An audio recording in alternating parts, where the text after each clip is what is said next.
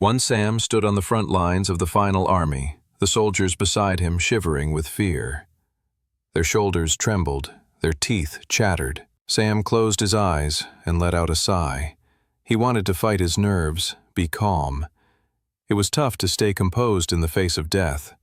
Sam continued to stand tall and proud, keeping his sword clutched in one hand, staring out across the battlefield. At the far end, the Demon King and his horde were streaming out of a huge portal of darkness. It was the biggest black gate any of the soldiers in the final army had ever seen. The howling wind echoed across the battlefield, mixing in with the hiss and growls of the monstrous horde growing in front of them. "We're all going to die," said the soldier beside Sam. He started muttering it over and over again.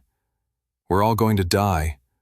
We're all going—" Sam clutched the man's shoulder with one hand and cupped the man's mouth with the other. The soldier's eyes widened, freaking out even more. "We're not going to die," said Sam. "Humanity has formed the greatest army ever known in the entire history of Westria. We will not die in the face of this threat." The soldier had stopped shaking, but Sam was still worried the man might start wailing as soon as he removed his hand from his mouth. "Look," said Sam. "I'm going to remove my hand, but I don't want you to start screaming. I'm going to give you something to help with the nerves. It's called brightweed. The elves used to take it before battle to keep them calm and focused." Sam let go of the man's shoulder and then materialized some leaves from his inventory. He then slowly let go of the man's mouth and handed them to him. The man took the leaves and put them in his mouth and began to chew. His face grew noticeably calmer as he ate the leaves. He nodded at Sam in gratitude. Of course, Sam knew the leaves weren't actually real brightweed, but the placebo effect was enough to calm the soldier down. He figured, if given the option, it would be better to die with the knowledge that you fought brave and valiantly than to die cowering in fear. Sam saw it as one of his parting gifts to the soldier beside him, one last act of secret kindness. For in Sam's mind, he had little doubt that their destruction and loss was near inevitable. Yet it was the hope that a miracle could still happen that kept him going. A huge horn could suddenly be heard echoing across the battlefield. "That's the signal," Sam thought. He straightened and got ready for the battle ahead. The general in the center of the army shouted, "Charge!" Sam pushed his boots off against the black sand and began running forward. The sound of battle cries and rushing feet echoed all around him. The demon horde hissed and wailed and then galloped towards them. The two armies were going to meet in the middle. Leading the front line of the demon horde was a creature called a demonling, a ghastly crimson monster with a mouth composed of tiny razor-sharp teeth that could rip through armor and flesh with ease. One demonling rushed ahead and leaped right towards Sam, mouth wide open. The monster was fully prepared to dig into Sam and rip his head completely off from his neck. Sam swung his blade faster than the demonling could move, slicing the monster cleanly in half. The ichor and ooze of the dead demon splashed onto his face, and Sam had to take a second to wipe it off. More demonlings came his way, and he made quick work of them. All around him, the front-line human soldiers were pushing back the demon army's first wave. Demonling hisses were quickly turning into whimpers. The echoes of their galloping feet were turning into the sounds of their bodies smacking against the ground, dead. Adrenaline surged through Sam as the primal need for survival took over, and he entered a state of battle frenzy. His heart pounded against his chest, his throat burned. Maybe, he began to think, maybe we can actually win this thing. Sam continued to move forward, slashing his sword and ripping through the horde of demonlings with ease. If we can keep pushing forward, Sam thought, maybe we can get close enough to the Demon King, and if we can slay him. Sam's hopeful thoughts were short-lived as higher-level demon soldiers showed up in the second wave of the demon horde's attack. Demon soldiers were warriors composed of deep red flesh and fought with mutated arms that functioned like swords or battle axes. They fought with greater sentience and strategy than the bloodlusting demonlings. Sam rushed forward, ducking a demon soldier's swing of a battle axe, and then jumped up and sliced the demon warrior's head right off.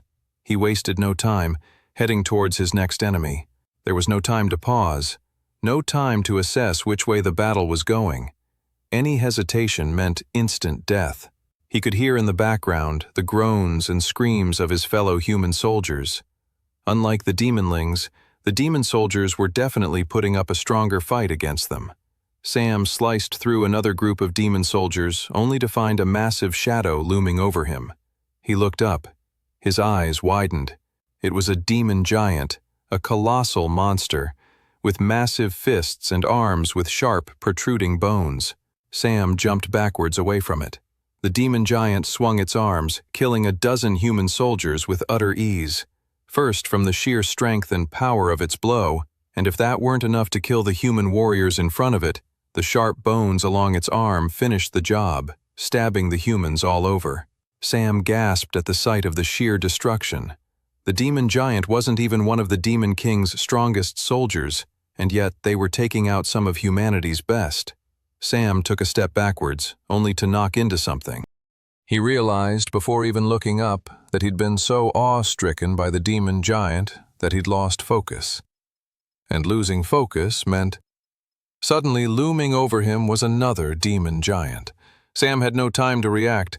The demon giant swung its fist right into Sam's side, sending him hurling high up in the air. Sam didn't notice he was flying above the two clashing armies, as the pain from the attack was so intense it overtook his entire sense of being. Seconds later he crashed into the ground, countless bones in his body snapping and breaking upon impact. His whole body ached and throbbed with the greatest amount of pain he'd ever felt in his entire life up to that point. He couldn't quite understand why he hadn't died immediately upon impact. Looking around, he realized he'd landed not quite on the ground of the battlefield, but upon a pile of dead human soldiers. Their bodies had cushioned his fall. Sam's vision began to wobble. He could see blood leaking out of his body from different points. So this is it, he thought. He rolled over and watched as the demon giants plowed through the human army. It was the greatest human army ever created in the history of Westria, and here it was being demolished within minutes. Sam realized they never stood a fighting chance against the Demon King and his horde. A swell of anger filled Sam's dying body. It's our own fault, he thought with bitterness. If humanity had spent more time preparing, maybe things would have gone differently. If the elves were still with them, or even the dwarves, maybe then, Sam thought wistfully. But even then, who could really say? The clouds above were gray and full of ash. A sea of dead bodies lay everywhere. The demons had won. Sam felt his vision begin to close in on him. He was being enveloped in the darkness of death. As he was about to take his last breaths of life, something strange happened. A bright light emerged in the clouds above him. Huh? The bright light got closer and closer, filling Sam with a sense of warmth. Is someone casting a massive heal spell? Answering Sam's thoughts as if he had spoken them, the light spoke out. You've been chosen, young knight. Who is this? Sam thought deliriously. I am the last living goddess of this world, said the light. I will die along with the rest of Westria, never to return. I have enough power, however, to send you back. Send me back? Back where? Will you be there? The goddess paused for a second, sadness filling her voice. I will not be there, no. I don't have enough energy or power to explain anymore. Just trust me. You're the only one capable of doing this. Good luck. And with that, everything went black. Sam slowly opened his eyes to find a group of wide-eyed children and teenagers looking over him. There were multiple kids, all scruffy and dressed in dirty rags, surrounding him, wherever it was he had woken up. They were all whispering excitedly. Shh, you'll wake him up. No, look, he's awake already. Before Sam could get his bearings and figure out what the heck was going on, the children around him collectively cheered, Happy birthday! Sam blinked and soon enough found a birthday cake being held up in front of him. The cake had 16 lit candles on it, and the icing said, Happy birthday, Sam. except there were finger marks in the icing of the cake that suggested the cake had originally said, "Happy birthday, Samantha." Was this cake stolen? Sam wondered. He shook his head as a migraine began to form. "Blow out the candles," said a nearby teenage girl. The girl had curly auburn hair, freckles, and large, beautiful green eyes. Despite her raggedy clothes, there was no doubt in Sam's mind that this girl was stunning. "It's your birthday." "My birthday?" Sam said, confused. He looked down to his palms, perplexed. He couldn't understand where all his bruises, cuts, and wounds had gone. "It can't be my birthday," he said. "Aren't I dead?" The teenage girl's face went red, and she clutched his cloth shirt and pulled it towards her and hissed beneath her breath. "I don't know what kind of weird dream you just woke up from, Sam, but if you've forgotten that around here none of us know when our actual birthdays are. So it's nice to still celebrate a pretend one. Even if you suddenly think you're too cool for it, think about the younger ones here." The girl gestured with her eyes to the little kids smiling up at Sam. "Why is Sam acting so weird?" asked one of the little ones. "He always acts weird," said another. "No, look, his eyes are different." They all stared at Sam and then gasped, including the teenage girl who had just taken a very authoritative tone with him. "Sam," said the bossy girl, "are you okay?" The whole room was spinning, and he felt like he was going to be sick. He got up off the bed and stumbled past the kids surrounding him. He caught sight of a mirror and stumbled towards it. He caught his reflection, shaggy black hair and deep red eyes. This was how he always looked. Why were these kids surprised? He always had red eyes, at least ever since he unlocked his class. Suddenly, the moment right before his death on the battlefield came rushing back to him. His conversation with the goddess. The goddess's words echoed through his mind. "I have enough power to send you back." He turned, dumbfounded, to the group of kids who were all looking at him with concern. "What year is it?"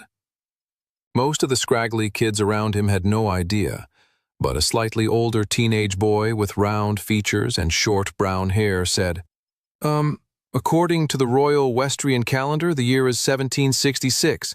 Specifically, we're in the month of September, about a week until the start of fall's time. Why do you ask? Do you think the royal family or the powers that be will change the calendar system? That will surely lead to absolute chaos and mayhem. Can you imagine? We'd all definitely die in such a scenario." Sam had stopped listening to the boy after he had told him the year. "It's not possible," he thought. "Have I really gone back in time?" He began to look around the room. It was a shabby room full of bunk beds and little kids. "I've been here before," he realized. The memories were still flooding back to him. "This is where I grew up." He then looked up to the kids in front of him. He knew these kids. The slightly neurotic and paranoid boy was Toby, and the bossy girl was Clara. "My best friends," he thought, smiling. He hadn't thought about them in such a long time. He had almost completely forgotten about them. Not out of malice or anything, but more from the trauma of having lost them so long ago. So much had happened since he had last seen them. Years, battles, wars, conflict. They had become a blip in the history of pain and suffering that was Sam's life. They were a hopeful, warm reminder of gentler, ever so slightly happier times, but with that warmth came unwanted agony and frustration. It had caused him too much pain to think about, so he tried his hardest to ignore the memories, to forget his two friends that he had lost as much as he could. It had been the only way for him to move forward. But now he was back in a new timeline, and his friends were still alive. He approached Toby and put his hands on his face. He squished his hands on Toby's cheeks. Sam," said Toby. "What are you doing? Is there something on my face? Please tell me there isn't a spider on my face. Did you kill it? Please tell me you killed it. And why are your hands still squishing my face? Don't you know spider venom can leak through the pores and kill you?" Sam grinned. This is Toby, all right. He then looked over to Clara, who had a less than pleased expression. Were you ever thinking about maybe blowing out your candles, you ungrateful twig? "Do you know how difficult it was to procure this cake?" Sam laughed, knowing full well that procure was Clara's way of saying steal from some unsuspecting noble family. Clara was the queen bee of the orphanage. She gave each of them tasks and goals, and even though she was always bossing them around and barking orders at them, everyone knew she did it out of a deep love and affection for them all. She knew that it was easy for people in their circumstances to mope and be depressed all day long, and the greatest counter to that was having a job to do. It was also her idea to give everyone in the orphanage a birthday, even if it was a pretend day that they decided upon. He felt his stomach rumble and realized he had a strong, nagging pain. The pain explained his skinny arms and features. He was starving. He had forgotten how awful and underfed his orphan life had been. He then noticed all the orphans making furtive glances to the cake. "Oh man," he thought, "it must be taking immense willpower from everyone to not devour that cake in front of them." Sam wasted no more time and went ahead and blew out the candles. Everyone cheered, and one kid even said, "Finally, let's eat cake." Clara quickly cut everyone a piece, and Sam sat back down on his bunk bed and tried to eat his slice slowly to really ration it out. Most of the orphans then turned away from Sam as he began to focus on his thoughts. Now that he had gotten his bearings and he was dealing with his hunger, he was starting to realize what the intense implications of being back in time were. It was dawning on him the sheer enormity of the task the goddess had placed on him. He could feel the burdensome weight and level of responsibility thrust upon his shoulders. He could undo the past. He could save everyone, including his orphan friends standing in front of him. But where did he even begin? Could he really do it all? He then overheard the orphans nearby say, "He's really acting weird. Weirder than normal for sure. Maybe it has to do with the red eyes. Should we take him to a healer in the city center?" Red eyes. So many things had happened all at once. Sam hadn't considered the implications of his red eyes weighed against the fact that he was back in time. If I have red eyes, that must mean... He called upon his class profile in his retina and was absolutely astounded. 3. Sam couldn't believe it. He stared at his profile's information floating in his retina. Sam class, Blood Knight, super rare. Tier, unranked. Class, open slot available. Strength, 2. Agility, 3. Endurance, 3. Magic affinity, 0. First of all, according to his first timeline, he shouldn't have been able to see his profile in the first place. That was a surprise. The next shock was the fact that he already had his class unlocked. The goddess must have sent him back in time with both his memories and his class. The greatest surprise of all, however, was the fact that he had another class slot open to him. That was unheard of. Travelers, the name for those individuals known for having unlocked profiles, classes, and abilities, could only ever have one class. That was because the tutorial dungeon where one unlocked his or her class could never be entered twice. But because Sam had gone back in time with his class already unlocked, he had created a loophole in the system. He'd be able to enter a tutorial dungeon, also known as a white gate, a second time. Sam grinned. In a world where travelers could only have one class, he'd be the only one with two. The task the goddess had left before him was truly monumental, but Sam was beginning to realize he might have more than enough tools to face it. He had to get to work immediately. With that, he stood up from his bed and ran out of the orphanage to the city streets beyond, not stopping even as his orphan pals yelled after him. Sam wandered through the city of Resfall, admiring the sunny, clear blue sky and the happy looks on so many of the citizens. He walked through one street that clearly specialized in food that was full of butchers, bakers, and winemakers. A warm smell of fresh bread wafted in the air as Sam walked past. Everyone is so happy, Sam noticed. People smiled and said hello to each other. This was not the Resfall he had grown accustomed to over the last 5 years. He had known a Resfall oppressed by a tyrant, a city where everyone was suspicious of the other, where taverns were never jolly but only filled with lone drinkers and the odd group whispering in the back. The Resfall he had come to know was one full of betrayal and misery. But Sam looked up to the royal keep at the back of the city, on the hill that looked over all the rooftops of Resfall, and he realized Princess Alice Grace was still alive. So many people, Clara, Toby, and others, were all still alive. Just the very thought of it all made Sam filled with joy. But then a darker thought followed his happiness. Everyone is alive for now. They'll be dead soon, though, if I don't do something about it. Sam finally came to a courtyard he had been looking for and sat down by a fountain. He had to get over how amazed he was about being back in time and focus on the mission the goddess had entrusted him with. As Toby had told him earlier, the year was 1766. That meant the dungeon gates had been around for over 3 years now.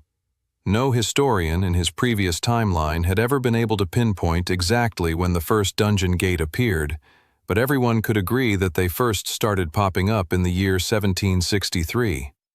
The dungeon gates were large portals that appeared, seemingly at random, all across Westria that led to dungeons in other dimensions. They were incredibly dangerous places, and most people who entered a gate never returned alive.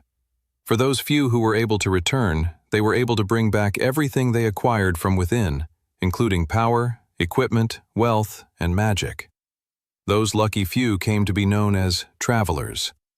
And so, with the arrival of the dungeon gates, a new era of adventuring came to Westria. Little did everyone know that the gates would ultimately lead to strife, bloodshed, and the demise of their entire world. It would have been amazing if the goddess sent him back all the way to 1763, when the gates had first appeared. Then he could get a real head start over everyone. As it stood now, however, there were some extremely powerful travelers out there across Westria who were both good and bad actors on the world stage. Nevertheless, a lot of terrible events could still be stopped. The Elven genocide and the Dwarven calamity were two that came instantly to mind. But those two horrific events were currently still years away. He had to focus on the terrible series of events that happened in the future that were currently barreling rapidly towards his new present. There was the assassination of Princess Alice Grace in about 10 months' time. But even sooner than that world-shaking event, there was the next 3 months of his own life that he had to change if he hoped to stop anything else.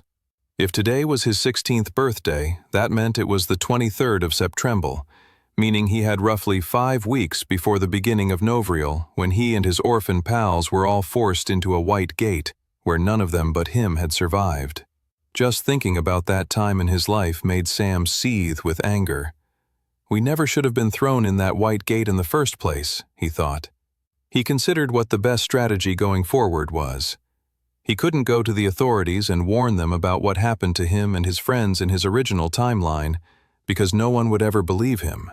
He could potentially enter the White Gate housed in one of the many courtyards of the Resfall Travelers Guild. If he did that, though, it would make it impossible for him to enter the one he would be forced into in a month's time, because at that point he would have unlocked his second class and therefore wouldn't be able to enter a White Gate ever again. There were 2 major problems with that plan. Firstly, the Travelers Guild guarded that specific White Gate unbelievably well, so he wouldn't be able to break in. Secondly, he could enter it legally if he somehow was able to get enlisted in their Traveler Training Academy, which orphans rarely were accepted to. Plus, even if he did get accepted, it would slow down his own development and training plans to the point that he might not be able to stop crucial upcoming events in history. Another option was simply to gather his orphan pals and run away. The problem with that idea was that they didn't have anywhere to go. The land outside of Resfall was full of bandits, monsters, and dangerous beasts. Plus, the Spectral Church, which looked after all orphans in the city until they were 17, would come after them. The church had connections with the different laborers' guilds, like the Miners' Guild and Farmhands' Guild, and it was an open secret that the church shuffled the orphans in their care into horrible, near-slave contracts after they were old enough to leave their care. To the church, runaway orphans were runaway products they had promised to other clientele in the city. That left only one real feasible option: enter the White Gate just like he had in his first life.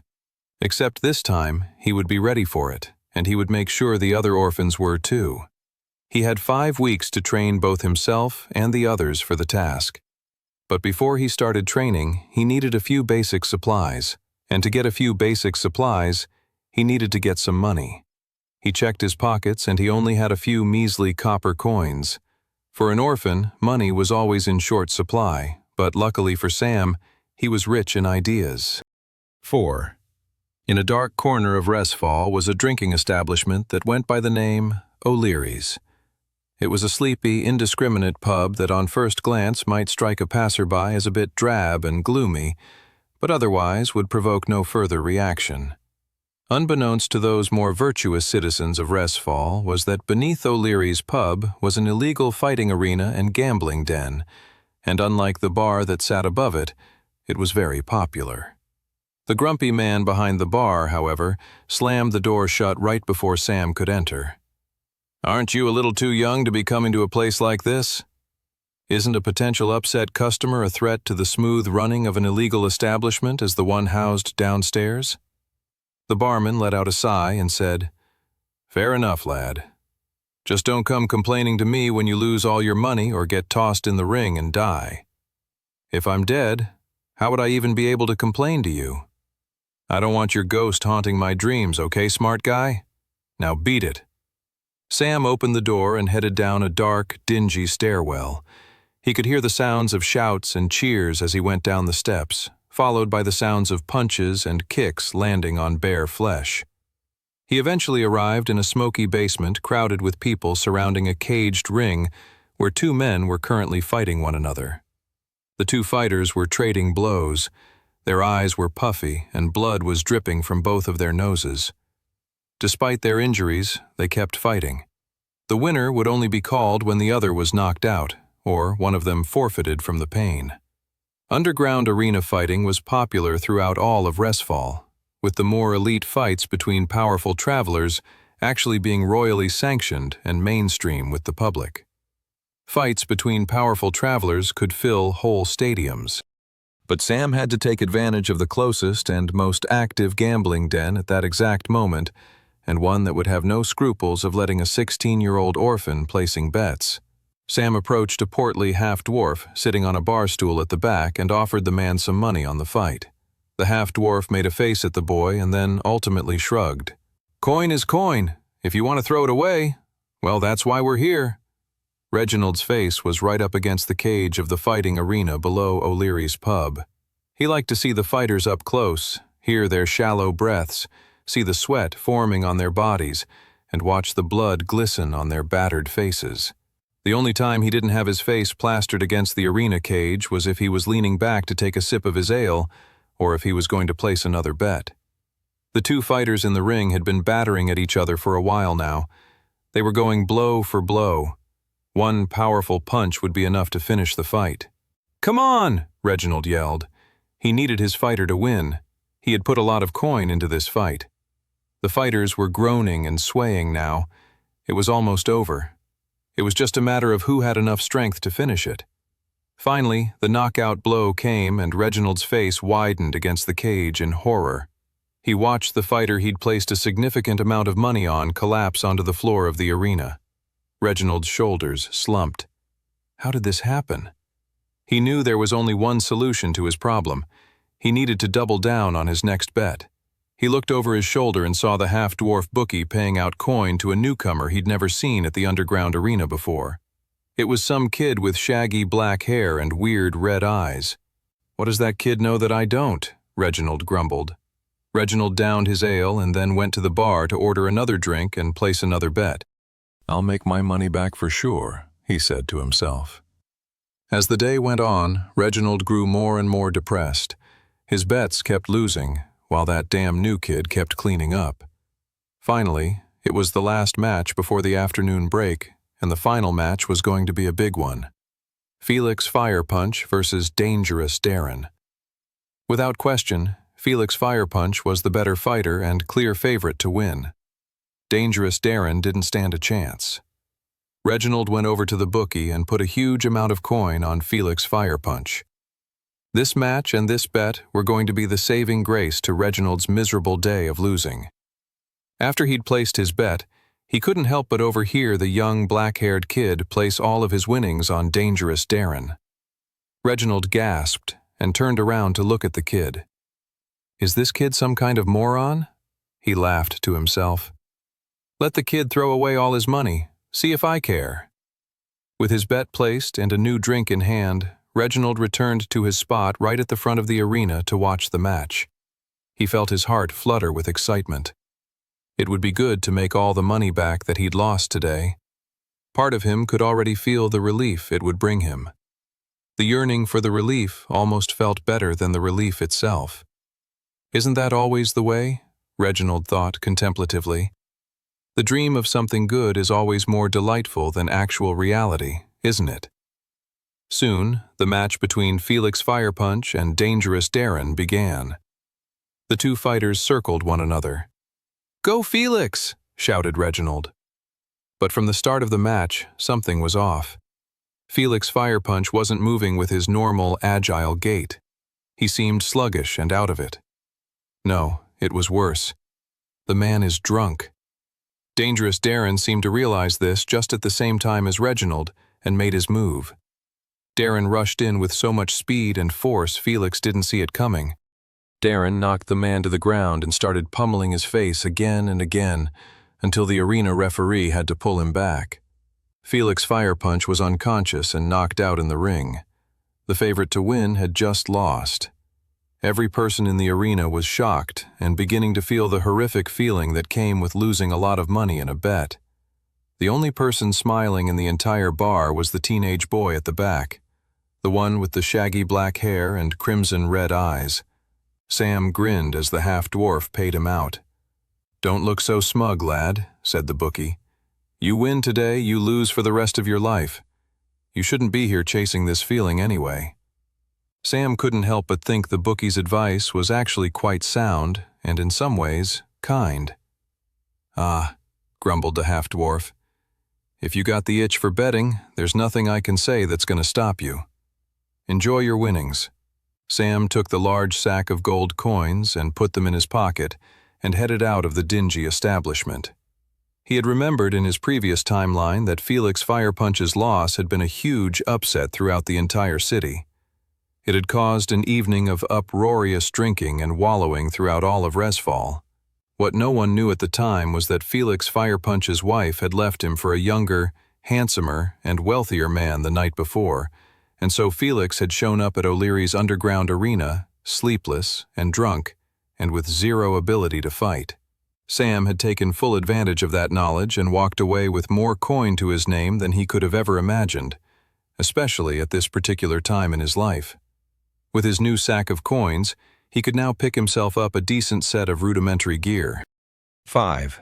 On his way to the merchant district, Sam used some of his new coins to get some food. He went to a pub and forked down a large slice of steak and ale pie. The salty pastry tasted delicious. It may have been the tastiest meal he'd ever experienced in his entire life.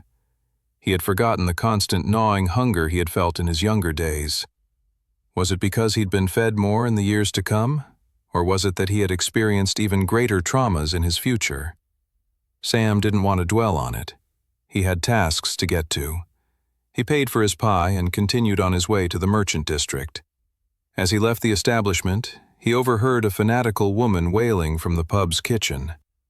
"You have to try this new recipe. It's called bacon and egg ramen. It's delicious." Sam didn't even want to try and figure out what the woman was talking about and continued on his way. The next neighborhood was bustling with all sorts of shops: watchmakers, locksmiths, leather workers, and carpenters. Sam walked through the bustling street and arrived at the merchant specializing in goods for travelers. With the arrival of the dungeon gates in Westria, a whole new economy had sprouted up. Magical crafters, artisans, merchants, and other shops all made in service of selling goods to travelers. There were also merchants selling things to non-travelers too that only travelers might come by, such as healing salves, potions, or rare crafting materials. He stepped into a weapon shop, a little bell jingling in the air as he did so. Sam was in awe of all the items on display at the shop. There were powerful swords, glittering armor, and even a few bows with elven enchantments. He took a quick look at some of the wondrous weaponry and armor, only to be blown away by the price tags. There was no way he could afford any of this. Even still, it was nice to dream, and Sam had never entered the shop with the intention to buy something truly amazing. He just needed whatever weaponry he could get his hands on, anything to just get started. "If you're going to shoplift, I'd rather you make your attempt already," said a voice at the front. Sam turned to the owner of the shop and blinked. Why does he assume I'm going to shoplift? Sam then looked down at his raggedy clothes and skinny arms and realized how he came across. No one looking like him would have the money or disposition to buy weapons used by travelers. Sam pulled out his sack of gold coins and said, "I want to get your cheapest sword, your cheapest bow, and your cheapest satchel of arrows." The shopkeeper briefly looked surprised at Sam's sack of coins and then came out from behind his station and went over to a small barrel where a bunch of unimpressive weaponry was piled high. "I can sell you this," said the shopkeeper, handing him a sword that looked like it had seen better days. Sam took in the sword, and a message came up in his retina. Brittle copper sword, common, tier unranked. Weapons and equipment came in the same grading scale as classes. It went common, uncommon, rare, super rare, mythic, and legendary. They also had tier levels, going from unranked, novice tier, apprentice tier, journeyman tier, adept tier, and master tier. The only difference with items compared to classes was that you could get different variations, so you could get the same type of sword in any variation of rarity or tier. A common brittle sword at apprentice tier would be stronger than the same type of sword at the unranked tier. Similarly, a rare brittle copper sword would be stronger than a common brittle copper sword, though both would be weaker than a common iron sword. Sam smiled at the cheap sword. "This will do for now." "And everything else I requested?" Sam asked the shopkeeper. The shopkeeper then held up a bow for him to see. "Beginner's bow, common, tier, unranked." "That works for me as well," said Sam. The shopkeeper then got him a satchel with 20 arrows, and they settled on a price. Sam thanked the shopkeeper and headed out with some rudimentary gear and a few coins still to spare. 2 guards stood on the western gate of Resfall. Together they watched as the sun began its slow descent over the hills and forests beyond. The sky was an orange twilight, and the guards watched contentedly as another peaceful shift at the gate was soon coming to an end. "Look," one guard nudged the other. The other guard was enjoying his peaceful contemplation to himself and thought the other guard, an avid bird watcher, was bugging him about another sighting of a gold-leafed sparrow. He really didn't give a rat's bum about birds, and he was sick of humoring his colleague, especially at the end of a long shift. But it wasn't a bird his colleague was pointing at. A young boy around 16 with shaggy black hair and red eyes was walking through the gates. "Is that kid crazy?" thought the guard. "Where's he going at this hour?" The guard called down to the boy. Excuse me, lad. Where are you off to? We're about to lower the gates in a minute. You won't be able to come back inside the walls until tomorrow morning." The young man shrugged. "That's okay." The guard's eyes widened. "I'm not sure you understand. The gate won't be open, and you'll be stuck out here. All sorts of bad monsters linger out there in the woods. You won't survive the night." The kid shrugged. "Don't worry about me." The 2 guards looked at each other. "Go on then, son," said the other guard. "Your funeral." Sam continued walking forward away from the city and into the nearby woods. As he moved between the trees of the forest, he reviewed his profile once more. Sam class: Blood Knight, super rare. Rank: unranked. Class: open slot available. Strength: 2. Agility: 3. Endurance: 3. Magic affinity: 0. He frowned at the sight of his single name at the top of his profile. Most people who unlocked a profile got their full name, but since Sam was an orphan and belonged to no family lineage, he simply just had his first name. If he were to marry or discover verifiable proof of who his family was, his last name would be updated on his profile. But seeing as neither of those things was at the top of his to-do list when it came to saving Westria from total apocalypse, he wasn't going to worry about them. He was shocked, however, at how low his stats were. That definitely had to do with being a malnourished orphan, but he'd already started to rectify that today, and he would continue to do so by eating steady meals going forward. Even still, Sam was astounded by his stats. He'd forgotten how low a starting point he had began from. According to his stats, he was probably one of the weakest living creatures in all of Westria. Well, we'll fix that soon, won't we? Each of the 4 stats were raised in different ways. To train strength, one must practice attacking and slaying monsters, lifting weights, building muscles, and fighting. To train agility, one must practice running, jumping, and cardiovascular exercise. To train endurance, one must practice and survive taking attacks, defending, blocking, and withstanding powerful blows. To train magic affinity, one must practice casting spells, meditating, mana channeling, and mana cultivation. The great thing about the first 3 stats was that you could pretty much train them all fairly consistently just by fighting monsters, which pretty much was his plan for the evening. If he wanted to gain in power quickly, he needed to take advantage of having a class unlocked already, but the class didn't unlock its first ability until the class ranked up from unranked to novice tier. Then, he'd really have a great starting advantage. To rank up a class, one had to rank up specific stats connected to that class. For the Blood Knight class, Sam had to raise his strength and endurance stat to 11 to reach novice tier. Then going forward, it would take 20 more stat points to rank up again at 31. There were gains to be had with some stats, particularly magic affinity, halfway between ranking up to the next tier, but he would worry about that later. Those gains only started coming into effect at the halfway point between novice tier and apprentice tier mana affinity. Sam looked out into the darkness of the forest and grinned. It was time to start training. 6. Sam started his evening of training with the most difficult task: hunting. He crept through the woods, trying his best to blend in with the bushes and concealing himself from any of his prey. Or, if he was being honest about how weak he was, his predators. He held his bow with an arrow nocked, ready to get into a firing position as soon as he found a target. He breathed through his nose to stay quiet. His stats may have been low, but much of the knowledge and techniques from the last 5 years wasn't, and that included his own muscle memory. He looked up and saw a small bat hanging from a tree. Perfect, Sam grinned. He lifted his bow and pulled back the string and arrow. He adjusted his aim and then fired. The arrow flew across the open spot of woods and punctured the bat. It was dead before it even had a chance to make a noise. The creature fell from the tree and splattered on the ground. Sam hurried over to the dead bat and picked it up and added it to his inventory. "You'll come in handy later."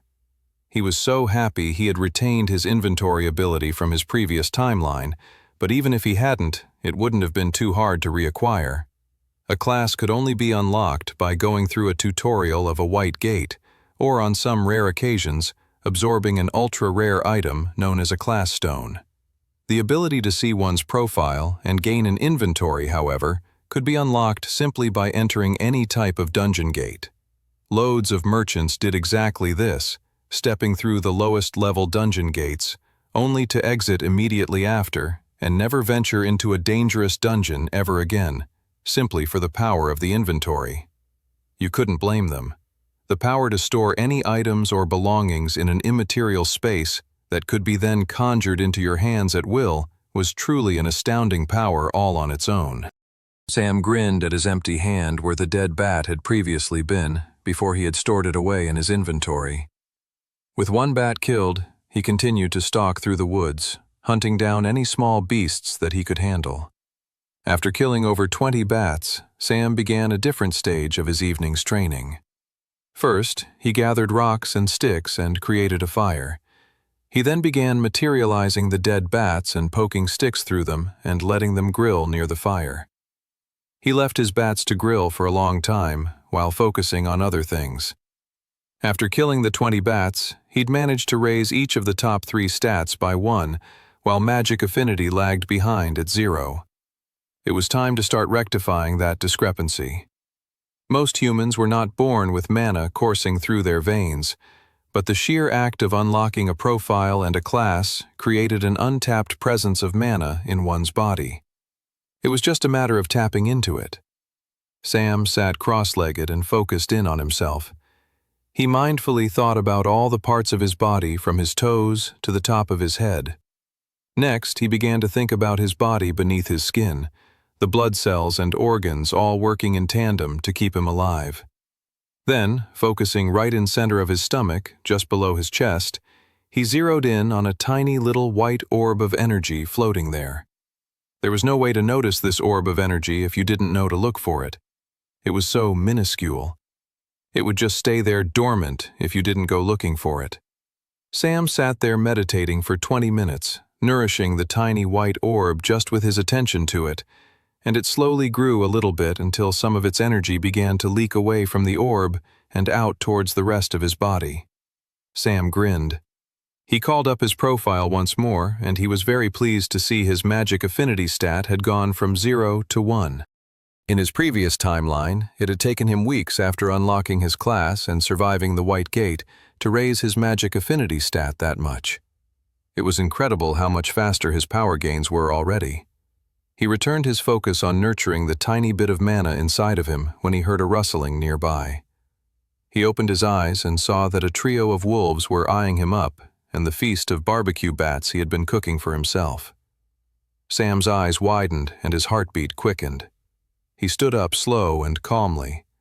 He began to walk away from the 3 approaching wolves. If he could show to the wolves that he wasn't a threat, they'd settle on the cooked bats nearby. Sam needed that to happen, for there was no way he could take on all 3 wolves at once with his current stats. He slowly walked away, and the wolves hurried towards the fire and began tearing into the cooked bat's flesh.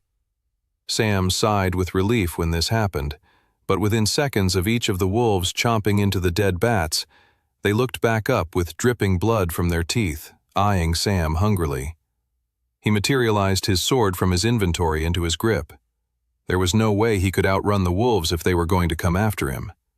The wolves split apart and started making an effort to surround him. They growled and got ready to pounce Sam. They bared their teeth, ready to rip him to shreds. Right as they were about to leap towards him and chew his head off, they each began to shake strangely. The wolves coughed and spat out blood.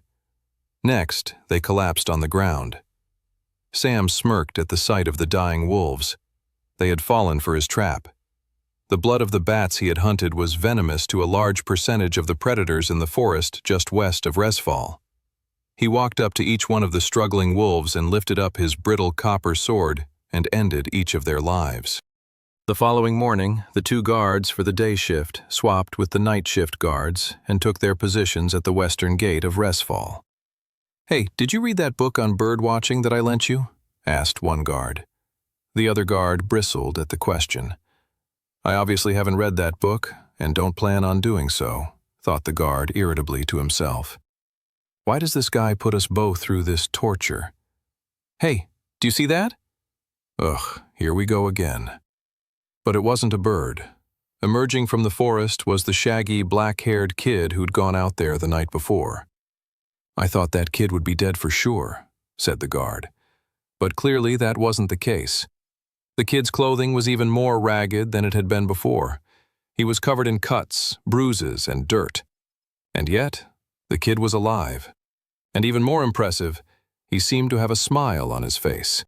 7, Sam returned to Resfall, incredibly satisfied with his night of training. After he slayed the wolves, he decided he could be even more proactive with his trap.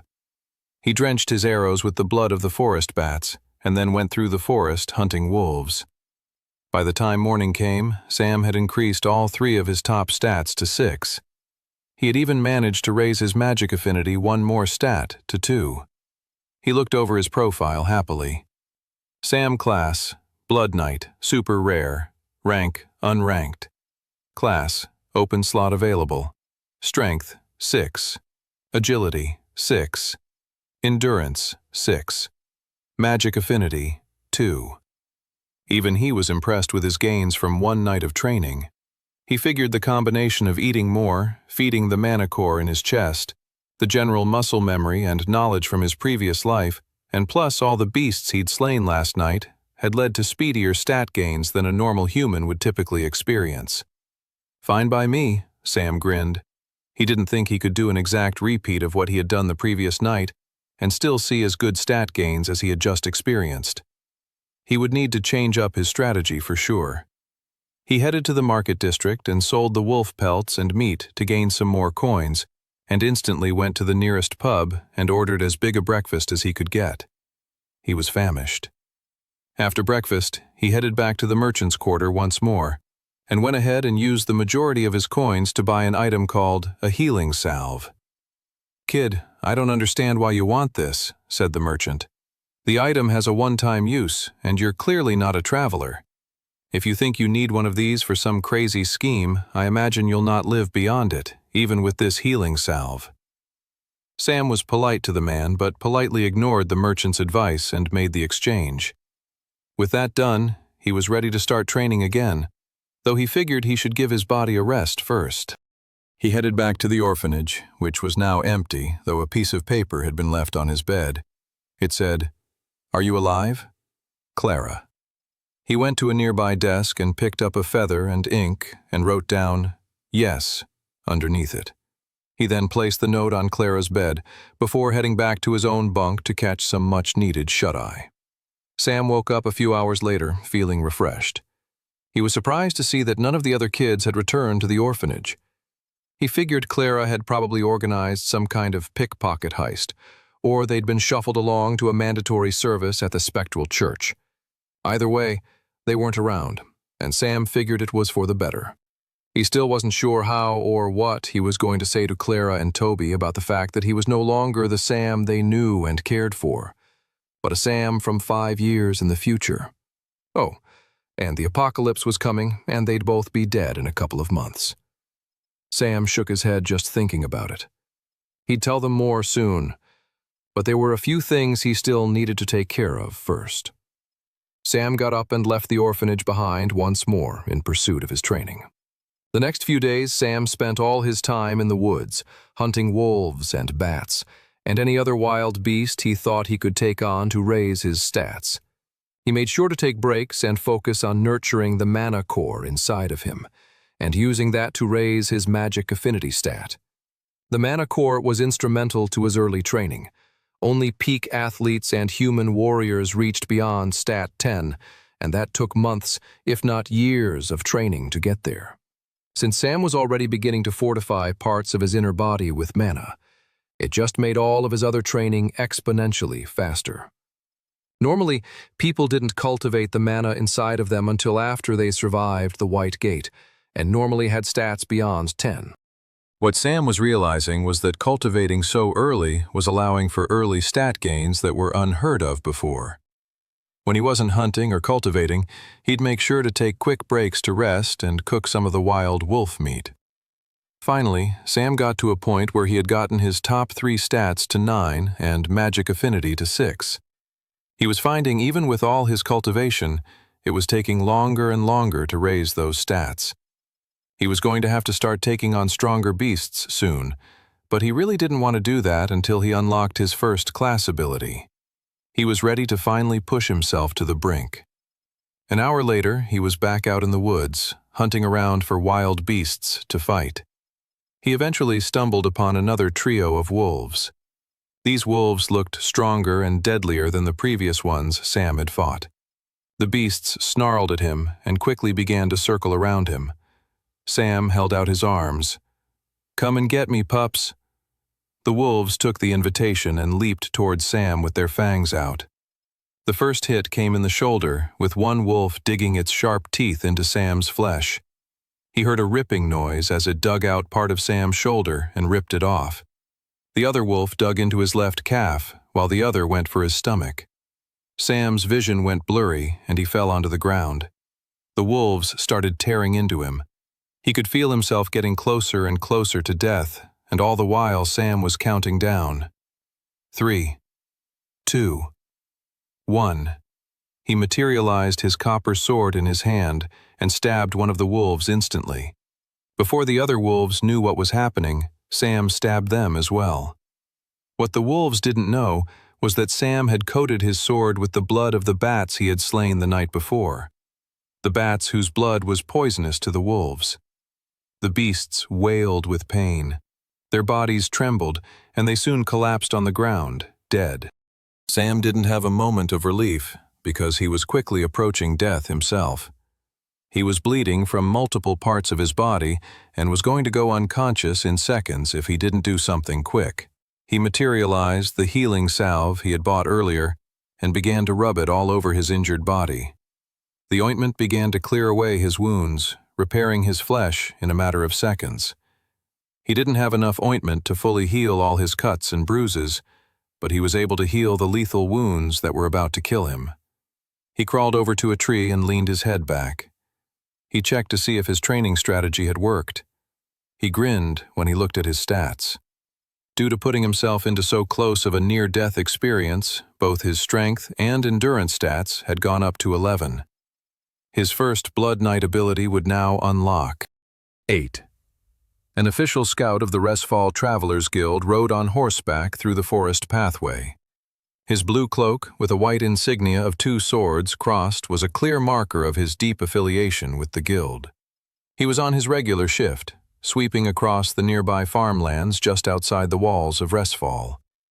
A scout was an important job within the machinations of the Travelers Guild. Their job was to keep a lookout for any new dungeon gates that spawned across the countryside and notify the guild immediately.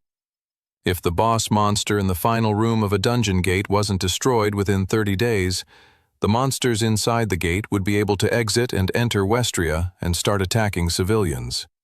It was therefore the responsibility of travelers everywhere to stop such dungeon breaks from happening. The Resfall Travelers Guild took great pride in upholding this responsibility. The scout was relieved to see that there hadn't been any new dungeon gate appearances on his sweep. He was looking forward to telling his superiors that there were no threats to the land at that moment. Except, just as he was 30 minutes away from the walls of Resfall, he came across a dungeon gate. It was a large, bright portal of blue energy that was fearsome to look at. "I guess I counted my eggs a little too quickly there," sighed the scout. He whipped the reins of his horse and started hurrying back to Resfall to notify the guild of a sudden blue dungeon gate appearance.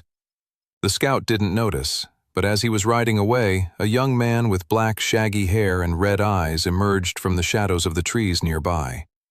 Sam took in the blue dungeon gate before him. It was a swirling mass of powerful mana and energy. To most, it was terrifying to look at. For Sam, all he did was smile. The dungeon portal was blue, indicating that it was both a regular, standard dungeon gate and the weakest of its kind. Most dungeon gates that appeared out of nowhere were standard gates of varying levels of power. Blue was the weakest, otherwise known as a novice-tier gate, followed by green, yellow, orange, and red. The other type of gate that could appear happened far less often, and they were known as irregular dungeon gates, which often followed their own special rules and protocols. The tutorial dungeon gate, the White Gate, was one such example. All of his efforts over the last few days were in preparation for this blue dungeon gate looming before him.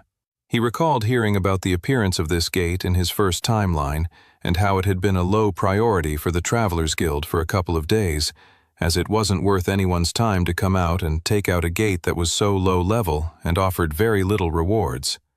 But for someone like Sam, it offered everything he needed there and then. Without any hesitation, he took a step forward and entered the blue dungeon gate. Entering a dungeon gate was a very strange feeling. It was simultaneously exhilarating and anticlimactic. One had no idea what existed beyond the gate until they stepped forth into it, and that was incredible. Yet, there was no breathtaking feeling in the act of entering the gate. You stepped into it and, blip, you were in another dimension, another reality. The world of the dungeon gate. It felt a bit disconcerting how rapid your reality shifted from one plane to the next. Luckily, for Sam, this may have been his first dungeon in this timeline, but he'd experienced countless number of dungeons in his previous lifetime. He looked around and saw that he was in an underground cavern of some kind. A cavernous realm was one of the most common environments you could find within a dungeon gate. Other environments included grassland, forest, swamp, and the list went on. He took a step forward, scanning the nearby area with his eyes. There were no monsters in his immediate vicinity, which was normally the case in a low-tier blue dungeon gate. He looked over his shoulder and saw the portal still brimming with energy. He could walk back out of the gate now if he wanted to. All regular gates let you leave, unlike a lot of the irregular gates. Sam continued forward. The cavern led in only one direction from his entry point. He walked through the tunnel, hearing the echoes of water dripping into puddles. Eventually, the cavern expanded into a large open area with multiple branching tunnels. Right as Sam was about to step out, he heard a noise. Sam crouched down to avoid being detected by the incoming enemies. Stepping out into the open area were two goblin guards. They were each holding torches and had daggers sheathed at their sides. The two goblin guards began walking the perimeter of the open area. Crap. Goblins could be incredibly dangerous monsters, especially when they were angry. They had a soft spot for torture and cruelty.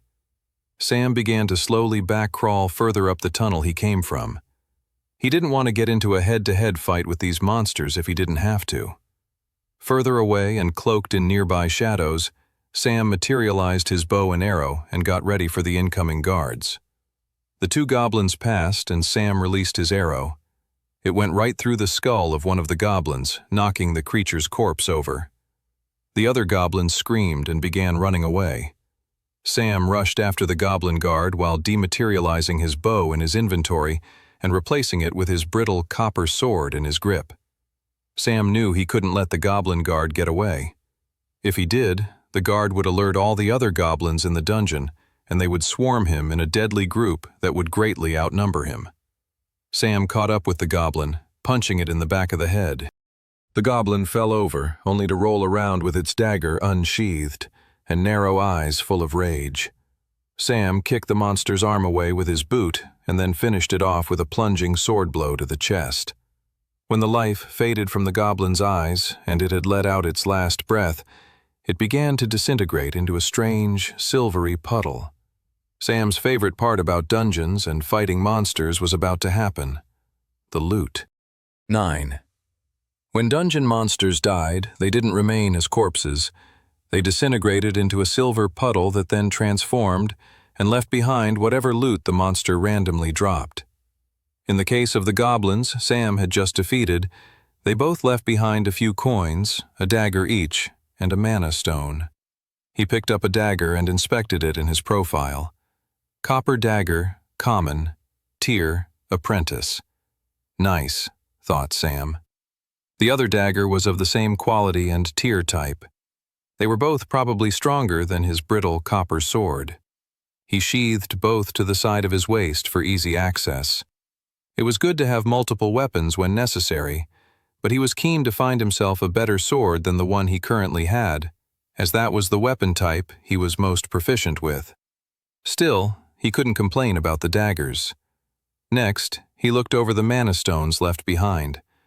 The mana stones were another reason that Sam had desperately wanted to start training inside a dungeon gate. Regular wild beasts out in the forest didn't leave behind something so valuable. Most dungeon gate monsters dropped mana stones. The mana stones, as their name suggested, were rich in mana.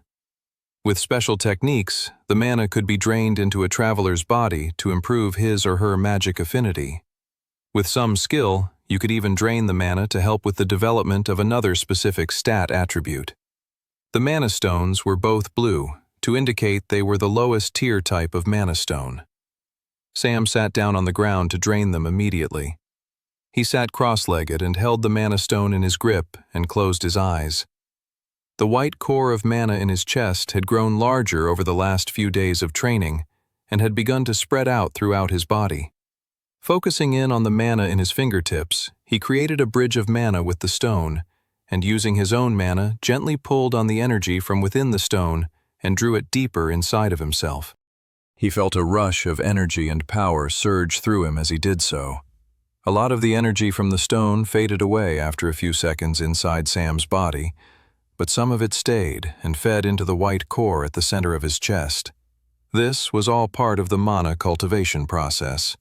Since his body was still so untrained in cultivating, it couldn't, as of yet, efficiently retain as much of the mana stone as he would have liked. Even still, more power was more power. Sam quickly drained the second mana stone.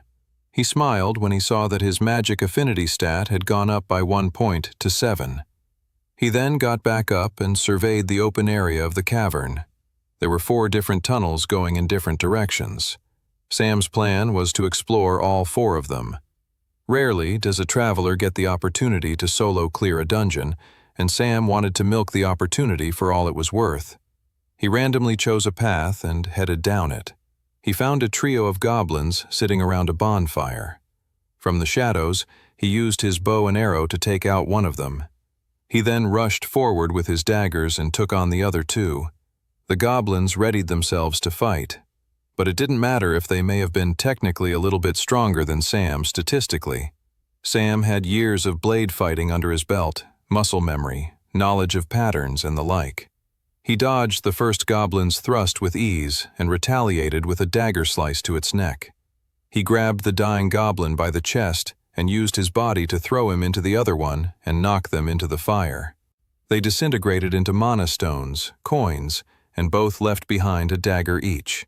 Sam pocketed the daggers into his inventory and then drained the mana stones for as much energy as he could.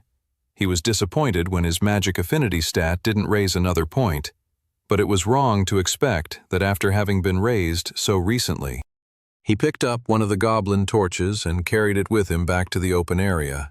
Right before he entered the second tunnel, he wedged the flaming torch into the ground, and then materialized his bow and lit his arrow on fire. This will do some damage, Sam thought. He then rushed through the cavern to find more goblins, and when he did, he unleashed his flaming arrow on one. Causing so much chaos with that one attack, he was able to rush in and slice the goblins up before they even knew what happened. He could feel the difference in the strength of the copper dagger versus his brittle copper sword. The tier rank and general upkeep of the weapons made a huge difference. With the battle over, he pocketed the loot, drained the mana stones, and continued on his way. 20 minutes later, he had finished the goblins in the third tunnel, and was extra pleased to see a treasure chest was waiting in the former goblin encampment. He opened it up and smiled with delight. Inside was a healing potion and a stamina potion. Perfect, Sam thought. He placed both in his inventory and continued on his way through the dungeon. The 4th tunnel led to another open area with branching tunnels, and on the dungeon went, Sam making sure to clear all the tunnels before moving forward. After countless amount of goblins and draining of mana stones, Sam's magic affinity stat finally hit 11. A rush of energy swirled inside of Sam's body, and the white core inside of him changed color to blue. He had gone from having an unranked mana core to a novice tier core. With this new rank of mana, he could now better perceive the mana within his body, allowing for greater manipulation and control when cultivating it inside himself. Furthermore, if he closed his eyes and focused enough, he should be able to sense if there were any other mana sources nearby. This was one of skills available to travelers with a blue mana core. At first, it acted like a compass, nudging you in the direction of where other mana users were. But as you cultivated more, you could locate people or monsters within a certain radius with greater precision.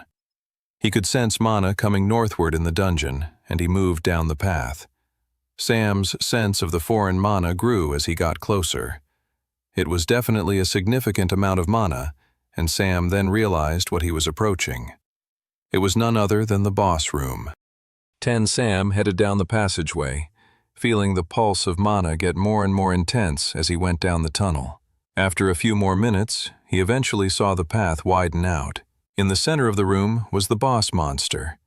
It was a large goblin brute captain. The goblin was much larger than the ones he'd fought earlier in the dungeon. Its muscles were thick and intense. Just by looking at the monster, Sam could tell that it was a bruiser-type fighter. so it would attack him with powerful punches and kicks. Okay, Sam thought, psyching himself up. I got this. He headed down the passage and entered the boss room. He wished he could have shot arrows at it from afar, but there was a special energy shield around a boss room, and you could only attack a boss monster from inside that energy field. He pulled out a dagger in both hands and then rushed through the energy field. The goblin brute captain's eyes widened as soon as Sam barreled into the room with his daggers drawn. The goblin brute captain tried to get into a defensive position, but Sam could read the monster's movements and quickly pivoted his attack. He slashed one dagger across the monster's neck with fury. He was going to spin and deal another similarly deadly attack to finish the job for good. But upon his first dagger hitting the goblin captain's neck, nothing happened. It was like his dagger had cut against a powerful rock. Sam immediately leaped back in surprise. How high is the goblin brute's endurance stat? Sam quickly realized the fight wasn't going to be as easy as he expected. But the silver lining was, he'd finally found a good situation to utilize his novice tier Blood Knight ability. The goblin brute captain was beating his chest now, and ripples of energy were emanating off of him. The boss monster was powering itself up. Sam triggered his Blood Knight ability. A red ring shot out from him, and it encompassed the center of the large boss room, including both Sam and the goblin brute. Sam then rushed the monster head-on. The goblin brute was ready for Sam this time and pummeled him with a punch to the face, sending Sam hurling backwards. A sharp pain rippled through Sam's body, but he shook it off and wobbled back onto his feet.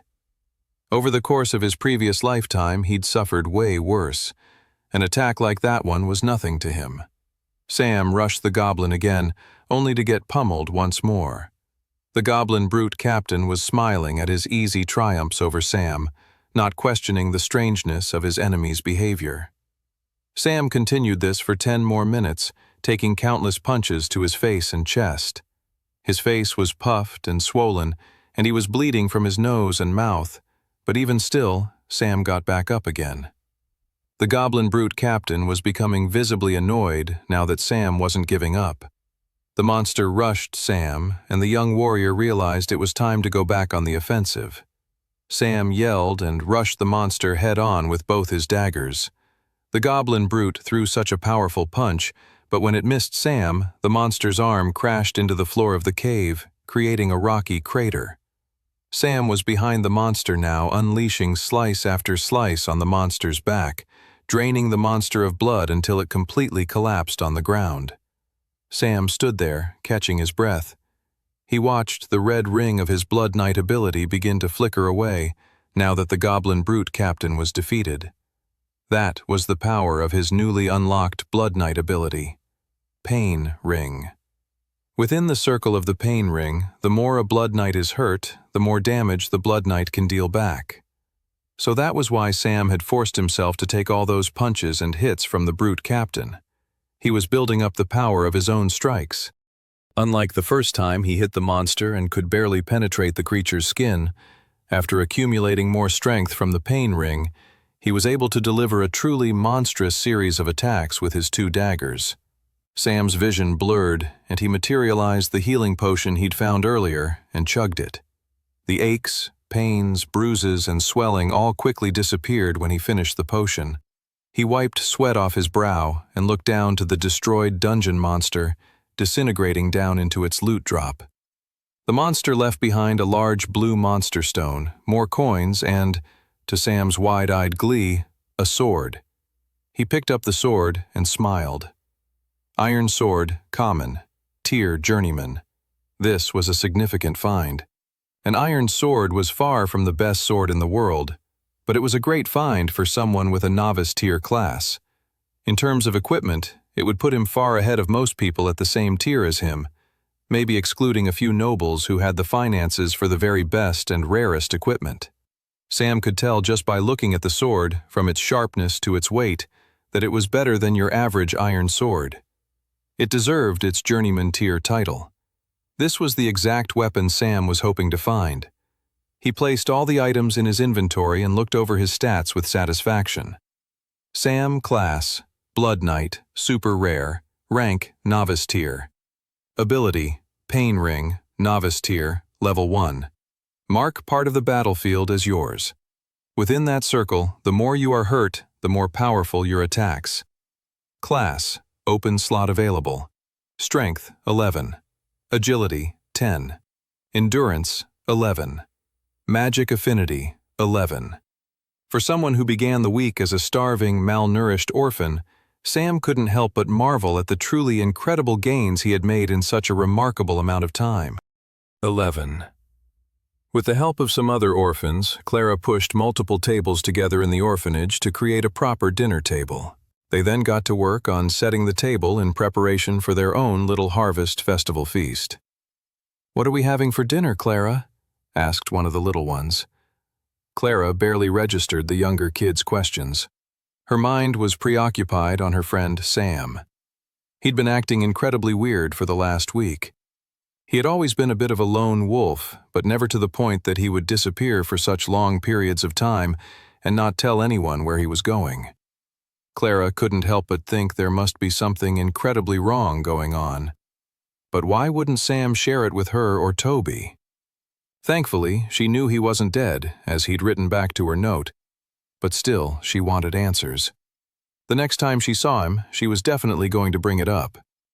Totally lost in her own thoughts, she'd forgotten the little orphan below her, staring up at her wide-eyed.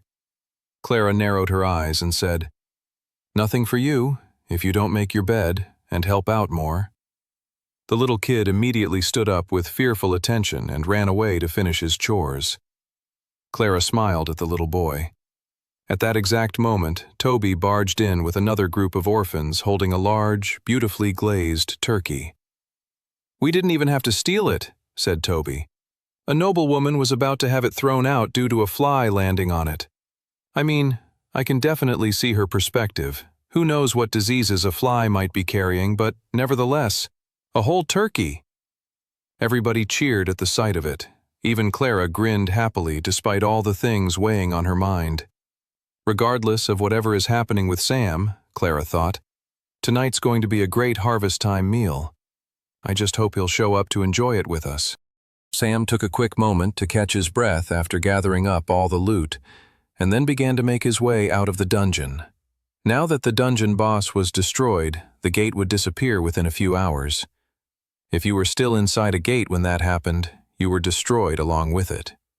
Just under an hour later, he stepped back into the forest where the dungeon gate had emerged and started making his way back to Resfall. The sun was still setting, so he should be able to make it into the city before the gates were closed. Plus, with the harvest time celebrations happening, there would be more guards on shift to take care of any drunken buffoonery or rioting, so it was quite possible the gates might stay open longer than normal anyway. Not to mention, if you considered the fact that there would be many farmers and merchants coming from outside the city to join the celebrations, no one would want to actively thwart a winemaker from rolling more barrels into the city on a celebratory night like tonight. If anything, the gates would most likely stay open all the way through the evening until dusk the following day. As he expected, the gate was still open by the time Sam got back to Resfall, so he just happily walked on through. He ambled through the city, walking past taverns full of people and homes hosting dinner parties. Harvest time was always a wonderful time of year. It was crazy to think that if Sam hadn't been sent back from the future, this was going to be one of the last times everyone in Resfall would celebrate harvest time. He shook the melancholic thoughts from his head, reminding himself that he had been sent back in time for that very reason. All of those dour thoughts and situations could be avoided. He just had to keep working hard and strive to get stronger. He had to speak to Clara and Toby about what he knew as soon as he could. He would have spoken to them earlier, but the knowledge of the Blue Dungeon Gate was too good an opportunity to pass up, and that had taken priority this week. He eventually arrived back at the orphanage, still mulling over how he'd bring up the impending danger to them all, when everyone cheered as soon as he walked in the door. "Sam!" everyone yelled. Clara gave him a concerned look before smiling along with everyone else. "Grab a seat. We're just about to have turkey." "It might be infected with a deadly fly disease, though," Toby mentioned. Everyone groaned and threw paper napkins at Toby. "What? Sam deserved to be warned. After dinner, the orphans cleared away the table and brought out their own homemade apple bucket contest. All the orphans lined up while Clara was the game's host. "Can you manage to bob your head and pick up an apple out of the water? Step right up and try," she said. Toby was third in line, lost in his own swirling thoughts. If I could just win this apple bobbing contest, maybe Clara will notice me for being more than a nervous loser who can't catch a break. Sweat formed on Toby's forehead as he took in the stakes of the next few minutes. All of my happiness then comes down to this one game of apple bobbing, and there's so much that could go wrong. Like, what if I fall over and no one helps me out, and then I drown in the bucket and die? Toby's heart was racing by the time it was his turn to have a go at bobbing for an apple. "All right, Tobes," said Clara. "You're up." Toby let out a deep breath and then dove into the apple bucket. He created a big splash, but a few seconds later he came up with the apple in his mouth. "I did it," he thought. "I actually did it." Everyone cheered around him, including Clara, but Toby's happiness was short-lived. His eyes widened at the sight of a worm poking out of the other side of the apple. He immediately spat it out and screamed. "Ah!" He began flailing around the orphanage. "Is there a worm in my mouth? Do you think it's infected? Or could it already be in my stomach, eating me alive?" All the orphans laughed at Toby as he made this spectacle of himself. He eventually ran out of energy and slumped down on the floor in defeat. "So much for impressing Clara," he sighed. Sam laughed at Toby, lying on the floor depressed and exhausted from all of his screaming over the worm and his apple. Sam was sitting on the floor himself, leaning his head back against the wall. He was stuffed from the big piece of turkey he had eaten, and was happily watching the other orphans play and smile amongst themselves. He realized he missed this, being around people he cared so deeply about. He hadn't had that in such a long time, not since around this exact time in his previous life as well. After the White Gate, he had never been the same. He had become just another traveler mercenary, a hired hand, a fighter for hire. He had fought on behalf of his country and his people so long as they paid him. He followed orders, and that was it. Watching the young orphans around him, especially Clara and Toby, he realized he had missed having people he cared so much about around him. He missed that feeling. And as ironic as it was for an orphan to think this, he missed the feeling of having a family. Sam still wasn't sure how he was going to bring up the subject of the creeping danger coming for them all in the near future. He knew he had to work hard, and he was determined to do so. But he realized there and then that the reason he was going to work so diligently went beyond just the responsibility placed on him by the goddess, but it was so that in the end, people could one day live their lives happily and peacefully. With that in mind, he decided he'd let the orphans enjoy this happy moment for a little while longer, before he discussed the serious and grave matters that lay before them. Meanwhile, the scout of the Travelers Guild returned to the spot of the Blue Gate just to check on it and make sure it wasn't exhibiting any irregular or strange activity. Yet, he was shocked when he arrived at the location he'd marked on his map.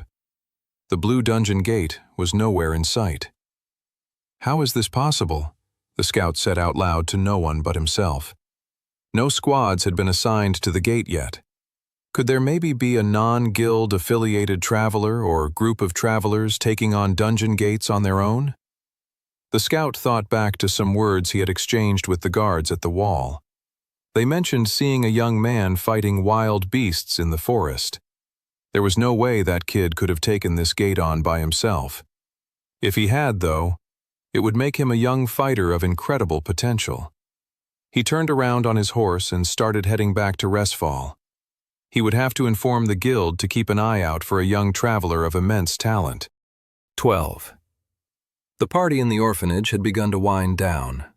Many of the orphans had returned to their bunk beds and had fallen asleep in food comas from all the pilfered food that had made up their harvest-time feast. Toby had joined Sam, leaning against the wall with him. Toby turned to Sam. "Do you think I'll die from the worm in that apple, Sam?" Toby asked, with a sincerity that ignored the fact that he'd asked a variation of the same question more times than Sam could count in the last 10 minutes. Maybe, Sam teased. You never know. Toby leaned his head back against the wall, with a new spiral of worries enveloping him. Oh, Toby, Sam thought. You have so much more to worry about than that worm. If only you knew. Sam glanced across the room, looking for Clara, and couldn't find her anywhere. He had decided he would speak to Clara tomorrow about what he knew. They needed to start training as soon as possible. At that very moment, Clara emerged from the bathroom and glared at Sam. "Sam," she said, "will you speak with me in my office?" Toby shivered at their orphan leader's words and whispered to Sam, "Good luck, mate." "I heard that, Toby," said Clara in a stern voice. Toby's eyes widened with fear. Sam left his friend to his incessant worrying and followed Clara into her office. Clara's office wasn't actually an office. It was a janitorial closet with brooms, mops, and other domestic supplies. Still, it was the room where Clara had her private one-on-one conversations with any orphans she thought were struggling, or more likely, she thought deserved a stern talking to.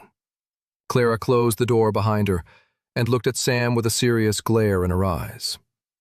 "Sam, tell me what's going on." Before Sam could even open his mouth to say anything, she continued speaking at him. "You've been acting weirder than normal all week. Your eyes have somehow magically changed color, and you just don't seem like yourself." You know, Toby and I had to cover for you all week when the priests and nuns were asking where you were. You know how they can be with runaways. They both bristled at Clara's last words. "Yeah, I know," said Sam. "So what's going on?" Sam looked at Clara in her sweet green eyes. She was so strong, not because she was bossy or was stern, but because she put on a brave face so everyone else around her could feel comfortable being afraid. That took real guts. Sam had told himself he was going to wait until tomorrow to tell Clara about what he knew about the future, but they really didn't have any time to waste, and the opportunity had now presented itself. Where did he even begin, though? He didn't want to come straight out and tell Clara he's a future version of himself. For one thing, he wasn't sure if that would make him more or less credible with what he had to tell her. And for another thing, he knew he should keep the source of his future knowledge as secret as possible. If people found out about it, travelers with telepathic abilities or something similar would be able to harvest his mind, and he could end up creating a second timeline that was even more apocalyptic than his first. I definitely need to avoid that, Sam shivered to himself. So what did he tell Clara then? "So," said Clara, getting impatient. "What's going on then?" Sam stared at her intently. He needed to make Clara feel how serious he was, that he wasn't joking around. "You promise not to freak out when I tell you?" said Sam. "I promise." "You promise to not think I'm joking with you?" Sam asked. "I promise." "Okay," sighed Sam. "I can't tell you how I know this, but I need you to trust me and believe me when I say this. You, Toby, and many of the orphans here are all in grave danger." "What do you—" "In about a month's time at the start of Novriel, the spectral church is going to make us all enter a white gate." Clara's face paled. "You can't be serious." "Remember your promise," said Sam. "The reason I've been away all week was so I could get ahead with my training and gather some resources so I can help the rest of you as well." Clara shook her head. "No, I'm sorry. I can't just skip over what you just said to me. How could the spectral church do something like that? It's heinous. And even if it were true, how do you know what they're going to do in the future?" Sam's eyes twitched. He knew even a small portion of the truth was going to be a difficult pill to swallow. If she could hardly fathom the news he'd just told her, there was no way she'd believe he was from the future. "I had a vision in my dreams that warned me," said Sam, making up a lie on the spot. "I think the vision is what caused my eyes to turn red." Clara's eyes widened at that. "Look, you don't even have to believe me. All I want is for you to promise me you'll help prepare for this awful event, and if it doesn't happen, well, you can make fun of me forever." Here's the thing, though. If my vision happens to be right, the next month's training will be the only thing that keeps us all alive. 13. Clara blinked and looked at Sam like he was crazy. Hold on a second, she said, and before she could continue, she just shook her head, unable to process everything Sam had just said. So, you're saying... She just couldn't articulate the words Sam had just said to her. It all seemed too crazy, outlandish even. She looked at the boy. She admired him. She caught herself thinking about him more than she would like to admit. She found herself frustrated with him that she could look and watch him for whole minutes before he would turn and notice her doing so. I need you to trust me, said Sam. I've never been more serious in my entire life. The boy looked her right in the eyes, and in that moment, Clara knew for sure that he was telling her the truth. That even if the craziness he was saying didn't match up with his normal, level-headed self, the intent in his eyes and manner did. All right, said Clara. I believe you. What should we do next? I think we need to bring Toby in. Toby was still sitting on the floor, staring at the ceiling, wondering if he was more likely to die from a worm eating him from the inside out or from a poison apple. There was another thought going through his head, though, one that made him more uncomfortable than even his own impending death. He was wondering what Clara and Sam were talking about behind the closed doors of Clara's office. What if they were confessing their love for each other? Together, Sam and Clara will live the perfect life that Toby had always wanted with Clara, and he'll just be the creepy, sad uncle who comes over for dinner once a month. That is my fate, Toby thought, starting at the wall despondently. But if that is indeed the case, I must honor my friend's decision and support them in their love, however challenging it may be for me. That is what a good friend would do. Suddenly the door to Clara's office opened. He expected the two of them to walk out, holding hands, but instead it was just Clara looking at him sternly. Tobes, get in here. Toby got up and joined his two friends in the office. Oh wow, he thought. They knew they were going to break my heart, so they wanted to do it in private to save me my own embarrassment. What's going on? Toby asked. Clara looked to Sam. You tell him. Sam cleared his throat and said, There's no easy way to say this, Toby, but in a month's time, something really bad is about to happen. We're all going to be thrown into a white dungeon gate against our will. Toby blinked and said, That's it? Clara and Sam looked at each other. I mean, yeah, did you hear what I just said? A huge feeling of relief surged through Toby. They're not in love, he thought happily. They haven't gotten engaged. I still have a chance. Sam looked at Toby strangely. His friend, who normally worried about every single thing there was to worry about, had just heard that he might be sent into a deadly and dangerous magical portal, and yet he seemed overjoyed. Toby was blushing and smiling to himself. It was definitely not the reaction either Clara or Sam had expected. When Toby's fit of joyous delirium finally came to an end, he looked back at Sam. Wait, what did you say about a white gate again? Clara couldn't take it anymore and grabbed Toby by the shirt and shook him. You numbskull, did you not just hear what Sam said? What were you just celebrating in your head right now? Why aren't you taking this seriously? Toby blushed all over. It was nothing. I'm not sure. Okay, I'm listening now, and what you're saying sounds really bad. Like the worst thing imaginable. Worse than dying from a poison apple. What we need to do now is figure out an action plan, said Sam. There was just so much they needed to accomplish in such a short amount of time. Sam bristled, thinking back to his time in the White Gate from his previous life. He was not looking forward to reliving the horrors of it, even though he knew it was necessary. The three of them went over some logistics and agreed to a plan. Now, all we have to do is tell the others, said Sam. Clara, I think you should do it. Nope, she said. I'm with you 100% on this, but you're telling those kids out there what you told me. I can't be the messenger for this one. All right then, said Sam. Let's go tell them now. 15 minutes later, the orphans were nudged from their post-feast naps and gathered in a group for an impromptu orphanage meeting. Clara and Toby stood on, watching as Sam took center stage and began telling the orphans what was going to happen over the next few weeks. Clara nudged Toby. "He's amazing, isn't he?" Toby shrugged. "Yeah, well, anyone could do—" Toby wanted to muster some kind of counter-argument, but honestly couldn't in the face of their fellow friend giving such an inspiring speech. "Yeah, you're right. He kinda is amazing." Sam continued speaking to the enraptured audience of orphans. "We have a month to prepare for our trials in the White Gate. It's not a lot of time, but if we work hard, we might be able to survive. I know you'll have a lot of questions, and I'm going to hand that off to Toby and Clara here. But all I'll say is this: get a good night's sleep. Training begins tomorrow." 14. In the depths of the grand cathedral of the Spectral Church in Resfall gathered a group of men in hooded robes. The Archbishop stood in the center of the meeting, welcoming all the priests who had managed to join them.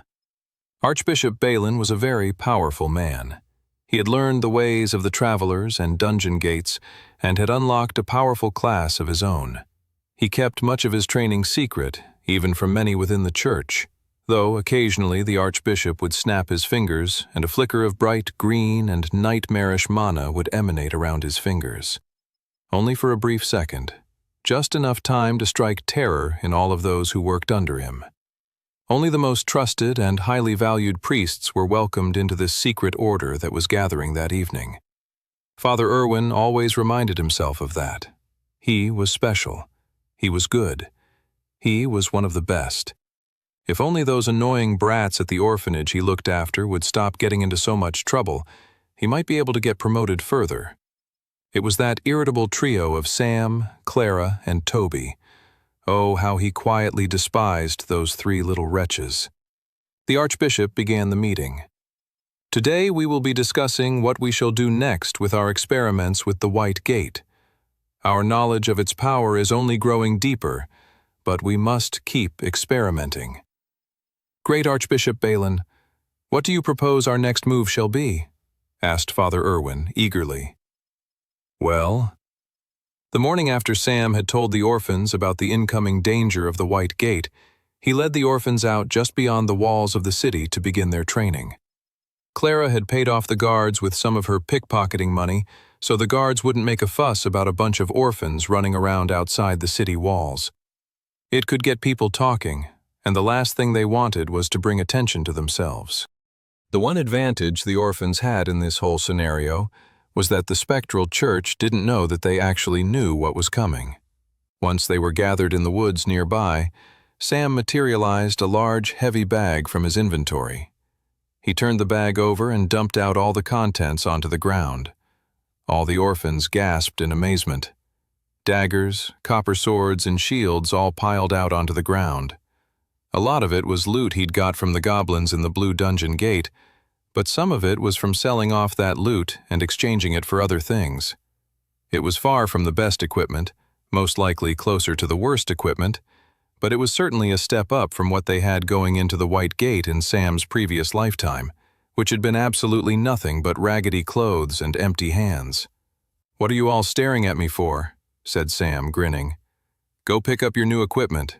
Everyone take one of everything." Once the items were distributed, Sam began his very first lesson. He walked them through the basics of swordsmanship: how to hold a sword properly, thrusts, parries, and all sorts of other things. "It's okay if you don't remember this all in the heat of battle," said Sam. "Hopefully your muscle memory will begin to come into play at that point. But if in doubt, you see a monster, a good rule of thumb is to just shove the pointy end as deep into the monster as you can." The orphans nodded at that, their faces going pale at the idea of actually fighting monsters. "Okay, everyone get into pairs and practice the exercises I showed you," said Sam, before walking over to the shade of a tree to take a sip from his water canteen. He watched the orphans try the techniques, most of them wobbling and struggling to get the footing and handwork correct. "What do you think?" asked Clara, walking over. Sam scratched the back of his head nervously. "We have a long way to go," said Sam. At that very moment, Toby swung his sword so incorrectly he fell completely on his face. Sam then corrected himself. A really long way to go. "But," said a shocked member of the Spectral Church Council, "that will be more experiment subjects than we've ever used before." The Archbishop grinned. "To learn the secrets of the White Gate, we'll need to throw lambs to the slaughter. It's a small price to pay. If anything, we're cleaning the streets of vermin. We're doing a public service." Father Irwin nodded along eagerly. The meeting had taken place while walking through an underground tunnel until the bright, haunting lights of the White Dungeon Gate lay before them. Father Irwin grinned. He was in a good mood. When they had realized they didn't have enough people, Father Irwin had volunteered the orphans from Orphanage H to be in the next wave to go through their dungeon experiment. Oh boy, Irwin thought. He couldn't wait to send those little rodents to their demise. It would all happen in about a month's time. Irwin could not wait. 15. A day later, Sam continued to instruct the orphans. They were falling over, sweating, and complaining. The whole lot of them still seemed quite hopeless. Not only was he worrying about the orphans themselves, he was worrying about their overall strategy. Should Sam be spending so much time training them, or would it be better for him to be gaining more power himself? He didn't want the orphans to be defenseless, but the fact that he had a class already meant he was their best hope for survival. It was a tough dilemma. Should he go gain more power for himself, or help the collective? Clara clearly noticed Sam had been lost in thought for a few minutes and came over to him. "Sam, I know the drills. I can stay and help everyone if you think there's somewhere else you need to be to help us survive." "Yeah, I can help too," said Toby, chiming in. "Says the guy who can barely hold his sword upright," giggled Clara. "Yeah, but that's only because I have blisters on my hands," said Toby. "I'll be able to do it right soon. I mean, unless blisters can be a cause of death. Can they?" Sam chuckled. "Fine, I'll leave you two in charge. I'll go get a little bit more powerful myself." Clara watched as Sam disappeared deeper into the woods until he was completely gone. He had changed so much in the last few days, and Clara couldn't quite put her finger on it. Even the way he walked was different. He didn't walk with the caution and fear like so many of them in the orphanage did. No, he strode. He marched. He walked with a confidence he didn't have a few weeks ago. She couldn't help but wonder, what changed in him? She turned back to the group of clumsy orphans trying to do sword drills and exercises. She grinned. She realized where they had gone wrong. Sam had been too soft a teacher. They needed discipline. "Stop!" she yelled. All the orphans suddenly stopped what they were doing and stood at attention. Clara had that kind of effect on people. "Listen up, you knuckleheads," she shouted. "If you aren't able to properly do these exercises by the end of the day, I'm going to make sure no one gets supper." All the orphans' eyes widened at that.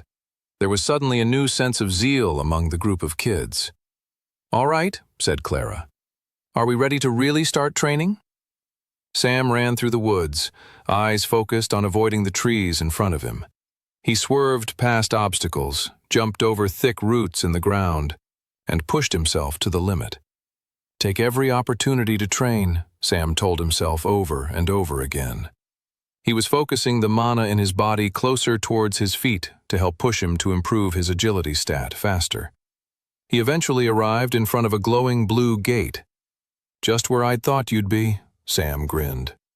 For years after he'd unlocked his class in his first timeline, Sam had spent all of his moments not fighting or training in the library. He studied the history of the dungeon gates and everything else he could get his hands on. He read over travel logs and even old Travelers Guild reports. The blue dungeon gate in front of him was a smaller portal than normal. It was shrinking because the guild had already cleared it. By Sam's estimation, it would still be open for another couple of hours. He didn't waste a second and ran into the dungeon gate. The inside of the gate was another cavern realm, which was fine by Sam. He started running around the perimeter of the dungeon, sending mana into his feet as he did so. He ran laps like this for over 2 hours until he figured it wasn't safe to stay in the dungeon any longer and jumped back out into the forest. Standing in the woods, he caught his breath. He was drenched in sweat from his workout. His heart was still pacing. He took a moment to look over his stats and grinned. Sam class, Blood Knight, super rare. Rank, Novice tier. Ability, Pain Ring, Novice tier, level 1. Mark part of the battlefield as yours. Within that circle, the more you are hurt, the more powerful your attacks. Class, open slot available. Strength, 11. Agility, 11.2. Endurance, 11. Magic, Affinity, 11.2. Just by doing laps in a dungeon, he was able to improve both his agility and magic affinity stats. It was the density of mana in the dungeon that allowed him to train his stats to such a degree and in such a short amount of time. If he had done the same amount of laps outside of the dungeon, he wouldn't have seen any increase in his stats. The stat increase was only 0.2 to the 2 stats, but that was okay. Training stats only got harder the stronger one became, and the increases became more incremental. Sam then decided to look at another part of his traveler profile. He called up the Skill Quest menu. Skill Quests. Pain Ring, level 2. Slay 2,000 monsters using Pain Ring, 1/20,000th. Sam grinned. He wasn't nearly as powerful as he'd like to become, but he was pleased that he could see the pathway that would lead him there beginning to open up in front of him. All traveler abilities came with skill quests that increased in difficulty depending on the ability's current level as well as what tier the ability was unlocked at. Leveling up a novice tier ability to level 2 was always the easiest skill quest to complete. They only increased in difficulty from there. Once you completed a skill quest, the associated ability leveled up and gained an evolution to its power. So far, Sam had only killed that last boss monster with his Pain Ring ability. He would have to step it up if he wanted to reach the next level. Sam smiled, knowing that there was a lot of work ahead of him, but also many rewards if he stayed focused on his task. He looked up to the sky and could see it turning the orange color of twilight as the day was coming to an end. I better go check on the others, he thought. Sam ran through the woods back to the orphans, squeezing in another 20 minutes of agility training. I hope the others are all right, he thought. I hope I didn't leave too big a task with Clara and Toby. When Sam arrived at the training ground, he was stunned. Toby and Clara were clashing swords. Even more impressive, Toby was holding his own against her. "Maybe you aren't such a numbskull after all," yelled Clara as she rushed in with a big swing. Toby dodged it and knocked her over. "Nice work, Tobes," Sam thought to himself. At that moment, Clara and Toby noticed Sam's presence. They all smiled at one another. They could all feel a powerful charging pulse go through them in that moment. It was the charge of hope. 16. Father Irwin was perturbed as he stepped out of Orphanage H. He made a right and headed in the direction of the spectral church. He had an uneasy feeling in his stomach. He had just visited Orphanage H for his weekly check-in, and he was surprised to see how happy the orphans were. Content, even. They were normally more malnourished and sluggish. They couldn't have looked stronger, could they? Irwin was troubled by his thoughts. There's no way they can know about the White Gate, Irwin thought. Even still. There was one thing he could do, just a little something in case there was any truth to his worries. When he got back to his office, he looked through some of his papers and then made a slight adjustment that would affect the orphans' well-being. Hopefully, next week, they'll seem a bit less chipper, as they should be. The orphans' training continued to steadily improve over the course of the week. It was all going smoothly until one morning they woke up and found themselves in quite the predicament. "There's no food!" cried Toby, holding up an empty sack of oats. The spectral church normally supplied the orphanage with a big sack of oats each week that created enough servings of porridge to feed the orphans for every meal. Just barely as well, where more often than not they received only half of the healthy amount of food each day as they needed. It was bland and uninspiring, but it helped them get through the day. Sam looked around the orphanage, first at Toby, then Clara, then the others. They all looked healthier and stronger than they ever had in their entire lives. Father Irwin and the spectral church must have noticed as well. They wanted to make sure Sam and the others were as malnourished as possible before they were sent into the White Gate. "What are we going to do?" said Toby. "We could all be dead of starvation in 3 days. Unless some of us—" He looked around suspiciously to the other kids and then whispered to Sam, "Resort to cannibalism. Who do you think will betray us first?" Clara ignored Toby's panic and looked to Sam. "What do you think we should do? A lack of food is going to slow down our training." Sam racked his brain for a new plan. Pickpocketing was always an option, but the orphans had long learned there was a limit to stealing. They could only do so much of it before the guards, the priests, and everyone in Resfall came down on them. Stealing had to be done sparingly.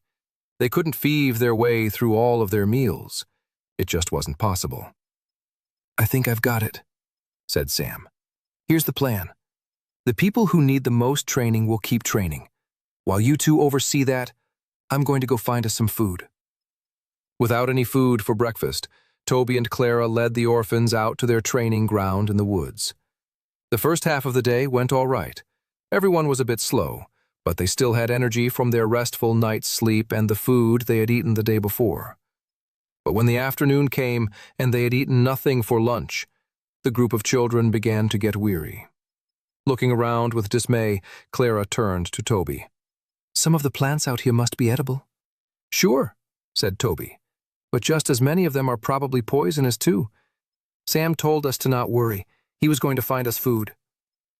The group of children returned to the orphanage that night dismayed. Their training had truly stalled. After 2 more days, the situation hit rock bottom. The younger orphans all complained, saying they didn't want to train the next day. "Please don't make us," they said to Clara and Toby. Even Toby felt his stomach rumble and the lack of energy. "Maybe we should just wait for Sam?" Clara slumped back down on her bed. Toby went and lay on his bunk. "I'm definitely going to die of starvation," Toby thought. "My dead body will be feasted upon by vicious vultures.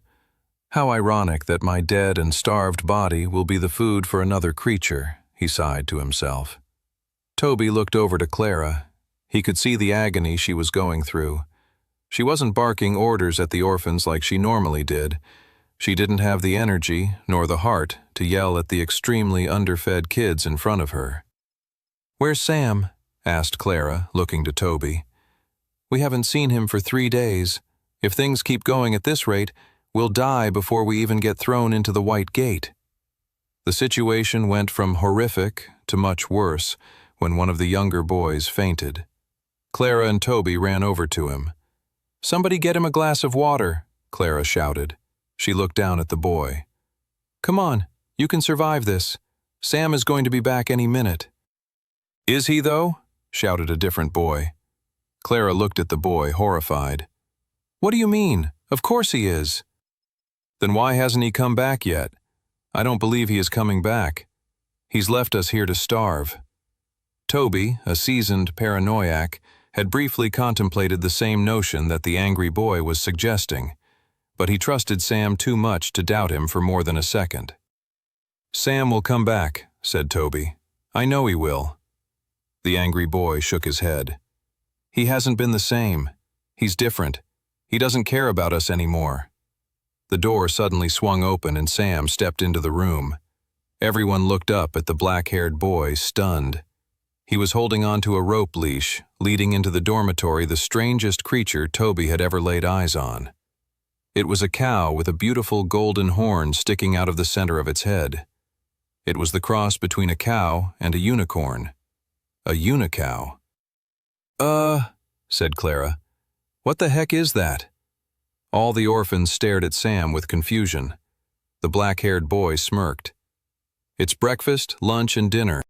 17. Everyone looked at the unicow with amazement. When the food issue came up a couple of days ago, Sam had to rack his brain for a solution. He didn't want to just go hunt some wolf meat and keep them fed for a couple of days. No. He needed to figure out a way of creating a consistent food source in case they were ever caught in a similar bind again. That was when he recalled the famous discovery of the unicow in a low-level Blue Gate dungeon just outside of Resfall. He'd spent the last few days traveling just out from the city and back to retrieve it. There were probably other solutions he could have turned to, but the unicow would be able to feed them for a long time and gave net benefits as well. "We're going to eat that?" asked Toby. "Isn't it kind of evil to eat a unicorn, or whatever that is, a unicow? Surely we will be destined to live a cursed life if we eat that thing." "I'm sure I'll be cursed." "I'm pretty sure you're already cursed," laughed Clara. Sam smirked. "We're not going to eat it." He then grabbed a pint glass from nearby and then crouched down and pulled at the unicow's udders, squirting out a glass of pale blue milk. He then stood up with the glass of milk, only to find the orphans looking at him with even more horror. "You've been acting super weird recently," said Clara, at a loss for words. "But milking a unicow definitely tops everything else." Sam narrowed his eyes and couldn't help feeling a brief sense of agitation. These damn orphans. I'm about to save them from starvation and they have the audacity to be embarrassed by me? The properties of unicow milk are rich in protein and other nutrients. Not only that, they help build greater stamina. It even tastes delicious. Look, I'll show you. Sam took a sip and everyone recoiled. When he didn't collapse on the ground, they were amazed. Clara stepped forward. "Okay, I'll volunteer to be the next taster to see if it's poison." She then blushed. "But, Sam, can you, make it for me?" He realized then that she felt uncomfortable milking the unicow. Sam rolled his eyes. "Sure, but I won't forever. Trust me. Once you taste the unicow milk, you guys will all be a lot less hesitant." Sam crouched down and refilled his glass. He then got up and handed it to Clara. Everyone but Sam waited with bated breath as Clara took her first sip of the unicow milk. After taking a sip, Clara's whole face suddenly lit up. "Oh man, it tastes really good." She turned to Toby. "Come on, Tobes, try some." Toby shook his head vehemently. "I prefer to wait another 24 hours to see if you keel over and die from food poisoning first.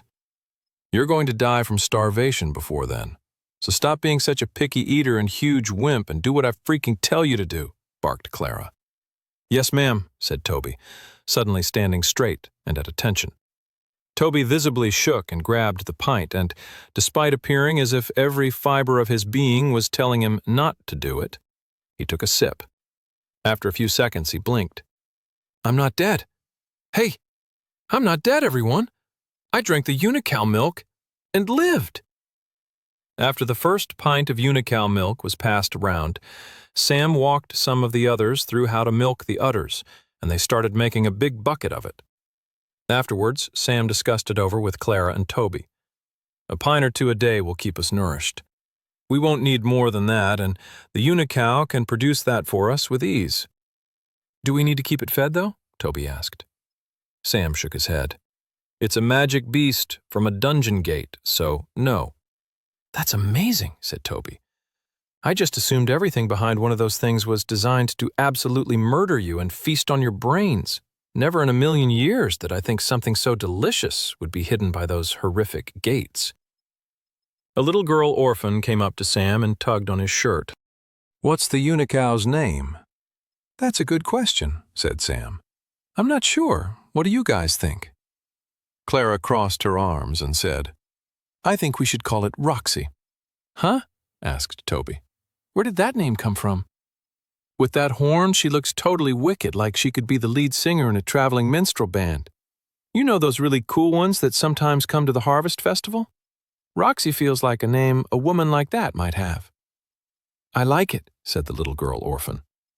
"Roxy it is," smiled Sam. The little girl waddled off to tell the others the unicow's new name. "We have one problem, though," said Clara. "We can't leave this creature in the middle of our room, otherwise Irwin or one of the other priests or nuns will see it and flip out." "You're right," Sam said. "I think I have an idea." He grabbed a blanket. "Hey, that's my blanket," said Toby. Sam threw it over the unicow. Said Clara. "I think they're still going to notice something hiding under a blanket." "My blanket," added Toby.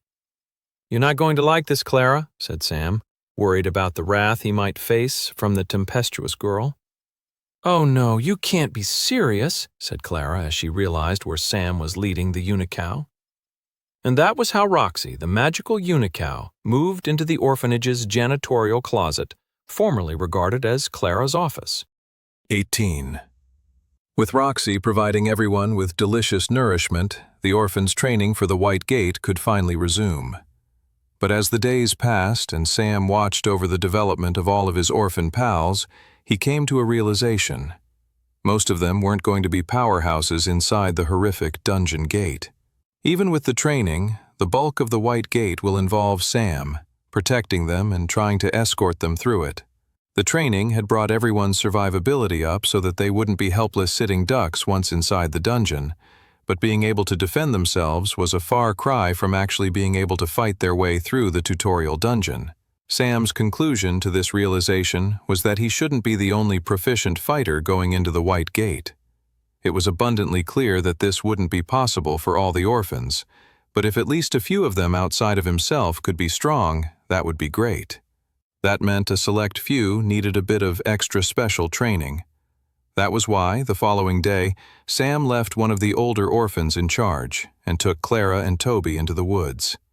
Sam led the way through the woods, while Clara and Toby walked a few paces behind him. It was a brisk autumnal morning. The leaves on the trees had turned orange, and some of them had begun to litter the ground. The leaves made crunching sounds as they stepped over them, deeper into the woods. "Why aren't we training with the others?" asked Toby, looking around the forest suspiciously. "Why are we in this scary forest? Why aren't you telling us where we're going? You're actually going to murder us, aren't you? New Weird Sam is going to kill us. The unicow milk was a big elaborate con to make us trust you, and now, bam! Yeah, that's right." Toby's paranoid rant would have continued had he not been stunned into silence by what appeared in front of them. Shining out was the blue, glowing light of a blue dungeon gate. "See?" said Clara. "He's not going to murder us." Toby's face went pale. If he's going to make me go in there, then he practically is murdering me." Sam turned around and faced the two of them. "Clara, Toby," he said, "you two are my best friends. You're also who I believe have the best chance at getting strong enough to help me protect the others when we go into the White Gate. You two will be my captains when we're in the White Gate, my second in command. That's why I need to make sure you two get stronger and are as prepared as possible for the task ahead."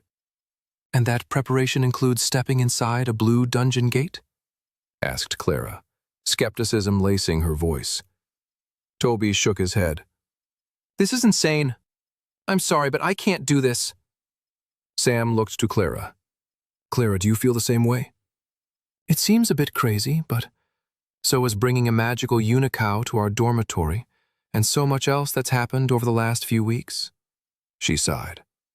"All of which is to say, I trust you enough that if you say we should go in that dungeon, I'll follow you."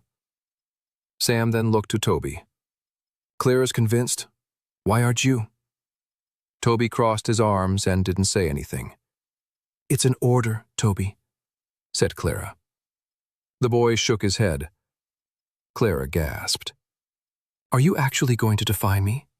You've never done that before." Toby didn't budge. He kept his arms crossed and his eyes shut in an act of defiance. Toby waited with his eyes shut. He listened to Sam and Clara converse, waiting for them to agree with him that Sam's current plan was ludicrous. "You're still willing to come in, though, right?" asked Sam. "Yep. I want to do whatever I can to protect all of us when we get thrown into that White Gate." They didn't say anything more, but Toby could hear their footsteps crunch the leaves as they walked toward the blue gate. "Crap," Toby sighed. "They're still going to enter the blue dungeon gate." He had thought if he refused, maybe they wouldn't go either. Beyond not wanting to face any scary danger himself, he also didn't want his friends to be placed in such treacherous circumstances either. Are those maniacs really going to go in? Toby sighed. He couldn't believe what he was about to do next. Just as Sam was about to step into the dungeon gate, he heard a scream behind him. "I hate you two fools!" It was Toby. He was screaming and rushing towards them, tears rushing down his face. "Why are you making me do this? I hate you so much!"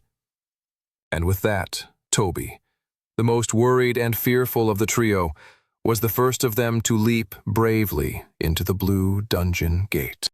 19. Toby stumbled into the world that lay on the other side of the dungeon gate. He blinked, looked around, and became instantly terrified. Where the heck am I? His surroundings appeared like a cavern deep underground. He started violently shaking his head. I don't like this. I don't like this. I don't like this. He placed his hand on his chest, trying to steady his beating heart that had begun to pump rapidly as he felt an attack of anxiety and fear come over him. He then felt something touch his shoulder from behind him. "Ah, I don't want to die." He turned around and saw Sam and Clara smiling behind him. "Don't worry, Toby," Sam said. "We're all in this together. I promise you, you won't die." Since the first area inside a blue dungeon gate was normally incredibly safe, Sam took the opportunity to explain a few things to Clara and Toby. He explained to them how to access their profile and view their stats. That was one of the benefits of entering a blue gate before tackling a white gate. You could familiarize yourself with the system granted to travelers. Of course, Clara and Toby would have a slightly pared-down version of the system. Entering any gate could unlock an ability to view one's profile. However, many things were not granted to a traveler until they entered the white gate. That included the ability to train your magic affinity stat. In fact, magic affinity could only be trained after unlocking a class. Still, it was good to have Clara and Toby unlock their profile screens, as it would be one less thing to overwhelm them when it came time to face the white gate. He looked around and took in their surroundings next. "This looks like a simple cave dungeon setting," Sam explained to Clara and Toby. "That means we'll most likely face slimes." "Slimes!" yelped Toby. "Spiders! Spiders! Goblins! Goblins!" Both of Toby's hands were firmly smacked on his cheeks as tears rushed down his face in horror. "Oh, we're definitely going to die." Sam glared at Toby. "We're not. Stop saying that." "If I had a coin for every time I told Toby to stop with his madness," said Clara, "you know how rich I would be?" Sam grinned at his two friends. "Don't worry, you guys. I'm going to get us stronger in no time." Further afield in the Blue Gate, a group of goblins gathered around their encampment in the warm glow of a bonfire. All of the goblins' stomachs were rumbling. They were hungry, their appetites yearning for a very specific type of meal. Human traveler meat. The skull and bones of their last feast still lingered around the encampment. A cocky lone traveler had entered the dungeon on his own a few days before, and the goblins had made quick work of him, eventually roasting him on the fire. The goblins all looked at the empty roasting stick now, wistfully. Their nostalgia for human flesh was forcefully interrupted first with the whooshing sounds of arrows flying through the air, and then their eventual landing in the encampment. The arrows went through some goblins' heads. Other arrows went right through their throats. Blood splattered onto the ground. Some of the arrows were lit with fire, and suddenly the whole goblin encampment was up in flames. Finally, a well-shot arrow hit a large barrel of alcohol, which obliterated the encampment in a single blast. Sam stepped through the ashy remains of the goblin encampment. The smoke had cleared, but the thick stench of it filled his nostrils, along with the smell of blood and death. Sam picked up the mana stones and pocketed them in his inventory to drain later. It was such a shame that Clara and Toby couldn't unlock their magic affinity abilities yet. Otherwise, he would have given the cores for them to drain themselves. At the back of the encampment, they found a beautifully engraved treasure chest. "Ooh, that looks cool," said Clara. "Maybe there will be a teleport scroll so that we could leave this deadly place faster," said Toby eagerly. "Only one way to find out," said Sam, opening up the treasure chest. Their eyes widened with glee. Inside the treasure chest was a large satchel of coins, a red healing potion, and 3 swords made of a material with a slight, glowing blue tint. What a find, Sam thought, examining the items in the treasure chest. Mithril sword, rare, tier, novice. Mithril sword, rare, tier, novice. Mithril sword, rare, tier, apprentice. Sam was overjoyed. For 3 people who weren't officially travelers yet, a mithril sword was incredibly rare and valuable. It was the kind of blade wielded by rich merchants and the captains of low-grade mercenary companies. Even the official Travelers Guild sent new recruits into the White Gate with less powerful and rare weaponry. And even though Sam's current iron sword was a tier higher, the rarity and quality of the mithril blade meant that even at lower tiers it was the better sword. They talked it over, and they all agreed, as Sam was the leader and most proficient swordsman of the 3 of them, that he should take the apprentice tier mithril sword, while Clara and Toby took the slightly inferior versions of the same blade. Swinging her new sword around with confidence, Clara asked, "So what's the next plan in here then?" "Well, let me drain these mana stones and train a bit more," said Sam. "And then—" "I don't like the way you're grinning," Toby interrupted. "And then," Sam smirked, "we're going to go face the dungeon boss." 20. The 3 friends fought their way through the cavern dungeon, slaying more goblins, nasty spiders, and poisonous bats. Sam could feel the difference of the mithril blade as it sliced through the large spider flesh. It cut with a faster and smoother grace than the previous iron sword he had been wielding. He couldn't believe only a few weeks ago he had been fighting with a brittle copper sword, and now he was swinging around a mithril blade in his grip. By the end of their training session, Sam was happy to hear both Toby and Clara had raised their physical stats, everything other than magic affinity, to 7. That wasn't too far away from normal peak human attributes. Stats above 10 would be those held by professional fighters and sportsmen. These types of numbers were fairly decent, actually really good, for people about to enter a White Gate. Their stats, training, and equipment would far surpass where the Spectral Church was expecting them to be. Such stats were not held by helpless lambs being led to the slaughter. Sam then looked over his stats as well. Sam class, Blood Knight, super rare. Rank, Novice tier.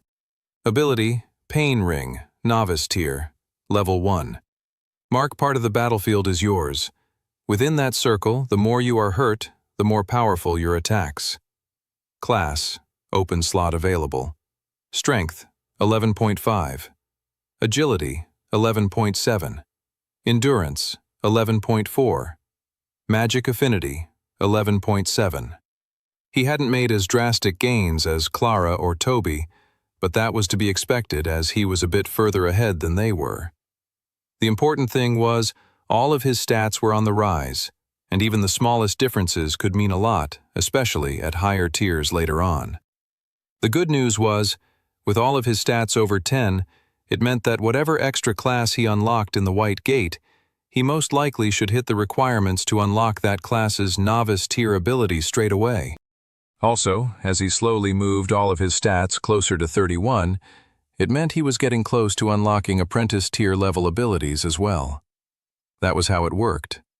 From stats 0 to 11, you were considered unranked. From then on, it took 20 stat points to raise your tier level. He grinned. He was already getting stronger at a pace that far exceeded what he had done in his original timeline. "Don't worry, goddess," he thought to himself. "I won't fail the mission you've imparted to me." It was his responsibility to get stronger, to save his friends, to save Resfall, to save all of Westria, and he took that responsibility as seriously as possible. After the 3 friends took a quick rest, it was finally time for them to face the gate boss. Clara walked beside Toby as Sam led the way, taking them closer and closer to the final room of the dungeon, the home of the dungeon boss. "There's still no reason why we can't turn around right now," said Toby. "Shall we take it to a vote? All in favor of not fighting an even more horrific monster than the nightmarishly frightening kinds we've already encountered today already?" Clara smirked while ignoring Toby. Despite not raising her hand or giving in to Toby's fears, she felt her heart pumping in her chest. It was taking all of her focus to not grimace and shiver in the frightening dungeon they had entered. She did it for Toby's sake as well as her own. She recognized that there was a certain bravery in Toby's constant chattering of his worries and fears.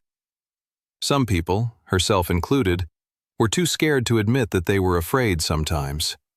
She admired her friend for that. Not that she'd ever dare tell him that.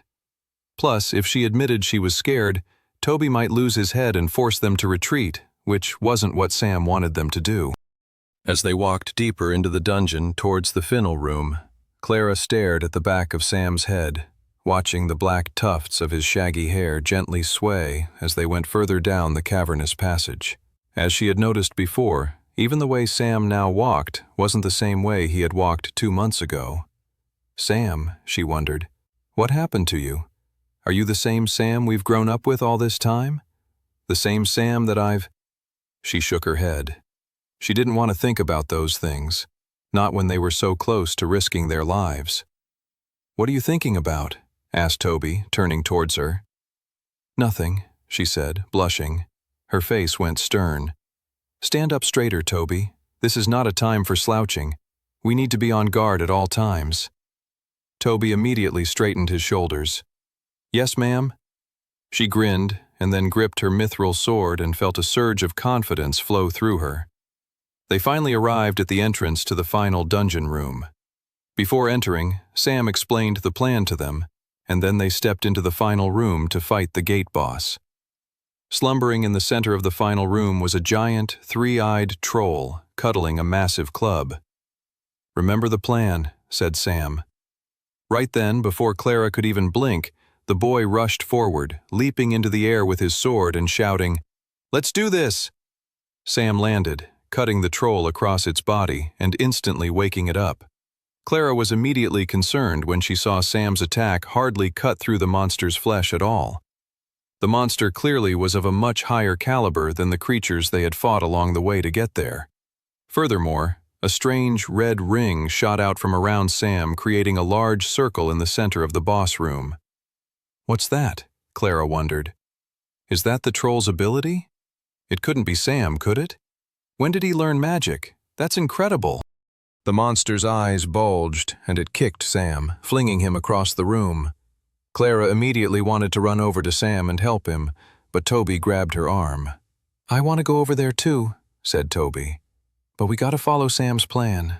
Faith in his plan is the only reason I haven't peed my pants yet, so let's not fall apart yet. Clara nodded. Toby was right.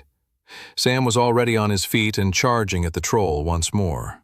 Clara and Toby then lifted up their bows and began shooting arrows at the troll, dealing extra damage to the monster while Sam distracted it. Clara had to stay extra focused as the troll was getting harder to hit as it was filled with more rage and fury and was moving with a chaotic quickness that was difficult to track.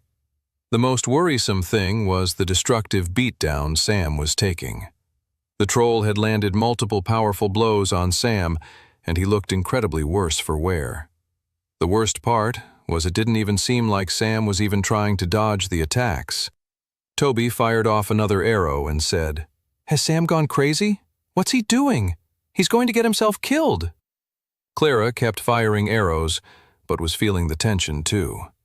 One thing she noticed, though, was that every time Sam got hit, he'd get up and attack with seemingly significant more damage than he had before.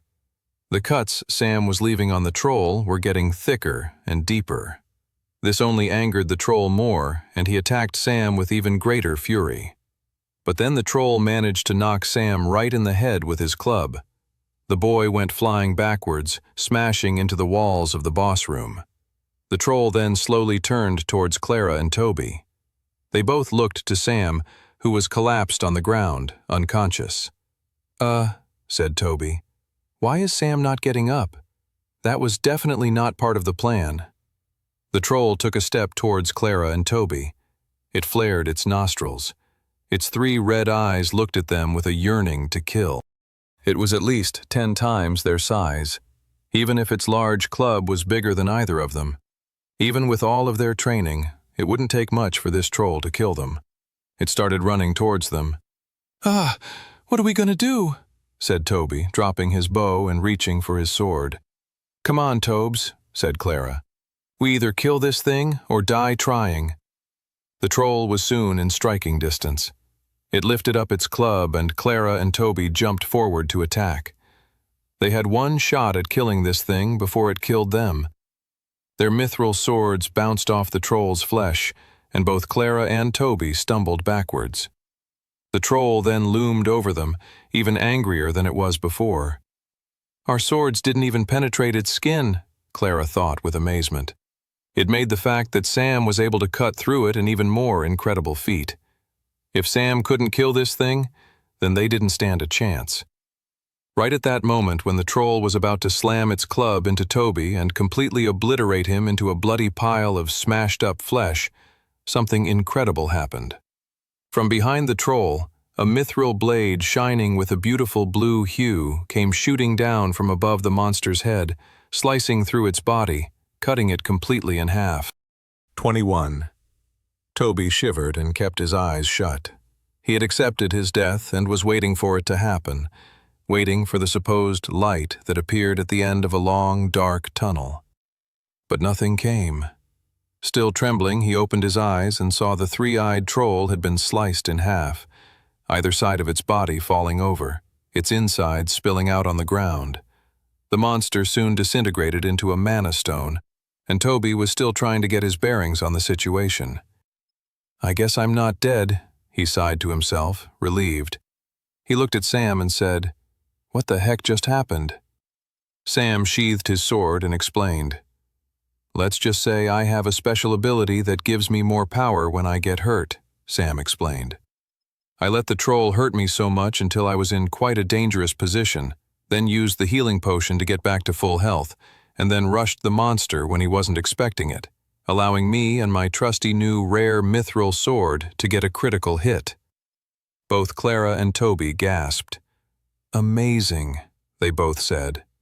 Toby looked at Sam with awe. In such a short span of time, his friend had gone from the weird lone wolf of the orphanage to someone with power and composure. "Maybe one day I can be as brave as him," Toby thought to himself. "Until then, all I can say is that Sam is truly incredible."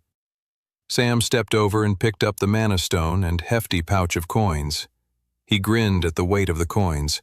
The trip to the dungeon had been worth it alone, just for how much money they had gained. It would be enough to make sure everyone had decent rudimentary equipment going into the White Gate. But the three-eyed troll had left behind even more exciting treasure. Sam picked each item one by one. The first item was a small silver ring. Ring of Agility, uncommon. Tier, novice. Sam grinned and put the ring on his finger. He did some practice swipes with his mithril sword in the air, and he could perceive his body moving faster. It wasn't significantly faster, but even a 0.5% boost or so to his speed could make all the difference in a life-or-death scenario. The other item was even more exciting. At first, Sam thought it looked like a crummy copper sword, but when he inspected the blade in his profile, he was pleasantly surprised. Flame sword, rare. Tier, journeyman. As soon as Sam picked up the sword, from the hilt upward, the whole blade began to swirl with flames. He swung the blade and looked at it with awe. Fantastic, he thought. On one side of him, he held a sword covered with the flames, the other glowing blue from the rare, magical mithril metal. Note to self, Sam grinned. Dual-wield swords more often. Sam turned to his two companions, who looked as if they were still getting over the fact that they had just been almost killed by the dungeon's boss monster, and said, "The dungeon is going to disintegrate in a couple of hours. Let's get out of here." With the extra stat points gained, money earned for better equipment for all the orphans, and some extra powerful items for Sam to help protect them all, the following week's training went even better than the previous one. The trend even continued into the next week. As the days passed and Sam watched the orphans run practice drills, he could see they were all growing in confidence. They were no longer tripping and falling over themselves. They were no longer children pretending to be soldiers. They were becoming warriors in their own right. I'd be curious to see some of our kids go against nobles receiving pre-White Gate training in the Travelers Guild, Sam mused. Unexpectedly, a dark, horrible memory shot through Sam, causing him enough pain to lose his sense of balance for a brief second. The memory was one he'd long suppressed, one that he couldn't hold on to in his original timeline because it caused him too much anguish. The memory was the sight of all the orphans in front of him, Clara and Toby included, lying on the ground, dead. Sam shook his head as soon as the memory came up. I won't let it happen that way this time, he thought to himself. He was stronger than he had been in his previous timeline. He had better equipment, stats, and knowledge of what was to come. He believed they could live through the White Gate and whatever the Spectral Church had planned for them. The day of the White Gate wasn't far off now. First, there would be the special celebrations on the evening of Hallow's haunting, and then a few days later, it would be time to face the White Gate. Meanwhile, Father Irwin paced the length of his upper-floor office in the Spectral Church's grand cathedral. He held his hands clasped behind his back as he paced. Every time he walked by the window, he looked out onto the city of Resfall. The sun was beginning to set, bringing another day to a close. We're getting so close, he grinned to himself. He couldn't help but daydream about the deaths of the orphans at Orphanage H. With them out of the way, he'd no longer be tied to his charitable duties and would be more able to ruthlessly climb the ladder of the Spectral Church. He could not wait. Plus, he'd be more than glad to see the deaths of that loud girl walking around bossing the children all the time, the other one constantly fearing his own demise, and the eerily quiet, black-haired boy. I can't wait to be rid of them. Any day now, he grinned. 22. For as long as anyone can remember, there was a legend of a man named Hallow, who in a far distant past was murdered in his sleep. Not only was he murdered, but he was turned into a ghost, and he now haunts the city of Resfall on the very day of his death, the last night in the month of Fall's time. As a celebration, the citizens of Resfall dressed up as different monsters and ghouls and attended feasts, balls, dinner parties, and pubs to celebrate. Even young children filled the streets of the city in colorful costumes that were normally cuter renditions of much more fearsome monsters of the imagination. Neighbors would gift such children with toys and treats. That year, as all years, the city became alight with activity as costumed revelers filled the streets. Carved pumpkins dotted every doorstep, porch, windowsill, and rooftop, their ghoulish face lit up by burning candles placed inside. In a corner of Resfall, one set of nobles was hosting a lavish dinner party for guests. At the front of the dinner party at the head table was the main event of the feast, a honeyed glazed hog stuffed with bacon, caramelized apples, and onions. The main event wouldn't be eaten for a while, and the guests were still happily mingling and drinking among themselves.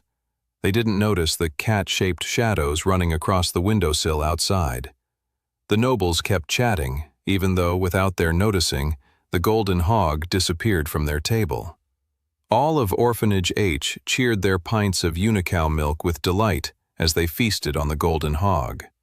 Operation Eve of Hallow's haunting feast complete, said Clara triumphantly.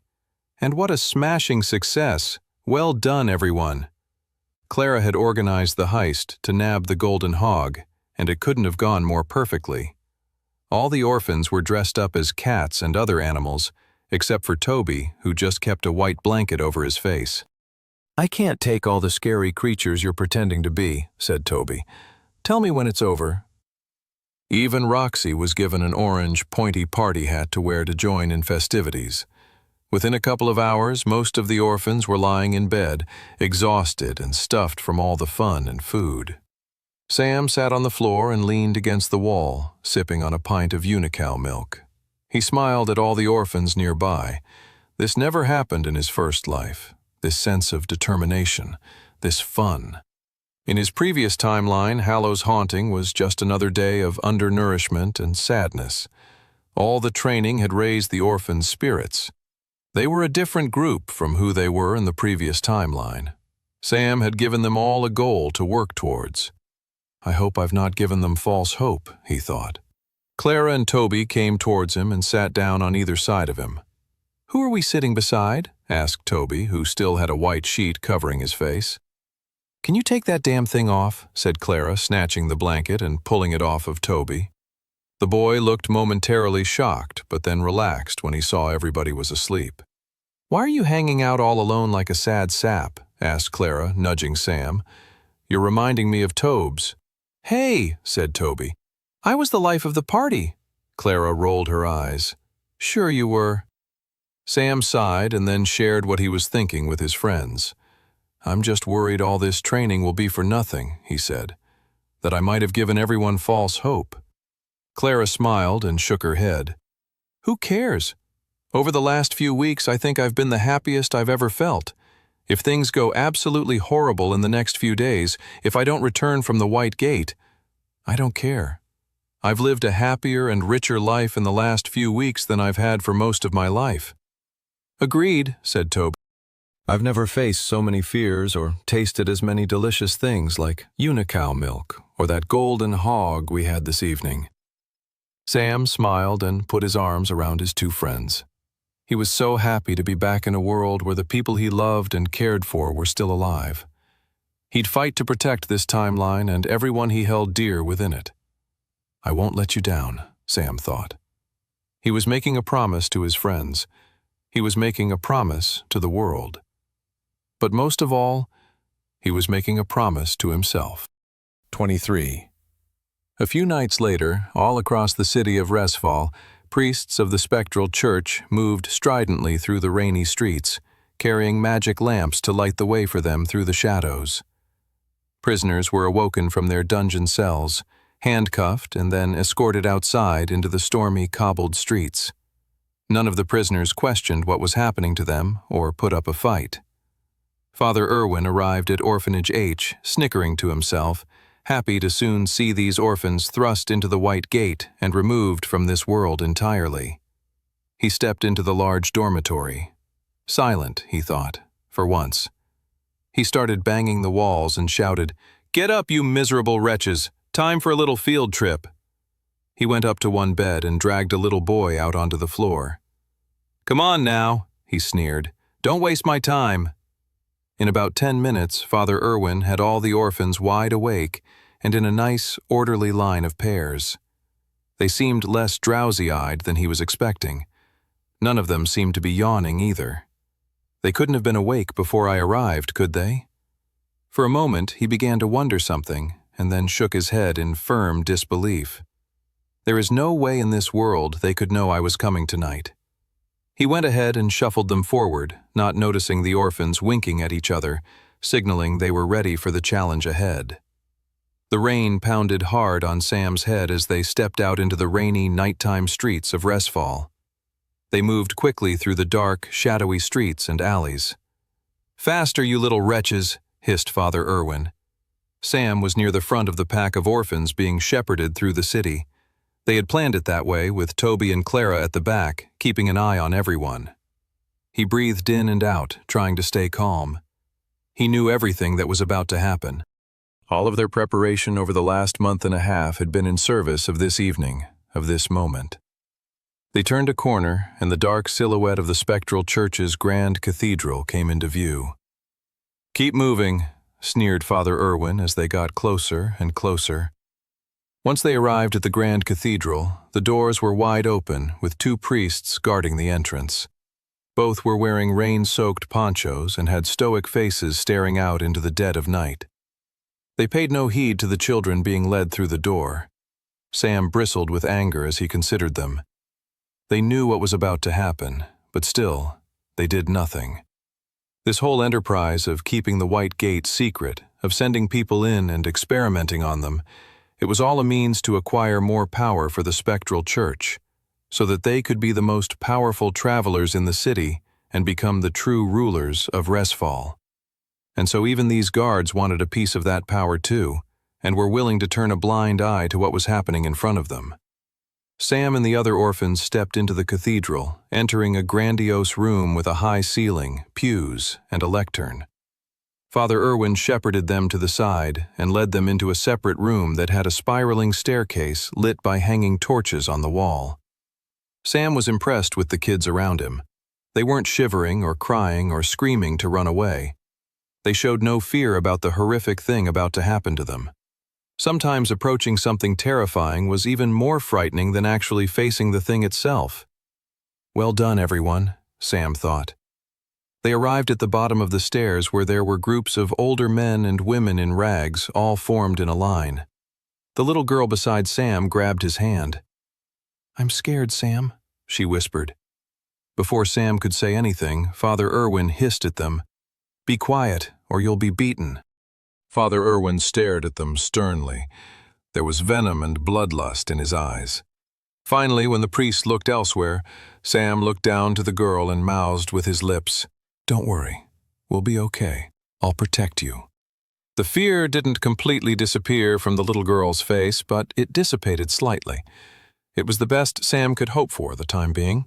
Soon enough, fear would be running rampant through them all. It was unavoidable, but they had to stay focused on not letting it get the better of them. Ahead of them, a man clothed in dirty, stained rags said, "What the heck are you doing to us?" "Shut up," said one of the warrior priests. The guard went up to him and knocked the scrawny, outspoken man in the head with the hilt of his sword. The man, who looked weak and hungry, collapsed onto the floor. It's all happening just like last time, Sam thought, looking around. Almost beat for beat. The line of people slowly shuffled forward. Here we go. The last few weeks of training all came down to this moment. At the end of the long line of malnourished and destitute prisoners lay a great, glowing, white portal. The White Gate. The line moved forward, pushing Sam and his friends closer and closer towards the looming White Gate. They weren't far away now. Only a few more people, and soon Sam and his friends would be thrown inside the terrifying tutorial dungeon as well. The priests were trying to get them all through the gate quickly because the tutorial of the White Gate reset itself every 2 hours. If they took too long getting all of their prisoners inside the White Gate, they might end up splitting the group into 2 separate tutorials, which would harm their overarching plans. The brightness of the White Gate filled the chamber and beat down on them like a malicious sun trying to blind them.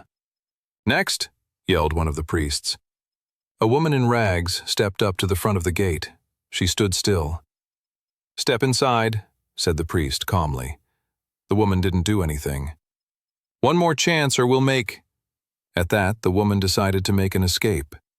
She jumped away, but the priests were ready for it and nabbed her before she could even get a few yards away from the entrance to the gate. They were deep underground in the spectral church's grand cathedral. Even Sam knew that escape was futile. "Help!" screamed the woman. 3 priests were holding the woman now. She was squirming, fighting for her life to escape the clutches of the priests. Her face was red from screaming, tears rushing down her cheeks. "Shut up," said one priest. "Come on, let's throw this hag in already," said another. The woman was still fighting them, pushing against them, trying to scratch their faces. Anything that might give her another opportunity to run. "You can't do this to us," she cried. "You can't do this. It's not right." One priest snickered. "We can't we? Just watch us, you dumb hag." Sam tried to contain his shudder of hatred for these people. The fact that they actually took some kind of sick enjoyment in forcing pain and misery upon others was truly disgusting. It was because of people like them that Westria was being destroyed by demonic forces. It was because such people could only see power, and they let their thirst for it blind them. When they should have been preparing for a far worse threat, they instead focused on fighting and killing one another for power. Power that would ultimately be futile when their whole world was destroyed.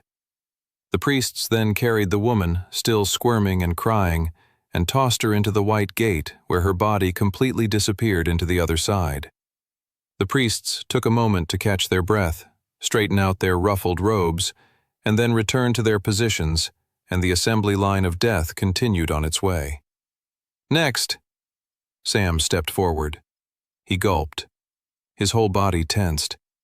It was important for him to go through first. That way he could protect all the orphans as they entered, rather than have them enter on their own. Better to not waste any more time, he thought, and stepped forward. "Stop!"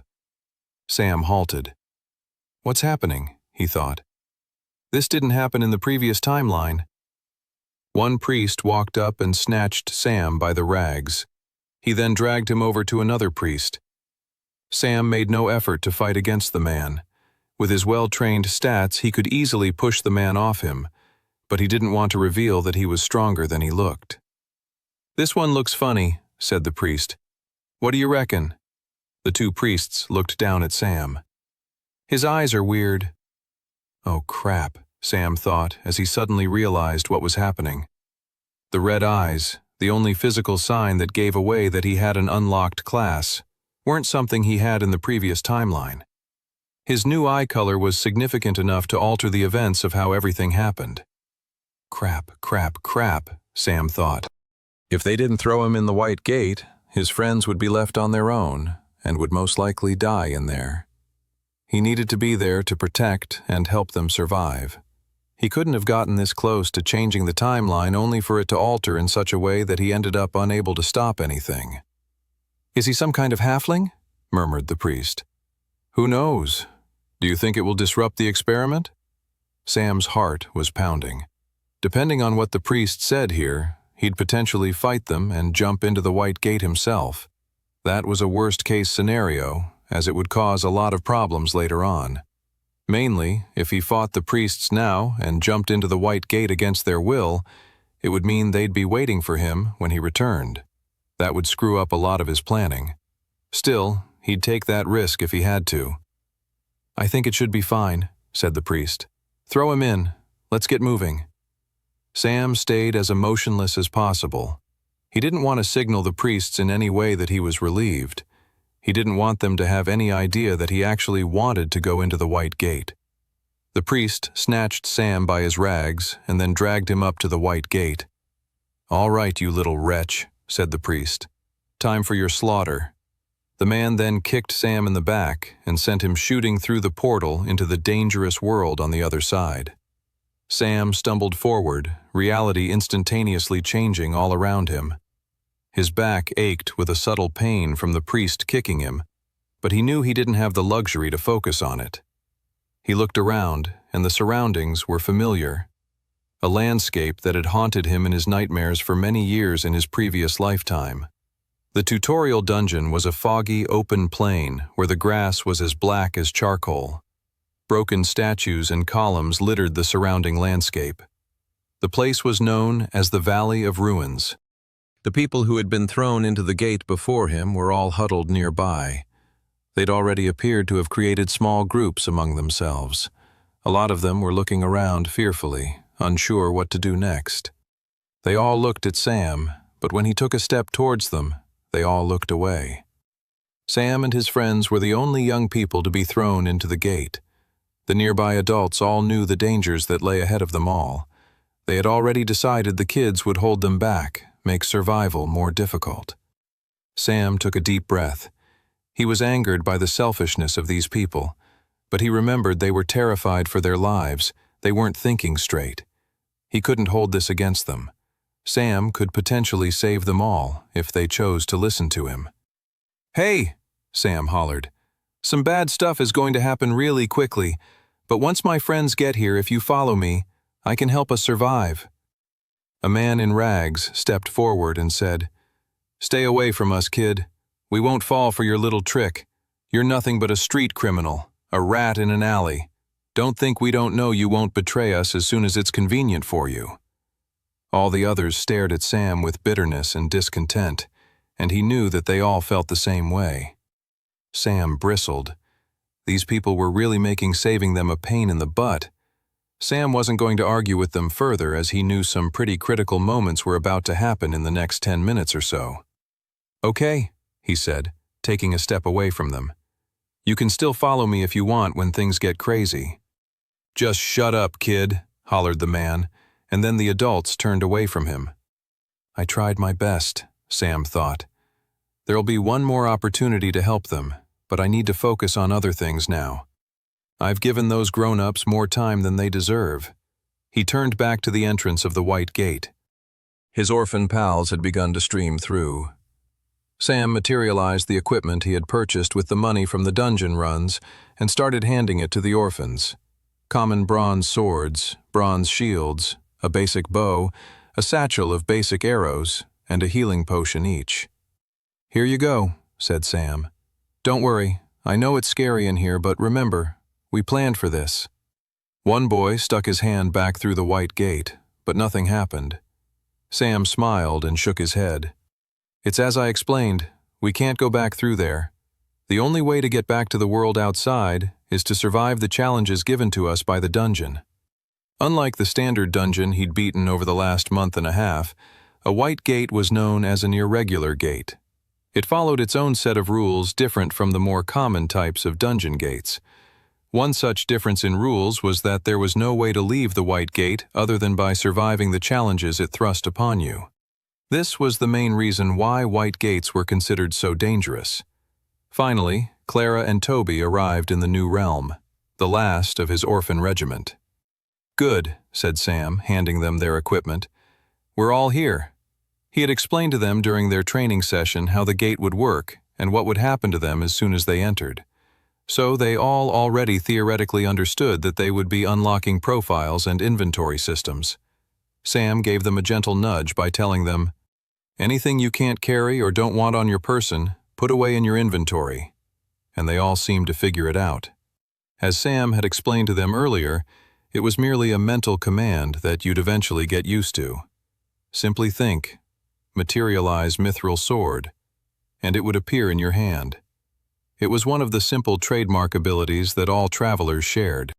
This ability to carry more than an average person was enough to put even the weakest of travelers on a level far higher than your average roaming bandit in the woods. Sam kept eyeing up the gate. He won't arrive for another few minutes, Sam thought to himself. "Let's move a little bit away from the entrance," Sam said. He shepherded the group so that they were a good few paces away from the entrance, but on the opposite side from where the group of grown-ups were huddled. Suddenly, all the orphans in front of them stood up straight. Across the way, Sam could see a flutter of activity among the grown-up group as well.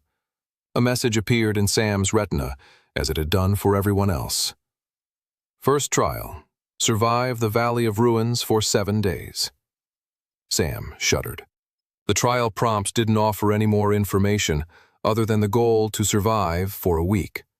Historians and scholars of the dungeon gates in Sam's previous timeline went on to theorize that the White Gate's prompts were left purposefully vague, as to not offer any benefits to new entrants of the rewards, benefits, or other hidden treasures that could be found within the gate. Everything, including knowledge of the gate itself, had to be discovered for the new entrant themselves. Which was why Sam had such an incredible advantage and opportunity that he got to live through this particular White Gate for a second time. Sam could hear murmuring and chats of panic among the grown-up group as they began discussing strategies for survival over the coming days. Sam sighed. He knew that for many of them, days were too long a metric to be measuring their lifespan in right now. Sam knew that some of them shouldn't be worrying about surviving the next few days, but rather the next few minutes. It's all happening, Sam thought, just like last time. Sam kept an eye on the gate. The man he was waiting for hadn't arrived yet. No one else had entered the gate since Clara and Toby. There was only one last person to arrive. Finally, appearing in front of the White Gate's entrance was the man Sam had been waiting for. Sam gritted his teeth as soon as he saw the man. He clenched his fist with anger. The man had long silver hair and yellow eyes. He had a sword strapped on his back. He looked exactly like the nightmarish image that had been etched into Sam's mind for such a long time. Standing in front of them all was the man who, in Sam's previous timeline, went on to kill nearly every single person currently huddled at the entrance of the White Gate tutorial. 5 years ago, in Sam's original timeline, he had stood in the exact same spot within the White Gate he was standing in now, But things had gone a lot differently back then. He didn't have uncommon equipment or stats above 10. In fact, he didn't know what any of that was. The first time he was in that white gate, he had no idea what a profile screen was or what journeyman tier equipment looked like. He knew nothing. The first time Sam lived through the white gate, he was just a scared teenage boy, frightened along with the rest of his orphan friends. His heart was racing. His whole body was shivering, from his chattering teeth to his trembling knees. Tears rolled down his cheeks. He was distraught, confused, terrified. Why did Father Irwin take them here? Why had they thrown them into the white gate? Did they really expect them to survive? Why throw them all to their deaths so cavalierly? The answers weren't clear to Sam at first, but they began to get clearer with the arrival of the silver-haired mercenary who arrived last inside the white gate. "Who's that?" whispered Clara. "Maybe he's here to protect us," said Toby. For a brief second, there was a moment of hope. And then, in a blink of an eye, the man unsheathed his sword and ran towards the grown-ups. They were too shocked and confused to understand what was happening. Why would this man attack them? It didn't make any sense. The silver-haired man took advantage of their shock, chopping their limbs off with utter ease. He was a strikingly powerful warrior. Within a minute, he had butchered all of the grown-ups. He turned around with a sick yearning in his eyes and started charging towards the kids. "Run!" Sam shouted to his friends. He picked up a rock and started running, but he let his friends and other kids get further ahead. Sam listened closely to the man coming after them.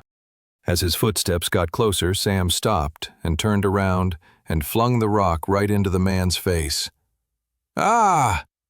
The warrior didn't expect such a terrified kid to have the guts to attack a man charging at him with a bloody sword.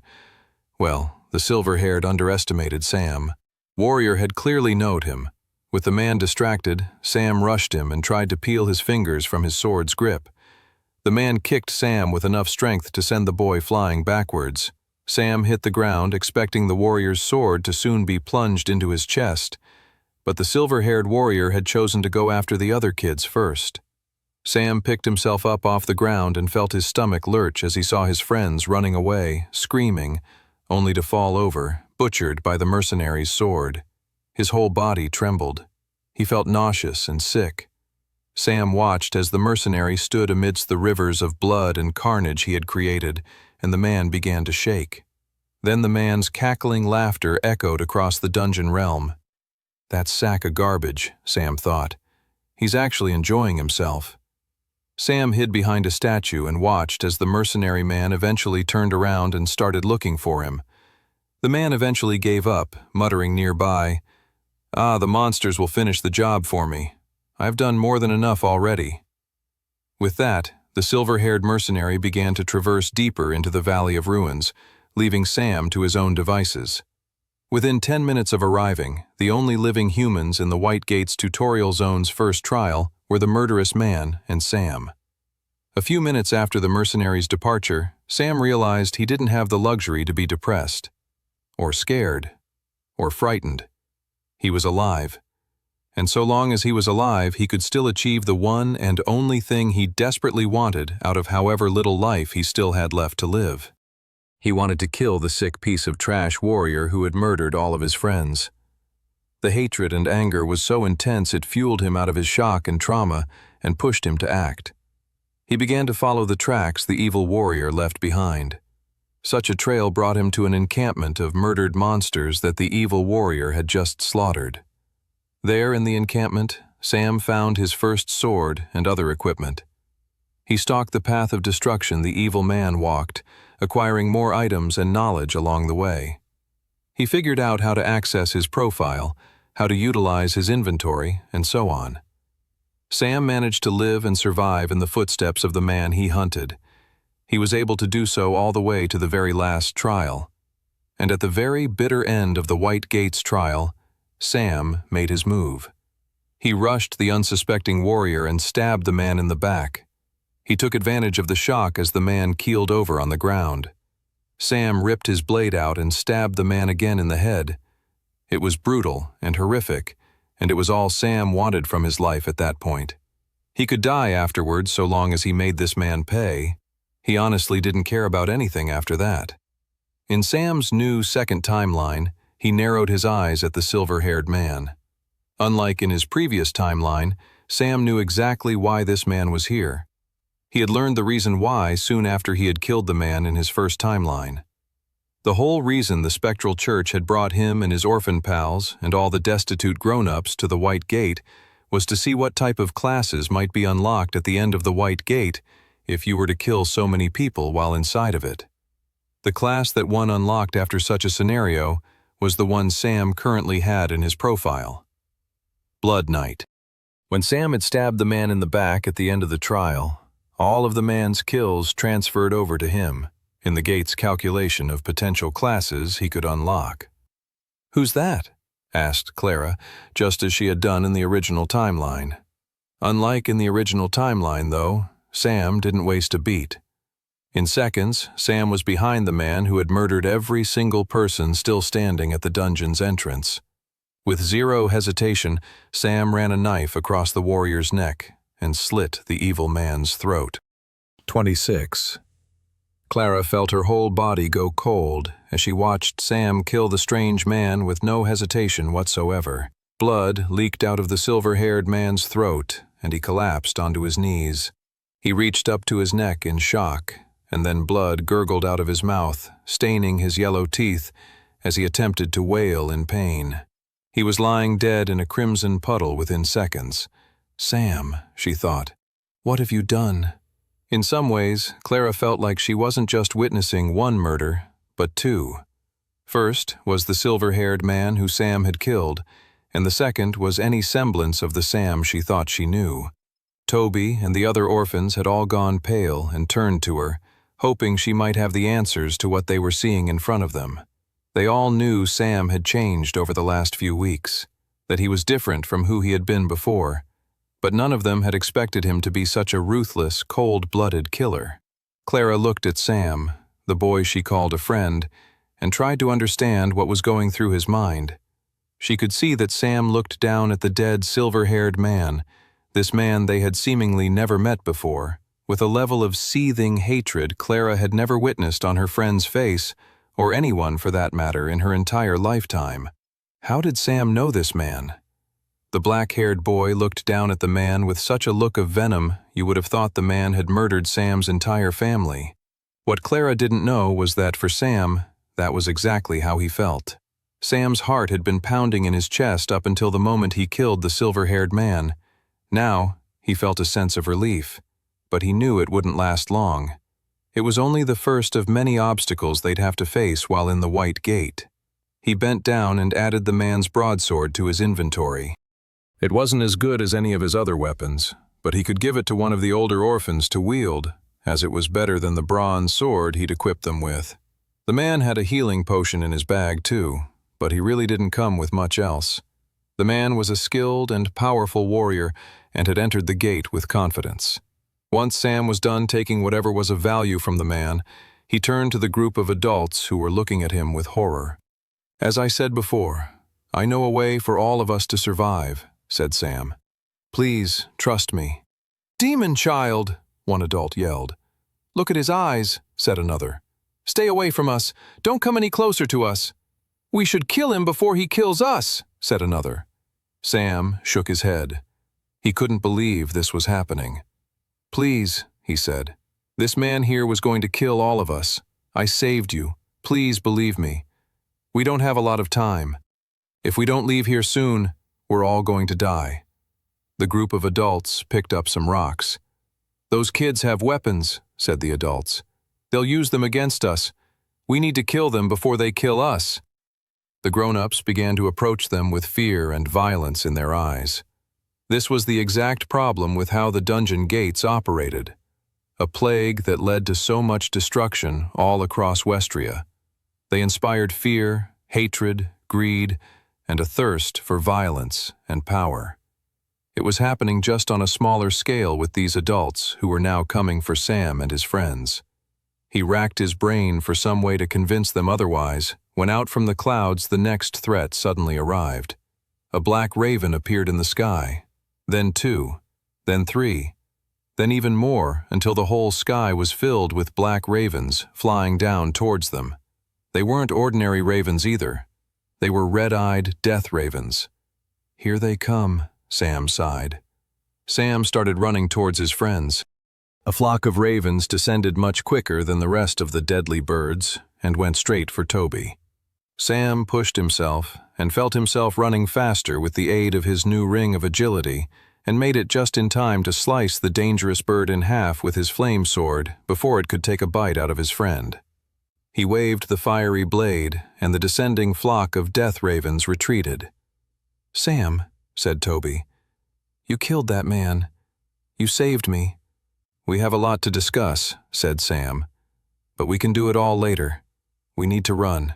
Everyone follow me." He rushed ahead and shepherded the orphans away from the descending flock of murderous ravens. "Kill those kids!" shouted the grown-ups. "I guess we're not just running from the ravens anymore," sighed Sam.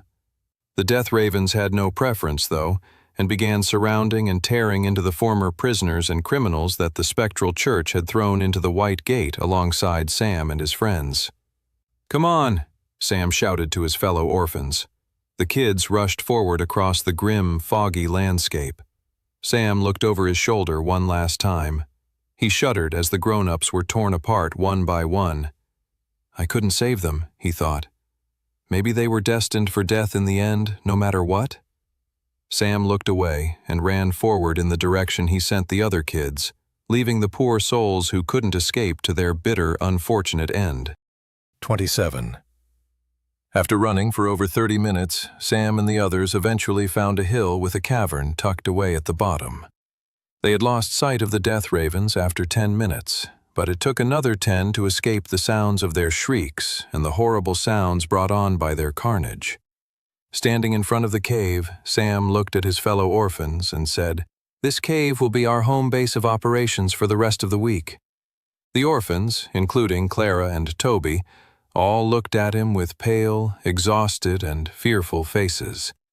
Okay, morale is dropping, Sam realized. They've been through a lot. They'd already survived far more than they had in his previous timeline. Sam was now in somewhat less certain territory. He quickly came up with a plan and started giving directions to everyone. They needed to start a fire, and there were plenty of random sticks and twigs that could be gathered within the safety of their nearby surroundings. They would have to hunt food in a bit, but Sam himself needed a moment to get his bearings.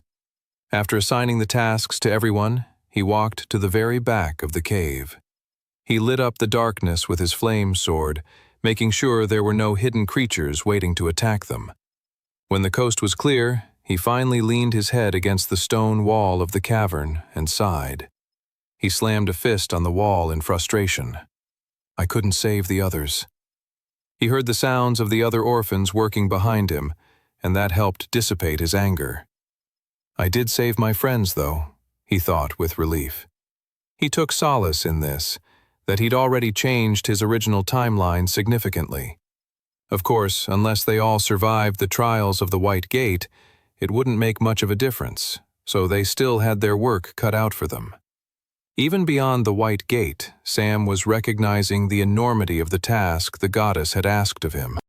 It made him think of those grown-ups who'd been eaten alive by those vicious death ravens. Sam had to get used to the fact that his mission was to stop the apocalypse of all of Westria. It was quite possible he wouldn't be able to save every individual person. He would try his best, of course, but he needed to stay focused on his main goal. He couldn't lose sight of that. He'd come back in time to save millions upon millions of lives, not just a handful. It was a grim, uncomfortable thought, but Sam realized he had to get used to it. Besides, there were endless variables to consider. Those grown-ups had mostly been prisoners from the dungeons. Who knew what they had done to land themselves in such a situation? And then there was the fact that they were so quick to turn on him and his friends. First, they didn't want help, and then they were quick to decide they wanted to attack them. They would have probably left them for dead, if not try and kill him and his friends outright. Sam bristled. If he had saved those grown-ups, they might have unlocked classes, and if they behaved in such a way as they had in this scenario, how would they act if given more power? Sam shook his head. He didn't want to think about it. His sympathy for the grown-ups had stemmed from his first timeline when he hadn't interacted with them at all. He and the orphans had stayed off to one side, away from them. They were probably planning to attack them even in that first timeline. Sam sighed, realizing he had to let go of what had happened. There was still so much more to focus on. After Sam had taken his breather, he returned from the cave to find the group had gathered a good amount of sticks and placed them in a fire pit. Sam materialized his flame sword and lit the sticks into a nice fire. The warmth was a good feeling. He materialized from his inventory a large chicken and skewer and set it up on the fire. He had purchased as much food and supplies as he could for the trials in the White Gate. Even still, they would have to do some hunting in a bit. But he figured with morale so low, getting everyone fed would help ease the situation. 30 minutes later, Sam and the rest of the orphans were sitting around a fire beneath the shelter of their new cave base, all chomping on their food silently. They arranged a set of times for people to be on watch duty in case any dangerous creatures showed up, and many of the orphans were encouraged to rest and get some sleep. Soon it was only Sam, Clara, and Toby sitting around the fire. An uncomfortable silence lingered in the air, only awkwardly broken by the crackle of burning wood in the fire. Sam tried to meet the gazes of both his friends, but neither one would look at him. Finally, Sam decided to break the tension. So long as they were in the trials of the White Gate, they were going to have to communicate. Holding something back could end up getting them all killed. "Is there something wrong?" Sam asked. Both Clara and Toby looked away. "The fact that you're not answering and not looking at me suggests that there is," said Sam. He was expecting Clara to speak up first, but in fact it was Toby who was the first to say it. "I can't believe you killed that man," said Toby. "There it is," thought Sam. Suddenly, Toby was shaking. "I thought I knew you. I know you've changed over the last month or so, but I thought there was still a tiny morsel of the guy I knew and grew up with, but—" Toby shook his head, tears forming in his eyes. "The Sam I knew wouldn't kill someone so quickly and brutally like that. If he could kill someone that easily, it makes me wonder, and not in an extra paranoid way, but in a serious way, what else he would do without flinching." Sam listened and took Toby's words seriously. "I agree with everything Tobes just said," Clara spoke softly, clutching her knees. "The worst part about it was, you didn't even hesitate. You didn't flinch. Even now you don't seem that bothered by it. In fact, Toby and I are more bothered by it than you are." Sam nodded, listening to his friends closely and trying to gather the right words. For one thing, they were absolutely correct. The Sam they had grown up with wouldn't have been able to do what he had done. The Sam who could kill another man, especially a man who threatened those he loved, was born after witnessing Clara and Toby's deaths at the hands of the silver-haired man in his original timeline. When Sam went on to become a soldier, a warrior, a mercenary in that previous timeline, he soon learned that uncomfortable actions like killing were simply a part of the life of a traveler. The Sam who his friends had grown up with had been long lost and forgotten. The Sam sitting in front of them now wouldn't even be able to get back to that original person, nor would he want to. That Sam, happy and content as he may have been, would not be up for the task the goddess had placed upon his shoulders. Finally, Sam looked to his friends. They were looking at him directly now, waiting for his answer. "You're right," said Sam. "I'm not the Sam you knew a few months ago. I'm a different person now. On that matter, I hope you'll accept that I can't say any more. As for that man I killed, what would you say if I told you that man planned on killing us all?" Toby twitched. "But you don't know that." "I knew about us getting sent into the White Gate, didn't I?" "But that's different." "Sure," said Sam. "But tell me what you would have done if you knew that silver-haired man was going to kill me, Clara, and the rest of the orphans. What would you have done, Toby?" Toby shook his head. "I don't know. Maybe there was a more peaceful solution." "And what if there wasn't?" I'm... Toby was lost for words. "Don't get me wrong," said Sam. "I'm a huge fan of peace." Peace is fantastic. If the nations and races of Westria were all peaceful with one another, that would be great. I'd be all for that. Yet here's the uncomfortable truth. It only takes one nation to use violence, even the threat of violence, to undo that peace. Both Clara and Toby were listening to Sam intently now. What that tells us, Sam continued, is that peace is something that needs to be protected. The deep irony is that peace cannot be protected by peace. But surely violence will only beget more violence, said Clara. Such a statement sounds nice in a fairy tale or story or out of the mouth of a self-righteous noble, said Sam. But what good does such a platitude do when a peaceful nation is invaded by one that's hungry for war and expansion? Would such an idea as the one you just espoused do anything to protect the peaceful nation? Sam stopped speaking and let the harsh truth linger in the air. I plan to survive this white gate, and I plan on keeping every single one of you alive until then, said Sam.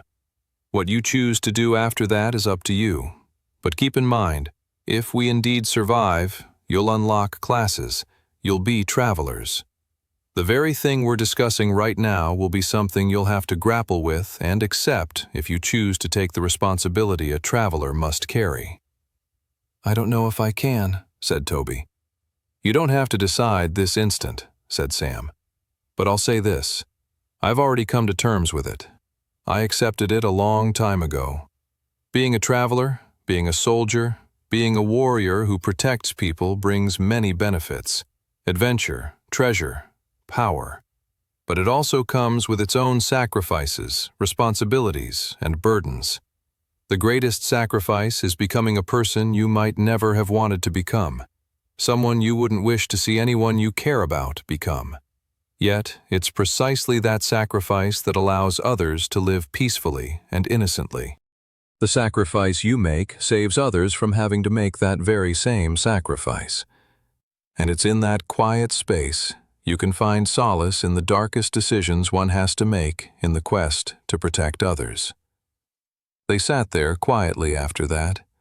Neither Clara nor Toby continued arguing with Sam. They sat there and began to accept the uncomfortable truth of Sam's words. And then, in the briefest flicker of moments, Sam could see his friends looking at him once again like they normally did. Not as someone they were afraid of, or mad at because he acted out of character. No, they looked at him as they would a friend, a sibling even, perhaps even as just another member of their ramshackle homemade family. 30 minutes later, Toby yawned and stretched his arms. He figured with Sam and Clara awake at the fire, he might be able to get some sleep.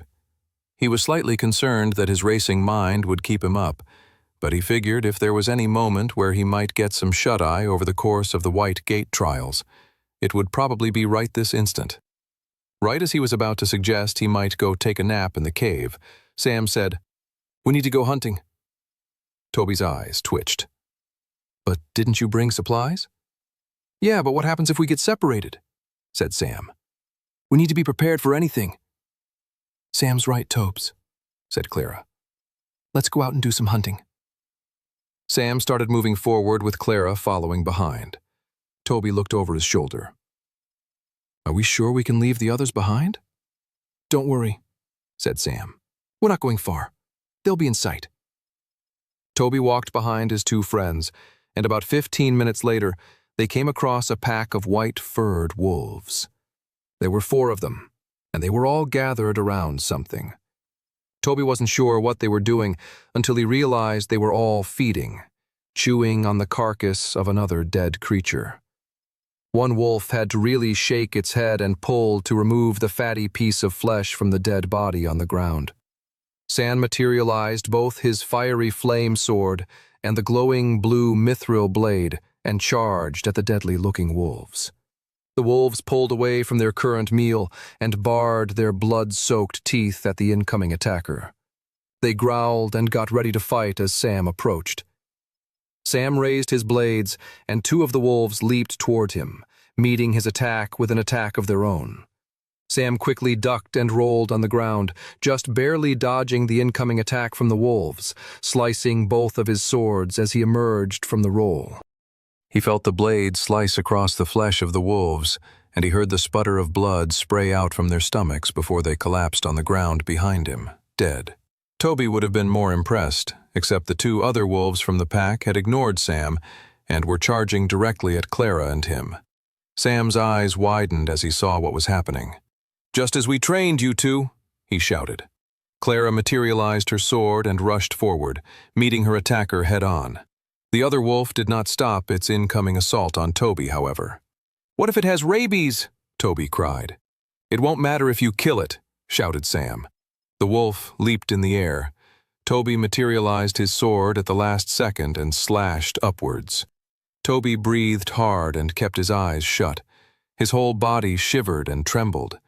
He was realizing there and then that it was becoming quite a common occurrence for him to be regularly accepting his death and waiting for it to happen.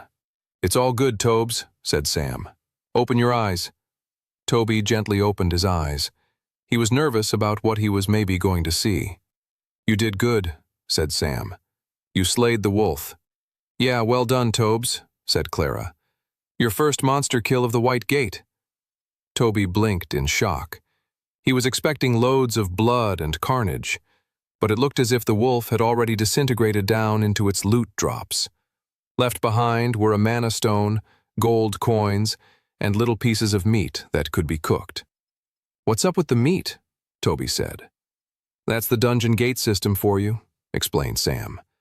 "Sometimes the monsters don't drop food, but if there's a special quest or task in the gate, like a survival mission we're on now, monsters will drop other important goods, like food. Now come on, let's take this back to the camp." Sam was silent the entire walk back to the camp. He was going through some things in his head. Toby and Clara have both come so far, he thought to himself. They don't even realize it. Their stats were getting higher and their fighting proficiency and confidence was going up as well. They were able to slay those wolves with ease. Witnessing their improvements while hunting had reassured Sam about what he was planning to do next. "Are we going to eat that wolf meat then?" asked Toby. "Are you serious, Tobes?" said Clara, getting red in the face. "You only ate an hour ago. We'd be rationing our food supply even if we weren't in a White Gate." "The monster fighting has clearly given me an appetite," said Toby. "Unless, do you think I have a tapeworm? Oh boy, I really hope I don't have a tapeworm eating me from the inside out." Sam listened to Toby and Clara bickering as he unloaded the supplies in his inventory until they were in a nice, neat pile in front of his two friends. Eventually, the boy and girl stopped arguing and looked at Sam with a perplexed expression.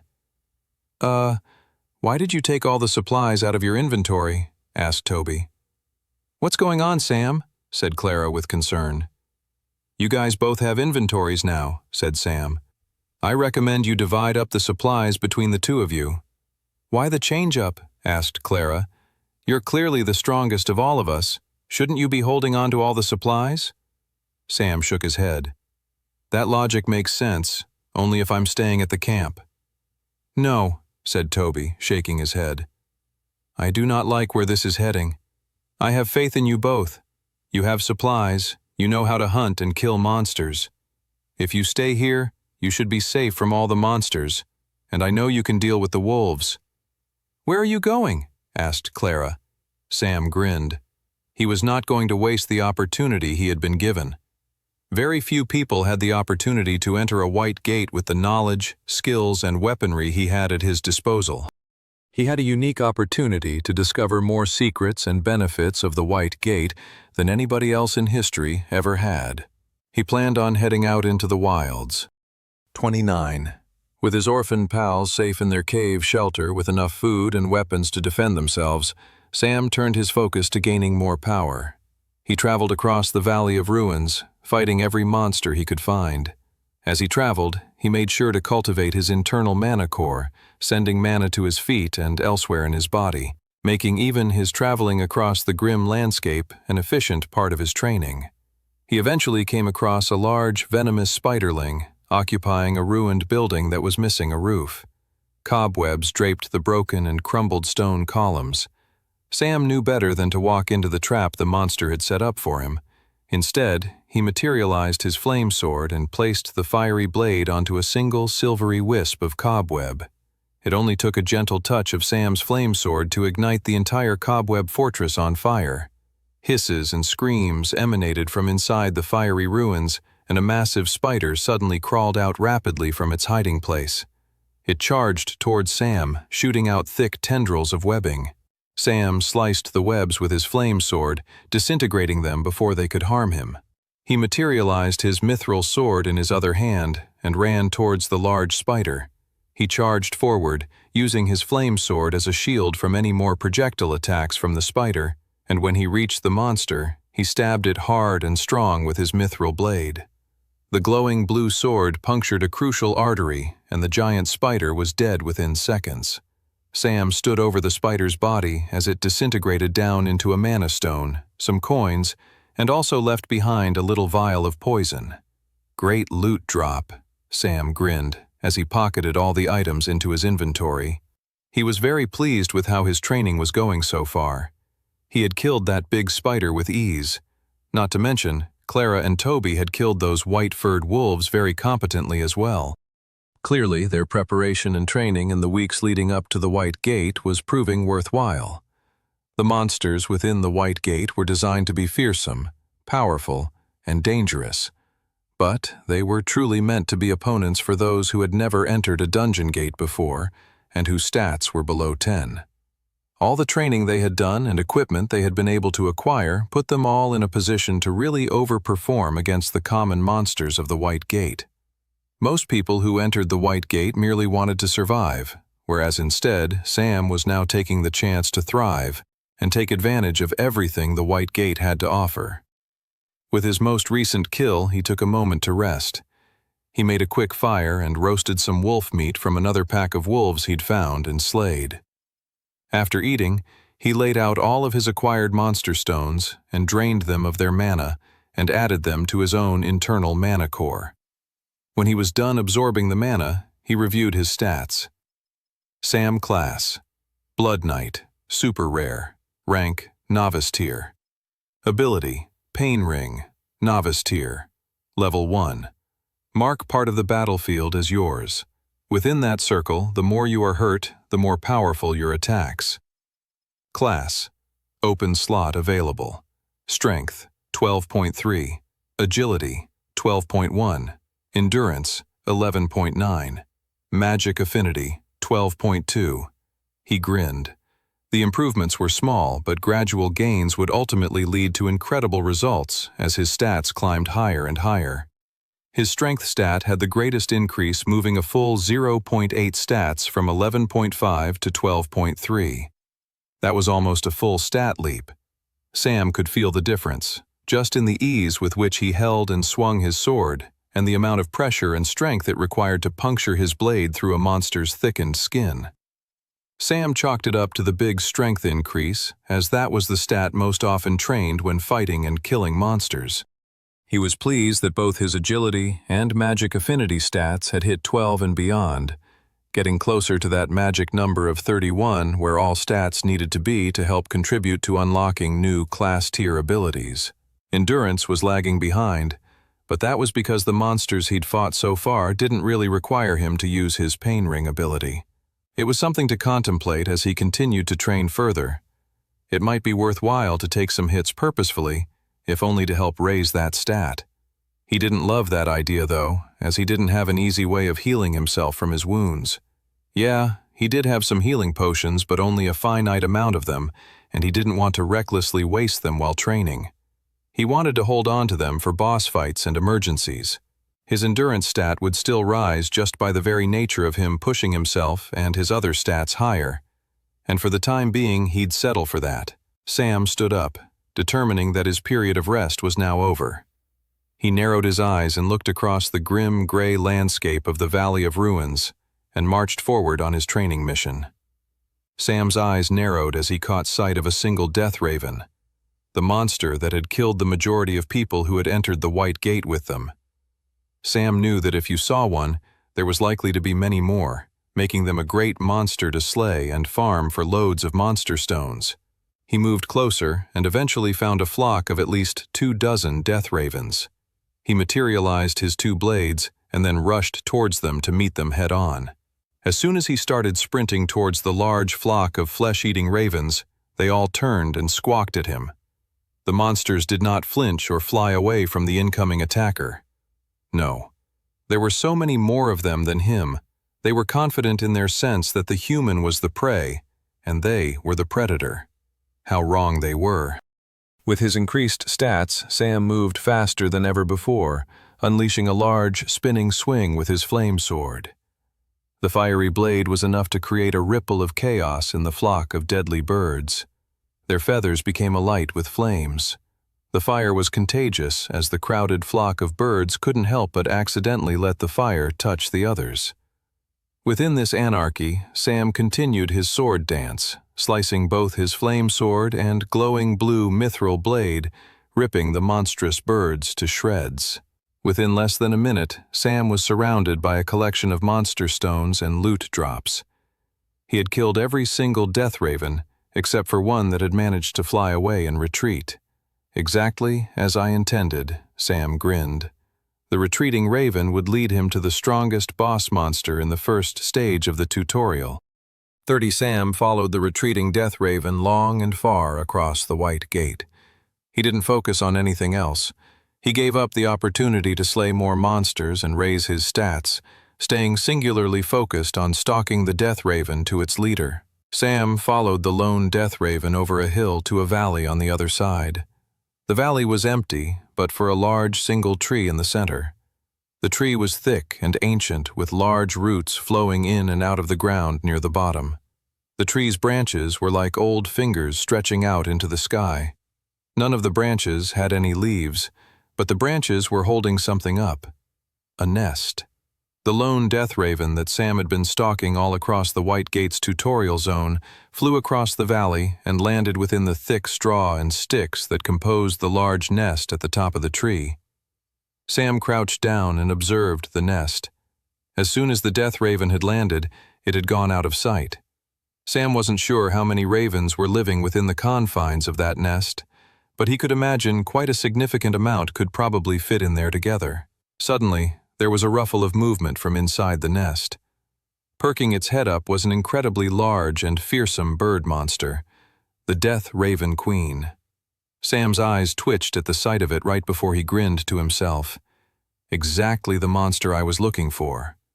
While the exact scenarios, locations, and monsters inside a White Gate were always shifting and changing, making it impossible to predict what will happen inside one tutorial to the next.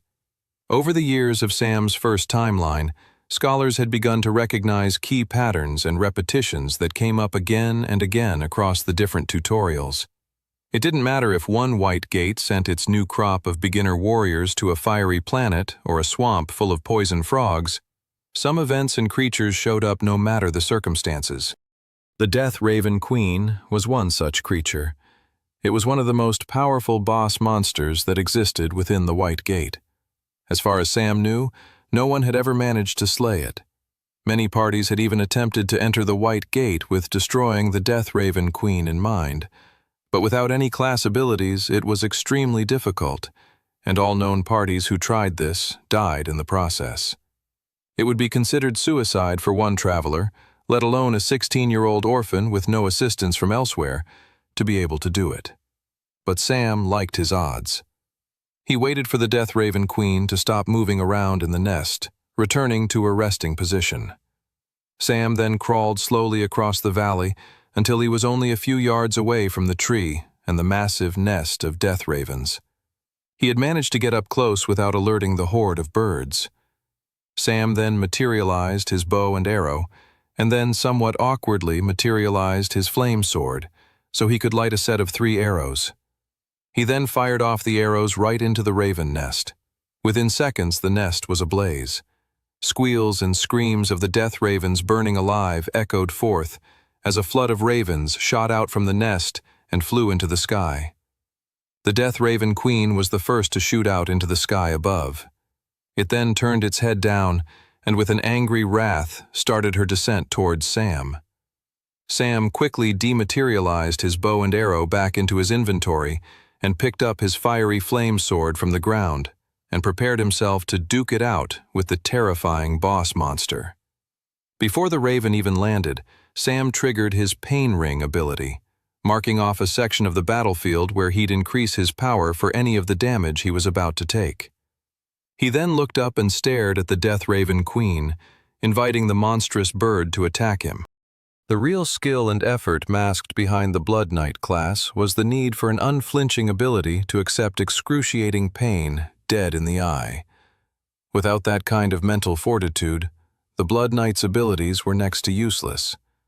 And that was why, when the Death Raven Queen descended with its claws out, Sam let the creature's sharp nails dig into his skin and rip out the top layers of his body's flesh. It was also why he let the monster push him down on the ground and let it take a horrible bite into his stomach. Sam gritted his teeth and accepted the pain. He could feel his body's shock and stress responses going haywire, only to then be hijacked by his class's ability.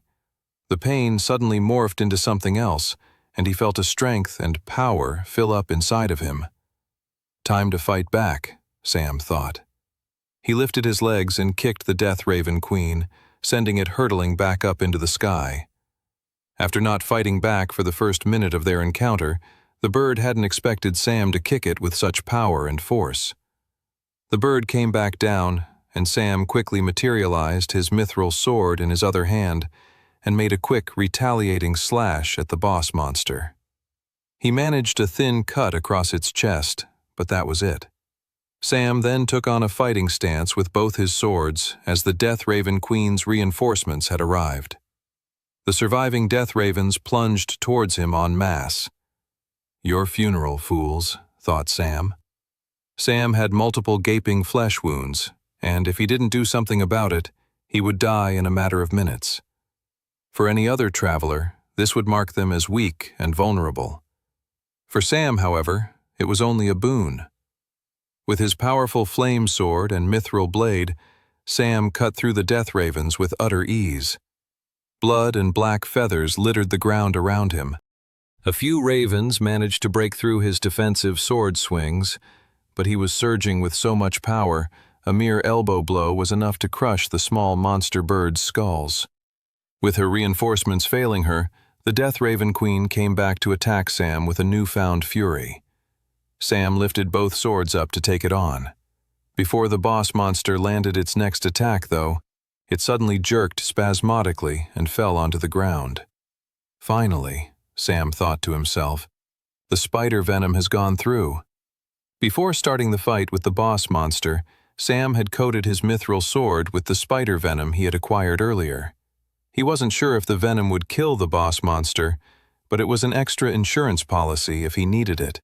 The Death Raven Queen was twitching and jerking on the ground. The spider venom seemed to have had a paralyzing effect on the boss monster. Sam wasted no time in seizing his newfound advantage. He went up to the Death Raven Queen and plunged both his swords into the monster, finishing off the terrifying beast in a final, devastating blow. Sam had just slain a boss monster that no one in the entire history of the dungeon gates had ever been able to accomplish before now. 31. Sam didn't have a moment to rejoice in his victory in the battle as his wounds had finally caught up with him.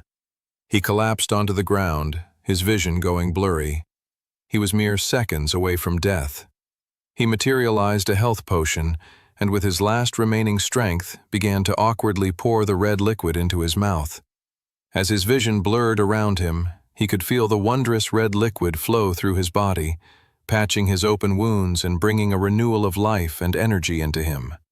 His wounds were patched and faded away, and suddenly the shock and pain of his near dying disappeared into an almost frustratingly close but ultimately incomprehensible memory, like the annoying feeling of déjà vu. Sam gasped, catching his breath, and then touching his body, making sure it was all there and intact. His clothing was ripped and ragged, and there were still some damp patches of blood on him, but without any open wounds or pain, it felt more like spilled liquid than anything else. Sam took a deep breath once more and leaned his head back in relief. "I did it," he smiled to himself. "I beat the Death Raven Queen."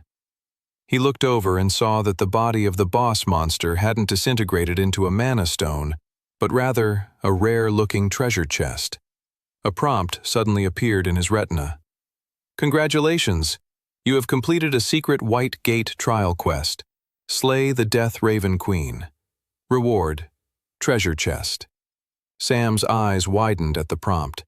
So killing the Death Raven Queen was actually a secret quest? He thought in amazement. His whole objective in killing it was merely to get a powerful mana stone in the process, and maybe help him towards unlocking an extra special class at the end of the tutorial trial.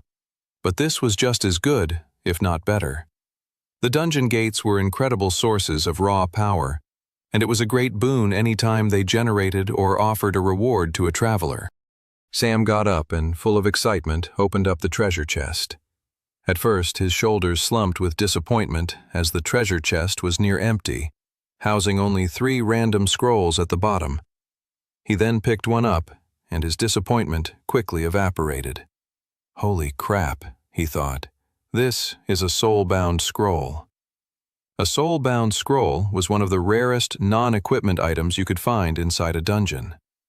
The soul-bound scroll offered a traveler a choice between 2 items, and then the scroll would transform into the item you chose.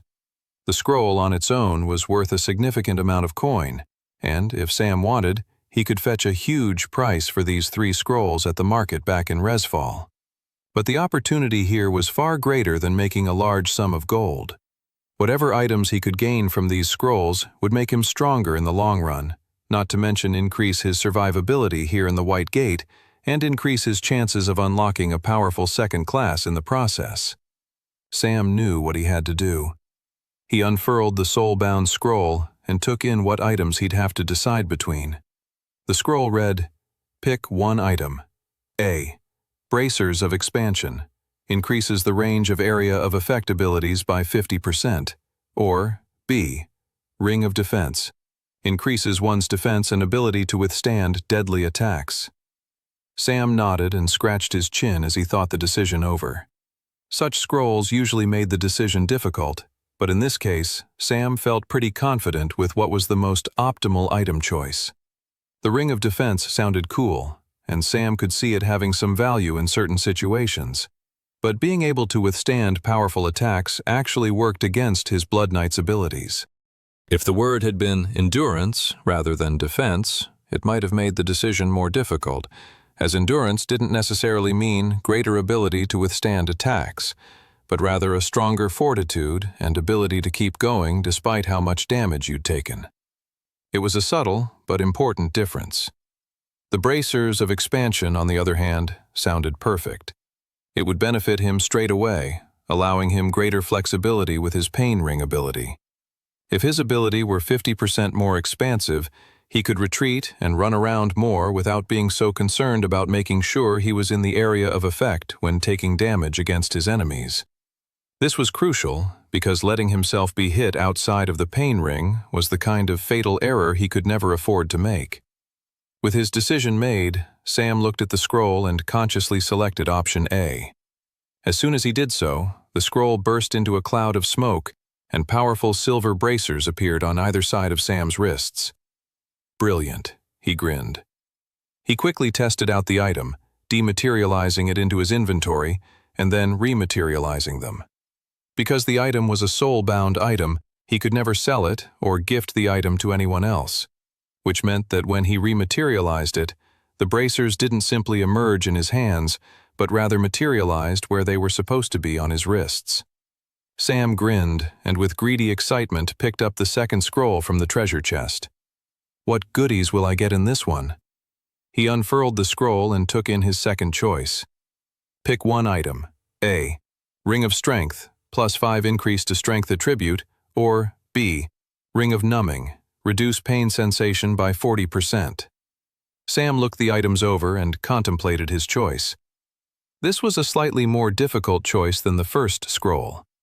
The Ring of Strength would give him a nice boost to his overall power, which was always good. It would mean that when he hit stat 16 in strength, he could actually have 21 strength, which would be good at deceiving certain opponents. The artificial stat boost would not let him unlock class abilities faster, though. He would still have to reach an intrinsic level of 31 strength stat to push through and unlock his next Blood Knight ability. The other benefit from the Ring of Strength was rather far off, but it meant at the upper echelons of power, when it became very difficult to raise your stats, those extra points could mean a huge difference. The other option was the Ring of Numbing, which also had a huge number of benefits as well. Unlike the Ring of Defense in the previous scroll, this item complemented his Blood Knight abilities incredibly well. The ring's ability essentially meant that it reduced his sensation of pain by 40%, but crucially, it didn't reduce the amount of damage he took. Therefore, with the Ring of Numbing, he could mentally take more pain and suffer through more agonizing attacks, which would ultimately mean he could use his Blood Knight ability for longer and harder, even while taking the same or more amounts of damage. Sam contemplated the choice. Ultimately, he came down to the Ring of Numbing. The Ring of Strength was good, but there were so many ways to increase one's strength, be it items, weapons, increasing one's stats, where there really wasn't a way of decreasing your pain threshold beyond finding an item like the Ring of Numbing. So with that, he consciously chose option B, and once again, the scroll exploded into a cloud of smoke and a new ring materialized on his finger. Awesome, he grinned. He then turned to the treasure chest and pulled out the third and final scroll. Unfurling the scroll, Sam read over his options. Pick one item. A. Necklace of Agility, plus 10 increase to Agility attribute, or B. Necklace of Healing, increase health regeneration by 50%. The choice between these two items was the most difficult choice he had made so far. The Necklace of Agility was interesting and suffered the same cons as the Ring of Strength he had briefly considered with the previous scroll.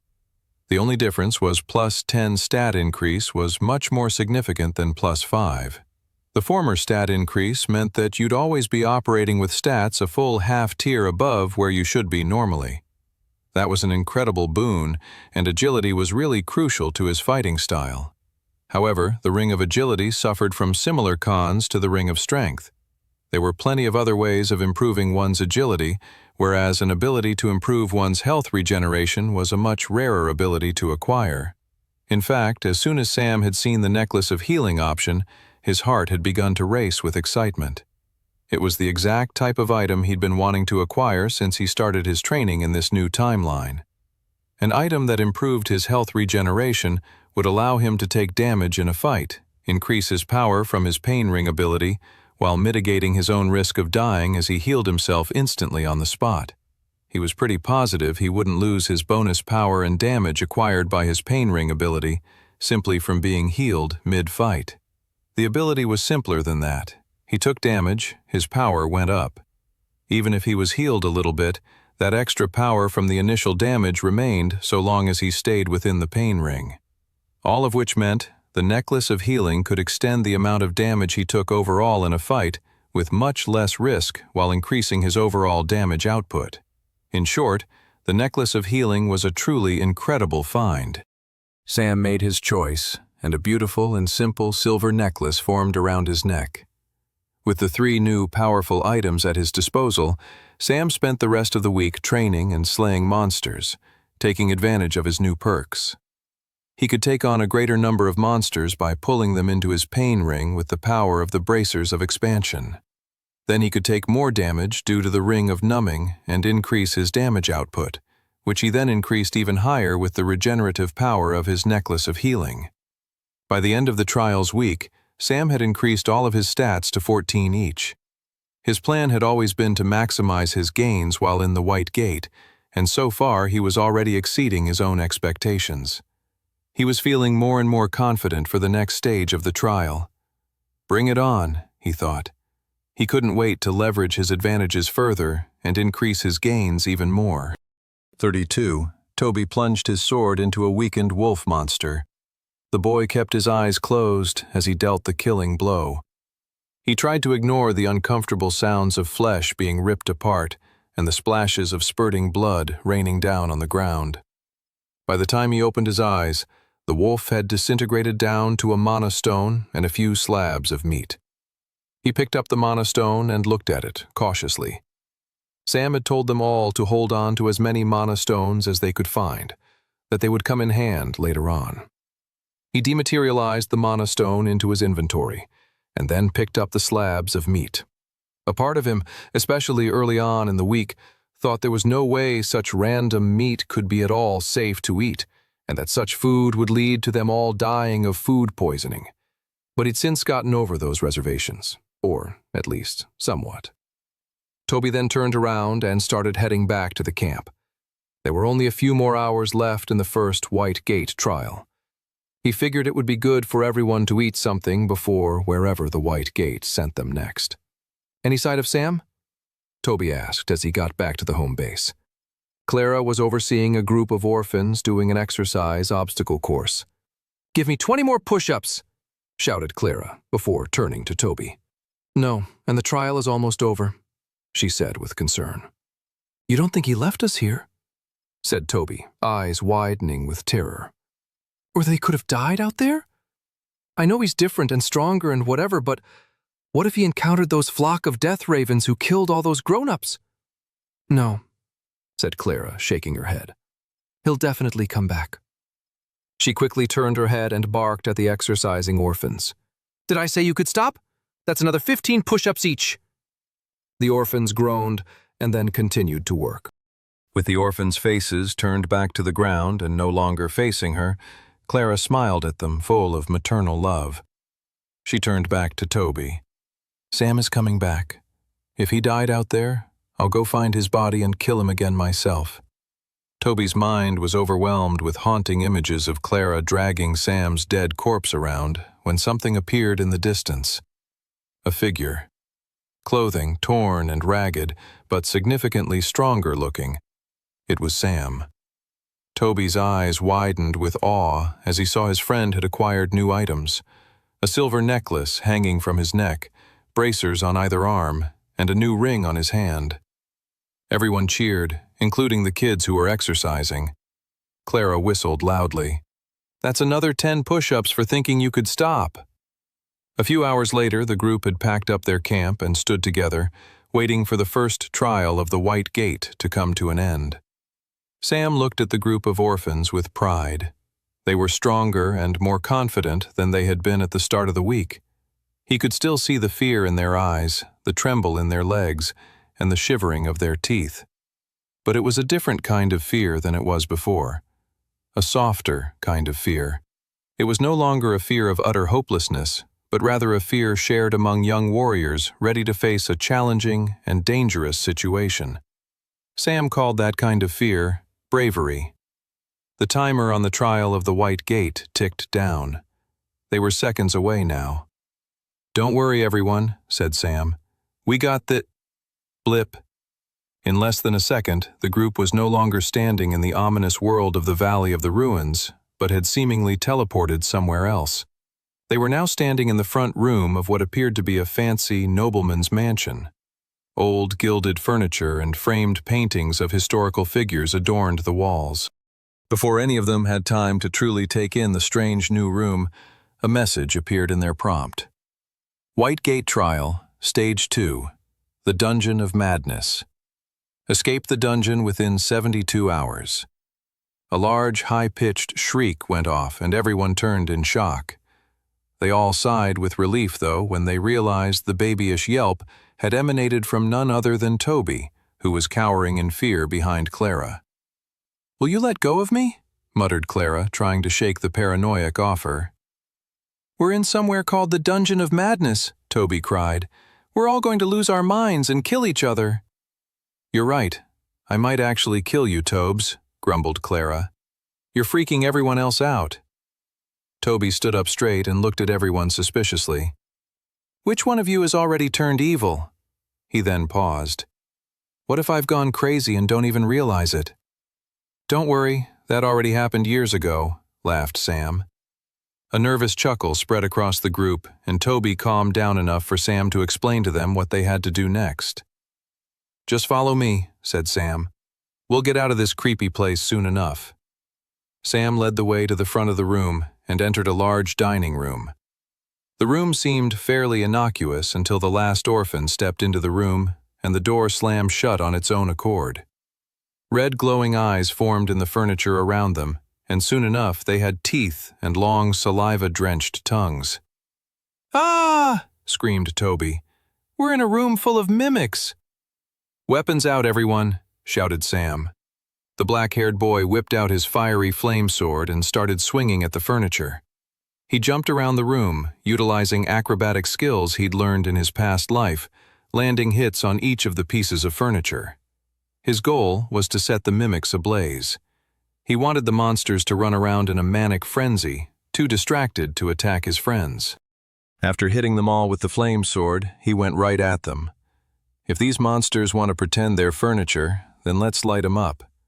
He swung his sword, continuing to light as much of the room on fire as he could.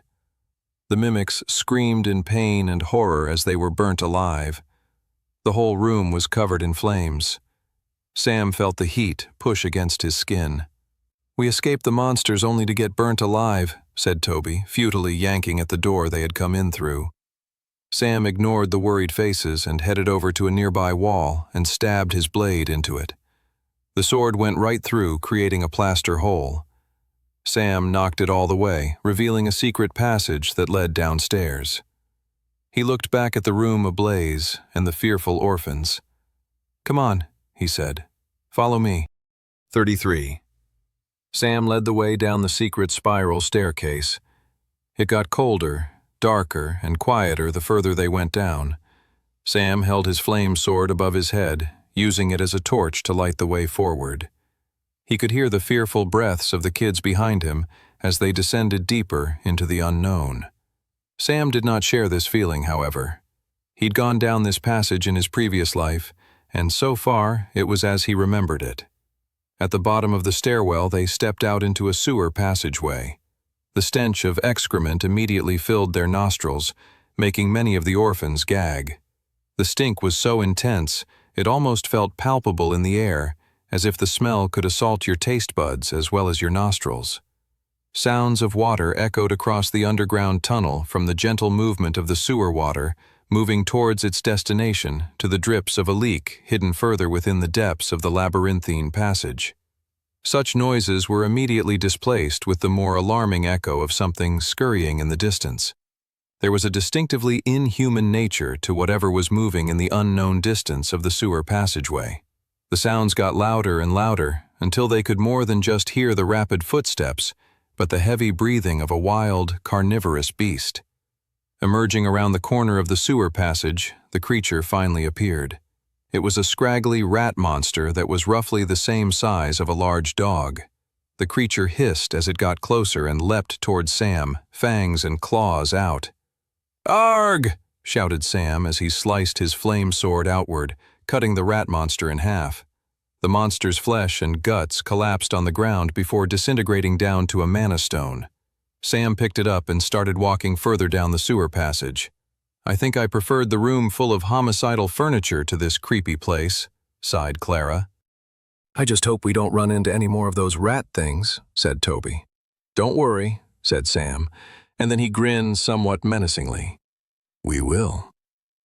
As Sam led the way through the murky sewers, he explained to his friends how to kill the rat creatures. "They really aren't hard to kill," said Sam. "They have a very low defense overall, and even less so at their weakest point, which is their stomach. They're repulsive and frightening, which is their greatest advantage, but if you can get over that, they really aren't difficult to fight." "Shh! Do you hear that? Some are coming right now. Any volunteers?" Clara took a step forward, clutching her mithril sword confidently. "Clara," Toby cried, "what are you doing? Are you going to get yourself killed? Those rat creatures' breath has probably enough poison fumes to suffocate you to death.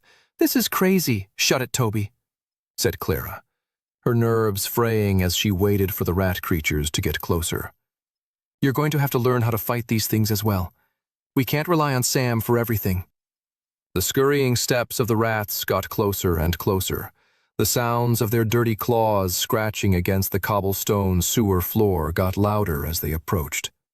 "Remember what I told you," said Sam. "Let it leap at you and slice, and they'll be dead before they even touch you." Clara gulped. The rat creatures turned the corner and came into view. There were two of them, their eyes glowing red in the darkness. They rushed towards them. Clara stood out, waiting for them to come. They galloped forward, and then they leaped up to tear her face to bits. "Now!" shouted Sam. Clara grunted and slashed upwards, slitting one rat creature's stomach open and then the next. They quickly toppled onto the ground and disintegrated into mana stones and a few coins. Sam gestured to Clara to pick them up. "Those are yours." Clara grinned and picked up her loot and pocketed them into her inventory. "Trust me," said Sam. "Right now you guys don't care about those mana stones because you can't train your magic affinity yet. But just you wait. Soon we'll be arguing over the portion of stones we each get from a dungeon gate run." The group of orphans nervously laughed. Sam realized then it was the probably first time he'd spoken about life after the White Gate. A future where they were all alive. It still seemed so distant, but they were making strides towards that, so he didn't see why it couldn't be possible. But the other orphans' nervousness was an important reminder. They could worry about the future later. Right now, they had to focus on the now. They continued traveling through the sewers for a good couple of hours. Sam knew they were making good time in the second trial and wanted to focus on taking the opportunity to train himself as well as the other orphans. Sam found a corridor where they were able to set up a bottleneck where only 1 or 2 rat creatures could come at them at a time. This, coupled with some leftover wolf meat as bait, and they had a steady supply of monsters to slay. By the end of the hours of training, all the orphans had fought against the rat creatures, gaining some valuable in-person experience fighting terrifying monsters. But more importantly, many of them raised a lot of their stats over 10. It was incredible. Even Sam had managed to raise his stats up by a few decimal points. He grinned as he looked at his stat profile once more. Sam class, Blood Knight, super rare. Rank, novice tier. Ability, Pain Ring, novice tier, level 1. Mark part of the battlefield is yours. Within that circle, the more you are hurt, the more powerful your attacks. Class, open slot available. Strength, 14.5. Agility, 14.2. Endurance, 14.1. Magic affinity, 14.2. Sam grinned. He was happy with his progress. Once his stats hit 15, he'd only have another 16 more points needed to rank up to the next class tier of his Blood Knight ability. Just thinking about hitting apprentice tier was enough to get him excited, but he also knew that was a bit far off, and there were other gains that would probably be achieved first. He was excited to see where he was with leveling his Pain Ring ability. He checked his status on that front in the special skill quest prompt of his profile. Skill quests, Pain Ring, level 2. Slay 2,000 monsters using Pain Ring. 455 over 2,000. He was almost 25% towards completing the quest and unlocking the next evolution of the Pain Ring ability. He was astounded by this. In his first timeline, it took him almost 2 years to unlock the skill, and yet now he was on course to unlocking it in a few more months. Incredible, Sam thought. In his first life, he had been an above-average traveler, but not one of the greats that people told stories about. Sam couldn't help but think he was well on his way to becoming one of those famous and mythic travelers himself. 34. After another 24s of traveling and training through the sewers, they came to a large doorway protected by a massive rodent monster known as the Rat Mother. The Rat Mother was gigantic. She lay rolled over with tons of tiny rat creatures feeding on her milk. They scurried and fought with each other for a taste of their mother's nectar. "Yuck," said Toby. "I agree," said Clara, scrunching her nose. "We take out this group of monsters and go through that gate," said Sam, "and we'll have made it to the safety zone of this stage." He looked back and saw the other orphans were all keeping their distance. The feeding rat creatures and their mother were quite terrifying and revolting at the same time. It wasn't even like the rats needed to eat, as monsters didn't go hungry in the same way as most living beings from outside the dungeon gates did. The rat mother's milk, however, was dense in mana and would help the rat creatures grow in strength and power. That was why the little rats fed from their mother with such unrestrained ardor. Just witnessing the nature of things inside the white gate was enough to scar you for life. "All right, they still don't know we're here," whispered Sam. "So let's take advantage of that." Sam explained the plan to Clara, and the girl quickly organized the group of orphans into a line with their bows nocked and ready to fire. Sam materialized his flame sword and lit each of the orphans' arrows on fire. Then Sam gave the signal, and the group of children launched their attack. The flaming arrows flew from their hiding place and into the open area where the large group of rat creatures were huddled. The arrows landed, killing some baby rat creatures, along with puncturing burning holes into the rat mother. Their fur charred, and some of them were covered in flames and were nothing but blackened corpses within seconds. A few seconds after that, they were nothing but mana stones rolling on the ground. The remaining rat creatures, along with the monstrous rat mother, scurried away in multiple directions. The sneak attack sent chaos through the entire group of rat creatures, which was what Sam was hoping for when devising this plan. The group of orphans charged into the room as the rat creatures scattered and began slicing them up with ease.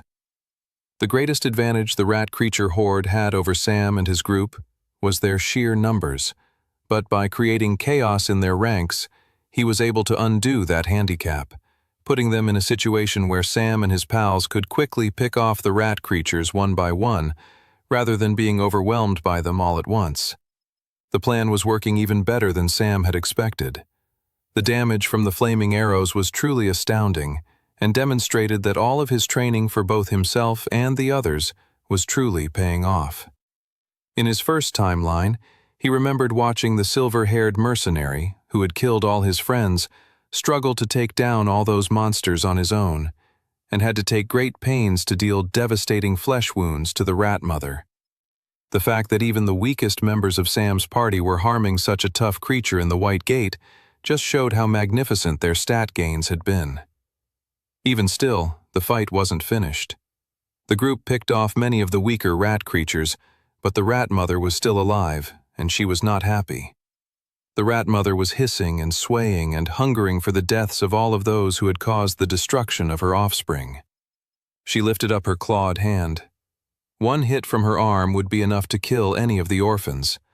For what the rat creatures lacked in defense, they made up in strength and attack power. This was why it was crucial to always slay them quickly. The rat mother's claw was swinging downward right towards Toby. The paranoid boy's body became paralyzed and still, with the fright at the descending claws of destruction coming towards him. But something happened before the claws could sink their way into Toby's flesh and kill the boy instantaneously. Instead, as Toby's eyes widened with the fear of death, the boy witnessed a fiery blade appear behind the rat mother and slice down at the shoulder, cleanly removing the attacking arm from the body that controlled it. Blood spurted out from the open shoulder where the rat mother's arm used to be. Sam hadn't had a chance yet to take any damage in this fight, so he wasn't gaining much extra power from his pain ring ability. So he had to push with all of his strength and might, both his mithril and flame sword, into the stomach of the rat mother, to really puncture and deal a devastating blow. He ripped the blades out and stabbed the creature again, and it was with the second attack that life truly faded from the rat mother's eyes, and the horrifying creature disintegrated down into a mana stone. Sam sighed and wiped sweat off his brow. Clara turned to Toby. "Aren't you happy we trained against the rat creatures now? Since we've entered the White Gate, I'm quickly coming to the conclusion that I'm going to have to rethink the metrics of how I measure happiness," sighed Toby. "Mainly, that it seems happiness is achievable by a much lower bar than before. As in, yes, Clara, I'm happy we trained, and I'm happy for not being eaten alive. Though, whether the rat creatures breathe venomous poison gas, which is going to leave us all dying on the ground any minute now, is yet to be seen." Clara rolled her eyes and turned to Sam. "You said, the final room is just this way?" she asked. "Yep," said Sam. "Let's gather our stuff and continue forward." They gathered all the loot drops and moved their way into the final chamber of the second trial. The final room was mainly just a waiting area. It was a large, cavernous room with a small pond in the middle of it. The cavern had very high ceilings and with different entrances to tunnels and passages.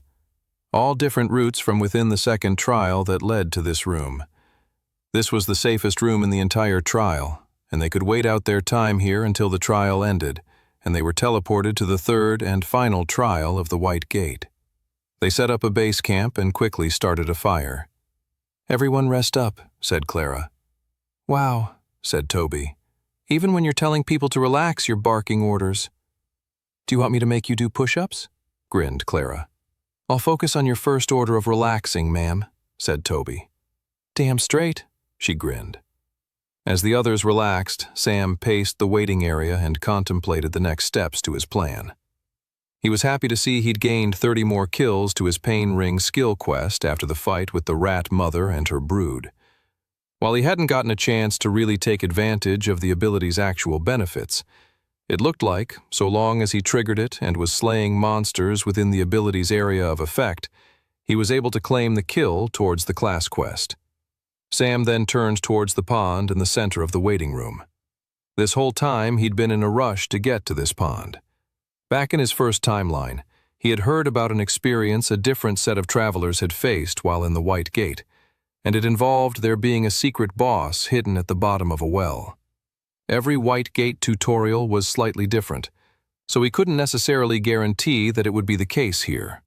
But ever since hearing that fact in his first timeline, he always wondered about this specific room he had come to when he'd first gone through the White Gate. He had long questioned if there was an opportunity hidden in this random pond in the waiting area. Had both him and the silver-haired mercenary missed out on an opportunity in their first pass-through? He wasn't going to let himself pass up the opportunity to find out in this second lifetime. No way. He dematerialized his shirt and walked up to the pond. Sam?" said Toby. "What are you doing? I hope you're not about to do what I think you're doing. Please don't tell me you're going to." Before Toby could even finish his sentence, Sam had leaped into the air, diving forward into the depths of the pond. 35. The water was freezing cold and sent ripples of shock through Sam's body within an instant of him hitting the water. He fought through the shock and pain and just kept swimming deeper and deeper into the pond. As he had expected, the pond went a lot deeper than it immediately seemed from the surface. A small, dark chasm lay at the center of the pond, inviting him to swim even further. A strong, athletic human being could survive for around 2 minutes underwater. Given that his stats put him just above a strong, athletic human being, Sam gave himself 4 minutes before he would suffocate to death. He tried to keep track of the seconds as he swam deeper and deeper into the dark tunnel. By the time he was at the 2-minute mark, he began to get dismayed. If he didn't turn around now, he would be risking his life. And so far, he couldn't seem to see anything that could be remotely advantageous to him. No secret treasure chest, no secret boss, nothing. Should I start swimming back up? Sam wondered to himself. Even though he knew he should, he felt compelled to keep swimming deeper. There must be something here, he thought. The White Gate wouldn't generate these unknown depths for no reason whatsoever. Sam reminded himself that this was his second go-round of the White Gate, meaning he had to take every advantage and opportunity he could find in this place.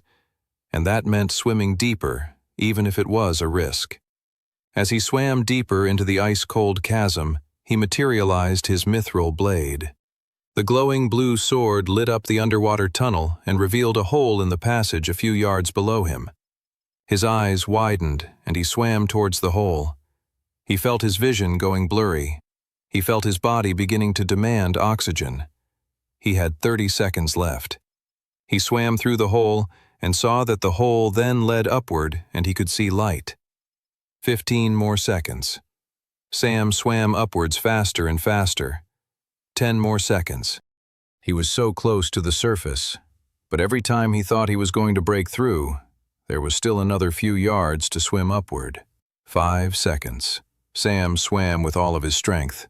3 seconds. 2 seconds.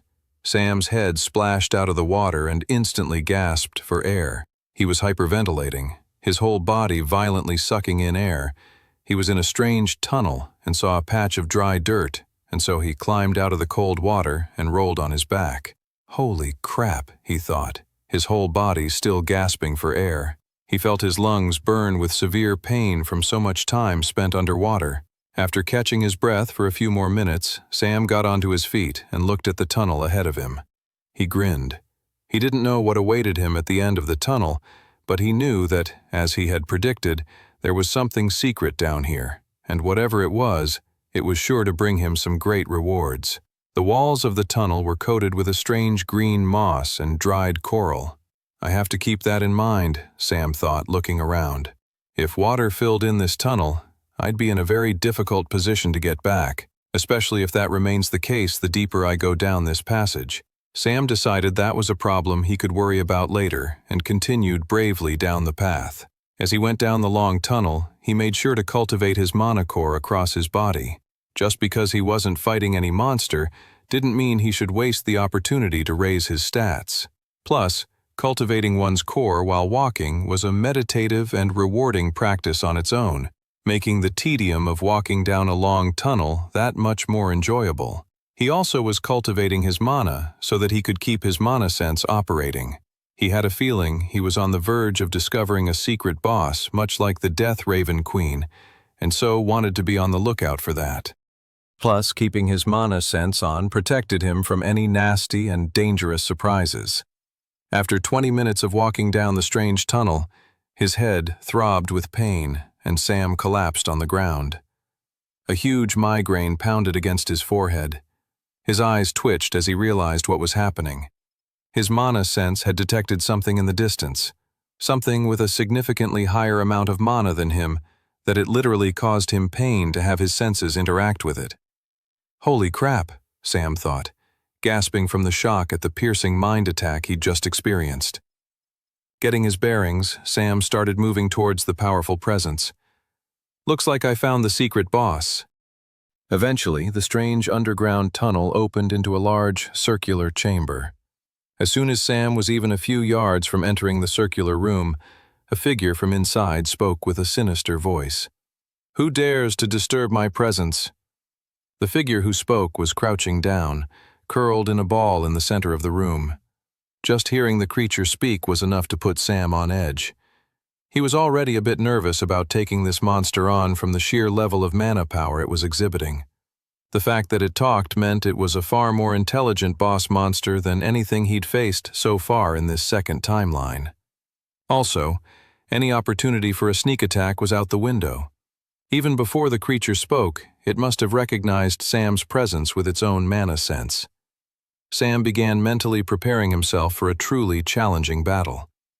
The creature began to unpeel itself from its crouched position, revealing what an utterly strange monstrosity it really was.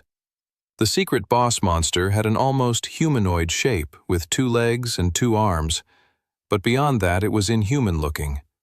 From the chest up to its head, it was all composed of bulbous warts that Sam assumed was a strange, fungi-like substance. The most terrifying thing about the creature, though, was its hands. The fingers stretched out into long, sharp, deadly claws that had a metallic-like texture to them. Upon seeing those claws, there was no doubt in Sam's mind that whatever the powerful substance those claws were made of would cut deeply and leave a mark. Also, the claws shone a light on whom exactly this monster was. Sam had read about the creature in his extensive research in his first timeline. This monster was known as the Rakeling. "It's been a long time since someone has visited me down here," said the Rakeling. "I'm going to enjoy toying with you." Sam cracked his neck and then rushed into battle. He had no time for trash talk. As he charged towards the Rakeling, he triggered Pain Ring. A glowing red circle shot out and took over most of the boss room's chamber. Under normal circumstances, the area of effect of his ability shouldn't be that big, but thanks to the help of bracers of expansion, he was able to do so. Next, he materialized both his mithril sword and flame sword in each of his hands. He jumped to deal a spinning attack towards the Rakeling, hitting it with his mithril sword first and following up as he spun with his flame sword. The Rakeling responded by raising its long steel claws, blocking Sam's attack with ease. Sam quickly digested the information he'd gathered from the opening attack. The claws are the most powerful and defensive part of the boss monster's body. Defeating him will require getting around the monster's blocks and landing a powerful blow on its body. The Rakeling wasted no time coming in with a counterattack, swiping in one set of claws, with the other arm already in the wings to come in for a second attack. The Rakeling clearly wanted to thrash Sam into shredded bits of flesh. Sam blocked the first attack with his mithril sword and twisted himself in such a way that the Rakeling's second attack landed, but only just grazed the side of his body. Even with his ring of numbing, the attack burned and seared into Sam's flesh. "Foolish boy," hissed the Rakeling. "Can't even properly defend yourself from my attacks." Sam kept himself from grinning. The Rakeling was the true fool. Not only was the monster arrogant enough, but it was happy to say out loud how unaware it was of Sam's overarching strategy. Perfect, Sam thought. The two opponents continued to trade blows. Sam made sure to not let every attack go through, so the Rakeling wouldn't catch on to his strategy. With the help of his necklace of healing, he could recover from the Rakeling's powerful attacks before taking any more significant damage. Still, as they traded blows back and forth, Sam accumulated damage which the Pain Ring ability then converted into new strength and power. Sam was even beginning to sense that his attacks were gaining so much strength it was even hurting the powerful claws of the Rakeling. As soon as that happened, he knew it was time to begin the final stage of the battle. Sam jumped backwards, retreating from the back-to-back trading of the blows with the secret boss monster. The Rakeling snickered. "You coward. Are you finally realizing you can't defeat me? I can sense you're nothing but a novice-tier weakling. I've fought stronger travelers than you before. Just face it. There's no way you can destroy me. The numbers just aren't in your favor." Sam let the arrogant boss monster prattle on. Perhaps it's all an intimidation tactic on its part, Sam wondered. Either way, he readied himself to finish the Rakeling. First, he dematerialized both his swords into his inventory. Then, Sam rushed the boss monster with only his bare fists. "You truly are the biggest fool," said the Rakeling. "You're going to take me on with just your fists?" As Sam ran towards him, he materialized his two copper daggers that he'd looted off the goblins during his early training in the standard blue dungeon gate. He then whipped them both at the Rakeling. Sam was immediately putting the boss monster into a difficult position.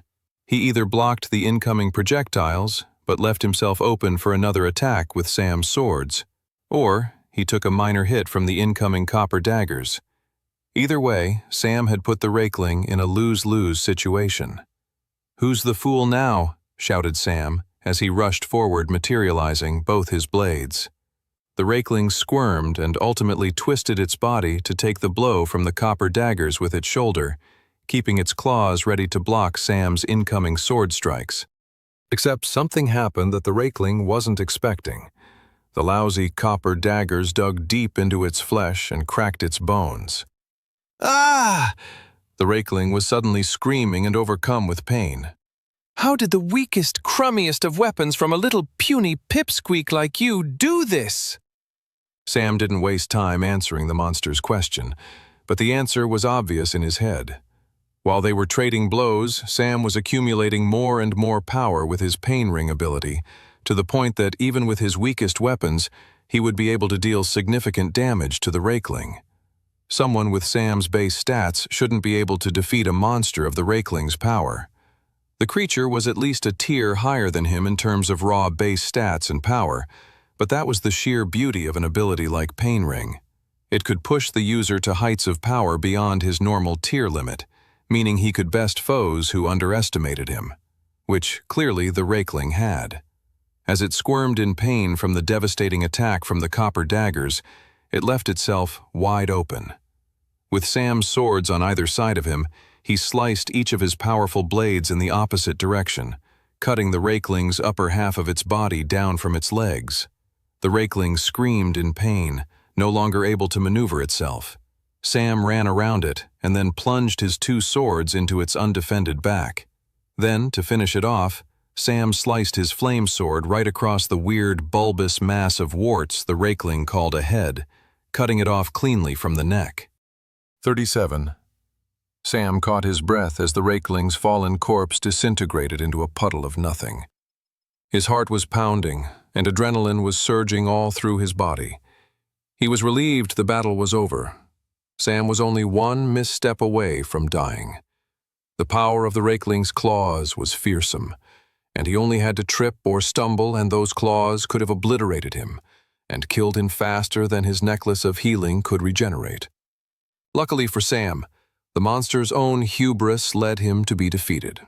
Though of course Sam did have a hand in manipulating the monster to think he was so much more powerful than he truly was. Sam knew that great travelers were not great because they were lucky, but rather they were lucky because they were great. Only those who know how to create fortuitous circumstances for themselves can ever become masters of luck and truly acquire the title of greatness. Sam's breath was finally steadying when a new prompt appeared in his retina. Secret quest completed. Slay the rakeling. Reward. Soul-bound treasure chest.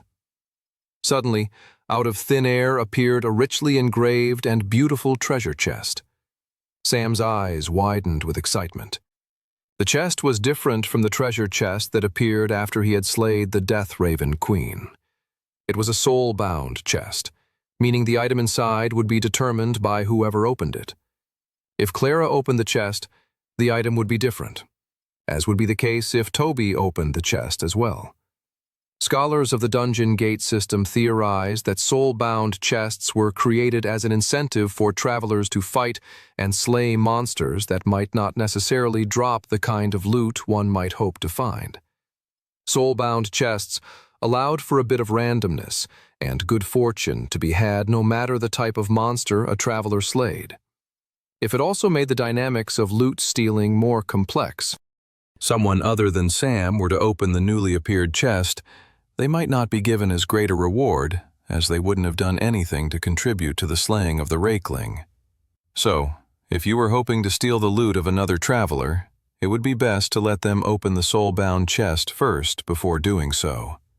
Of course, Sam recalled from his first timeline a whole group of travelers dying from not escaping a dungeon after killing the boss in time, due to a botched loot steal and one traveler refusing to open their soul-bound chest. Luckily for me, it's just me and the chest, Sam grinned. He approached the large, magnificent-looking treasure chest. He unclasped the clips and pushed the top of the treasure chest open. He blinked, then rubbed his eyes, and stared down with awe at the reward he had been given for defeating the rakeling. It was a sword made of finely finished, dark steel. The blade had ribbed edges that looked like the frightening teeth of a shark. Sam picked the sword up from the hilt with reverence and read the weapon's prompt in his retina screen. Berserker Sword, super rare, tier, adept. Special ability, can regularly send enemies when hit into an unthinking hostile frenzy. Sam was totally blown away by the sword. This was the kind of weapon wielded by some of the best travelers he knew in his previous lifetime. This was an incredible blade. For Sam to acquire something like this at his tier was really a testament to how much his preparation, planning, and training had allowed him to leverage the odds in his favor. Other travelers would be aghast if they saw him with this sword. They would think at first that Sam had killed the true owner of the blade. Of course, that would quickly prove itself to not make any sense whatsoever. There was no way a novice-tier traveler would ever be able to slay a traveler who wielded a blade as magnificent and deadly as the Berserker Sword. It would be truly a puzzling, if not awe-inspiring sight. But as Sam held the powerful blade in his grip, he didn't care what people thought of him. He gave the blade a couple of swings, and he felt the intensity of the way the blade cut through the air. He could feel the sharpness, the speed. It was on a far superior level to his mithril blade and flame sword. Sam grinned and dematerialized the Berserker Sword into his inventory. He started backtracking through the tunnel, going through the route he had taken. He couldn't help but hope he was getting closer to the kind of traveler that the goddess who had sent him back in time believed he could become. 38. Clara kept her hands on her hips and eyed the orphans like a hawk. She had them all doing chores, cleaning all their camping equipment and supplies. "No one stops until all of our stuff has a sparkle," she yelled. "But we don't even have proper soap and cleaning supplies," moaned Toby. "Well then, you better scrub harder," said Clara with intense apathy. "We're probably endangering ourselves by using this pond water. It's probably infected with tons of diseases." "Ah, you see, Tobes," said Clara suddenly gleefully. "You're confusing me with someone who cares. Now back to work." "She truly is a beautiful, power-hungry demoness," Toby muttered to himself. Clara didn't quite catch what he had said and asked, "What was that?" Toby's shoulders jumped and his voice squeaked. "Nothing. I didn't say anything. Definitely nothing about you." Clara smirked. "That's what I thought." Clara oversaw the working orphans and, when they weren't looking, hid her grin to herself. When they first arrived at the camp, she had let the orphans slack off as she figured everyone needed a break. But soon after, one by one, they either began to cry or have panic attacks or freak out. All for perfectly understandable reasons, no doubt.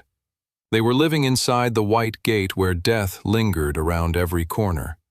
That was enough reason to cry, but also, in its own strange way, to not cry. They had to stay level-headed if they were going to survive in here.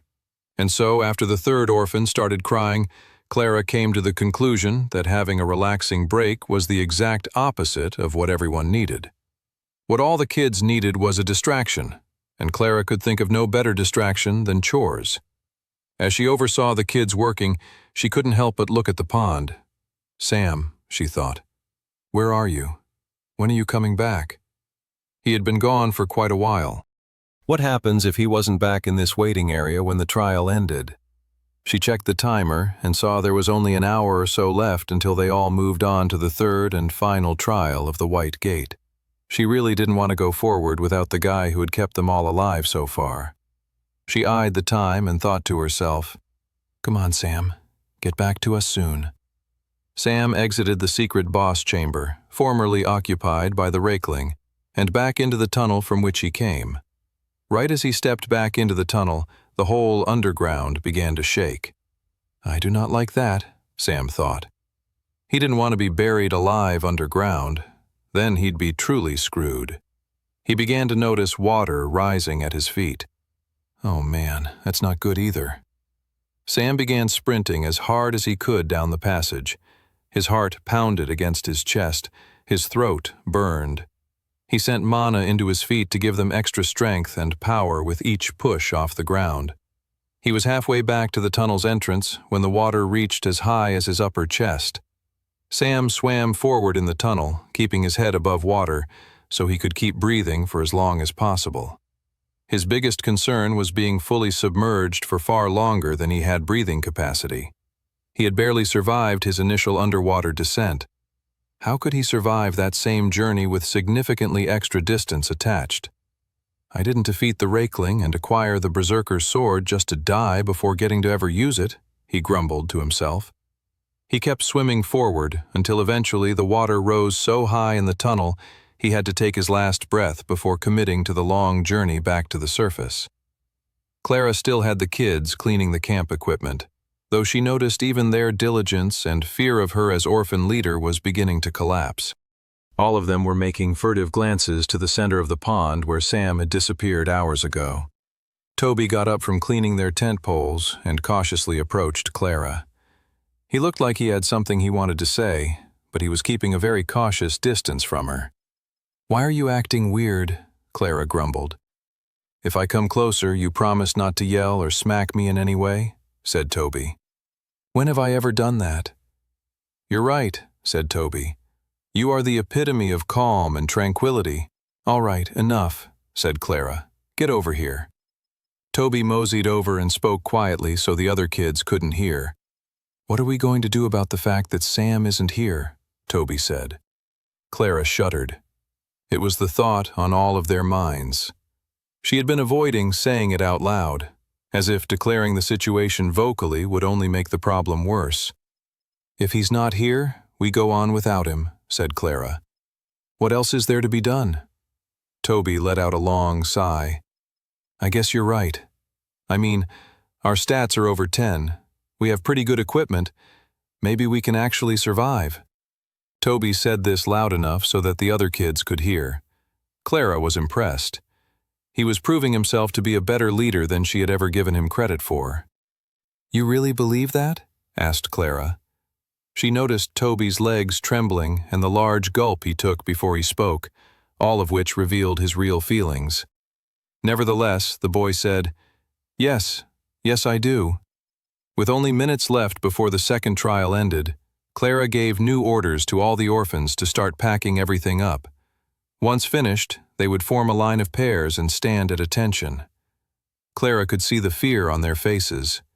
They had all been scared this entire time in the White Gate, but she could see the sense of hopelessness and dread returning. There was no way they would survive the third trial with that attitude. We're approaching the third trial, said Clara. We've made it this far, and I believe we'll make it to the very end. We have to stay focused and work together. I know we can. At that very moment, a splash echoed behind her. Thank the goddess, Clara sighed to herself. She already knew who was behind her before she turned around, as she could see the relief and happiness on all the orphans' faces. She looked over her shoulder, and there was Sam, pulling himself out from the water and back onto dry ground. As the black-haired boy with sharp red eyes breathed heavily in and out, he couldn't help but smile between breaths. Are you guys going somewhere without me? 39. Sam didn't immediately stand up when he emerged from the pond. He felt his lungs burning. His whole body ached from the treacherous underwater swim he'd just gone through. He was just so happy to be out of the water and breathing on dry land again. Before he could say anything beyond the first few words he'd said to the group, Toby was suddenly crouching down in front of him, tears in his eyes, clasping him in a tight hug. Thank the goddess you're alive. Tobes, Sam said, patting his friend on the back. It's good to see you too. Toby let go and wiped his eyes. I was trying to keep a brave face and act all stoic and Sam-like, you know? But man, it was so hard. I just had so many different variables running through my head, all of which leading to all of our gruesome deaths, and I was trying to be all like a bad boy and cool like you, Sam. But holy moly is it hard. I have newfound respect for you, Sam. Not that I didn't have plenty of it before, but now I have even more. How do you do it without your brain exploding? Sam laughed. It was refreshing to be back in Toby's company. How about we get into it at another time? Sam smiled. He then stood up and looked over his pals. Clara smiled at him, as did all the other kids. I'd just like to point out, said Clara, that we're all happy to see you. I know it must feel a bit underwhelming after your bromantic reunion with Tobes. Sam chuckled. I'm happy to see all of you. After the fight with the rakeling and the horrific underwater race back to the surface, all Sam wanted to do was sit around and chat with his friends, but they didn't have a lot of time. Standing in the waiting area, they would be teleported to the final stage of the trial any minute now. All right, said Sam. Any minute now, we will be sent to the third and final trial location of the White Gate. Before that happens, I just want to say I'm proud of each and every one of you. I'm proud of you for getting this far, for getting as powerful as you've all become. Weaker adventurers than us have survived the White Gate, though we shouldn't forget that many stronger than us have also died in here too. As you've come to know, the White Gate is not a forgiving place. Nevertheless, we should all be proud of how far we've come, and I believe we can make it to the very end. The fear and hopelessness had completely disappeared from all his companions' faces. Their eyes were tear-stricken with inspiration and steely determination. We couldn't have done this without you, Sam, said Clara. Then each and every one of the kids said their own individual thanks to Sam. I thought we were all going to die when those ravens showed up, said one little girl. But then you took us to safety. I never thought I'd be able to actually wield a sword, said another boy. I didn't think I had a chance to become a hero, someone like you, Sam. But seeing you, I think, maybe I can." One by one, the thanks and gratitude kept pouring in. "Thanks again, Sam," said Clara. "Yeah, Sam, thank you," said Toby. Sam didn't know what to say. He wiped away the tears forming in his eyes. "We haven't even survived the final trial yet, you dummies," he thought quietly to himself. Even still, he couldn't help but feel overjoyed. He was so happy that, unlike in his first life, he didn't have to live through the horrors of the White Gate without his best friends at his side. 40. The timer for the second trial in the White Gate finally reached 0, and instantaneously, Sam and the group of orphans disappeared from the waiting room. They immediately reappeared on the cliff face of a new, treacherous location. It's not as I expected," said Clara. "What?" said Sam. This was then followed by a massive, shrill shriek. "There it is," grinned Clara, looking at the screaming and panicked Toby. All the kids around them looked frightened, and Sam couldn't blame them. They had teleported right onto a narrow cliff which they could easily fall off of with one wrong step, a fact that was made worse by the heavy winds surrounding the area.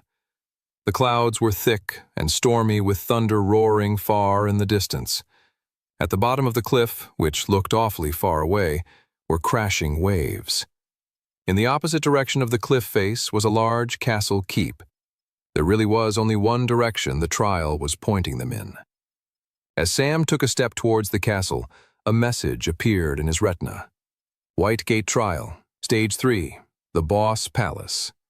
Fight your way to the boss and escape within 24 hours. Make sure to watch your step and keep your balance, said Sam, leading the way. The walkway towards the castle was terrifyingly narrow. It wasn't impossible, but it required focus and nerves of steel. Keep your arms out in front of you and walk with determination, said Sam. Hesitation will lead you to wobble. Sam had it slightly easier than the others in terms of walking the narrow path, as he could send mana to his feet, which grounded them and added an extra bit of weight there. Sending mana to the soles of his feet helped him stay balanced and focused. Even still, if he took a moment to look down, his stomach lurched. The sheer uncomfortableness of the narrow passage was enough to send anyone off balance. Sam gulped and stayed focused on moving forward.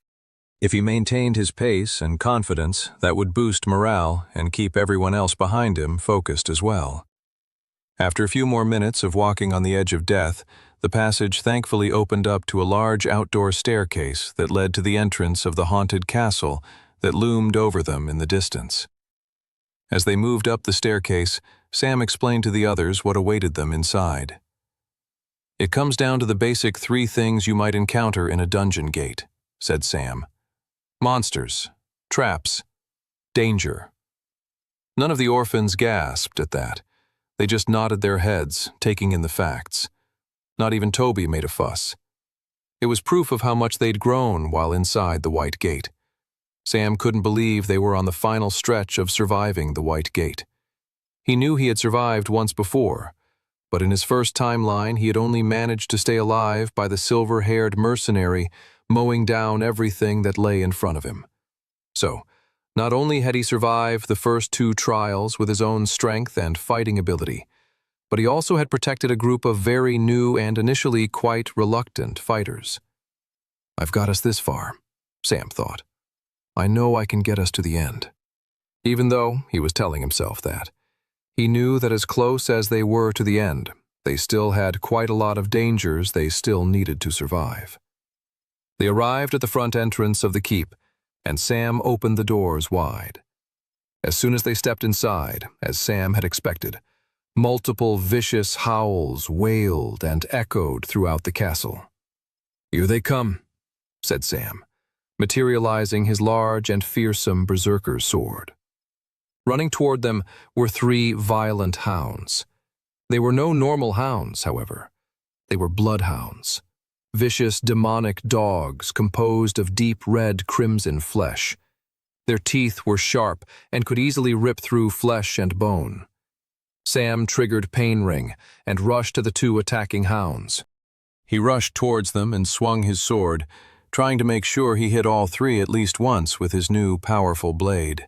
The blade cut through the demonic dog's flesh, spurting out blood, and, just as his special ability promised, their faces twitched, and they lost control of themselves and rushed towards Sam with an even greater, uncontrollable frenzy.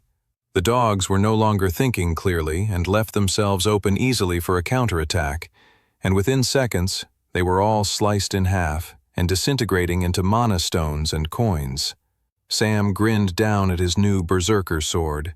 He could feel the power and speed when slicing it through the air, and even more so when chopping the demon dogs to bits. Plus, the special ability came in handy in so many ways.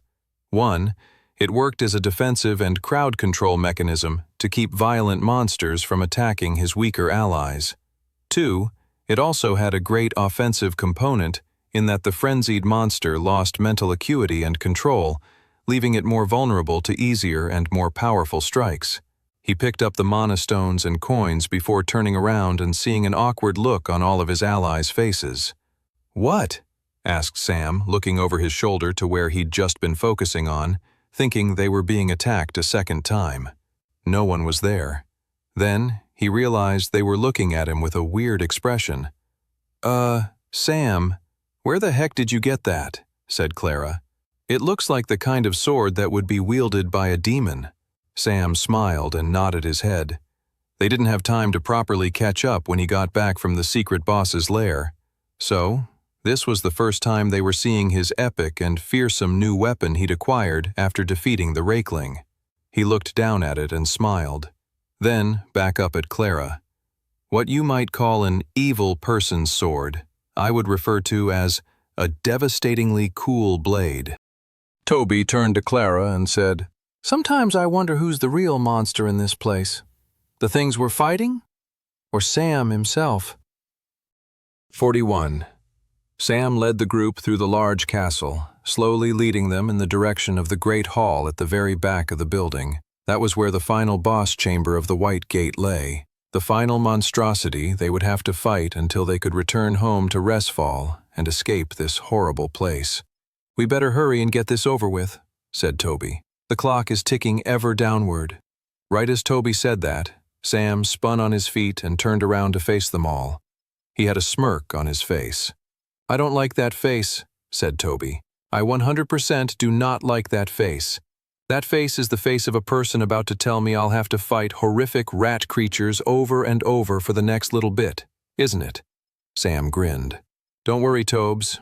There are no rat creatures in here, but yes, we do need to train a bit more before we face the final boss." Clara crossed her arms. "You've gotten us this far, Sam, so if you say we should do this, I'll do it. But are you not worried about the timer at all?" Sam shook his head. "The time pressure in this trial is nothing but a red herring. The trial wants you to focus on plowing through and getting to the end. It ignores that there's some great training opportunities here.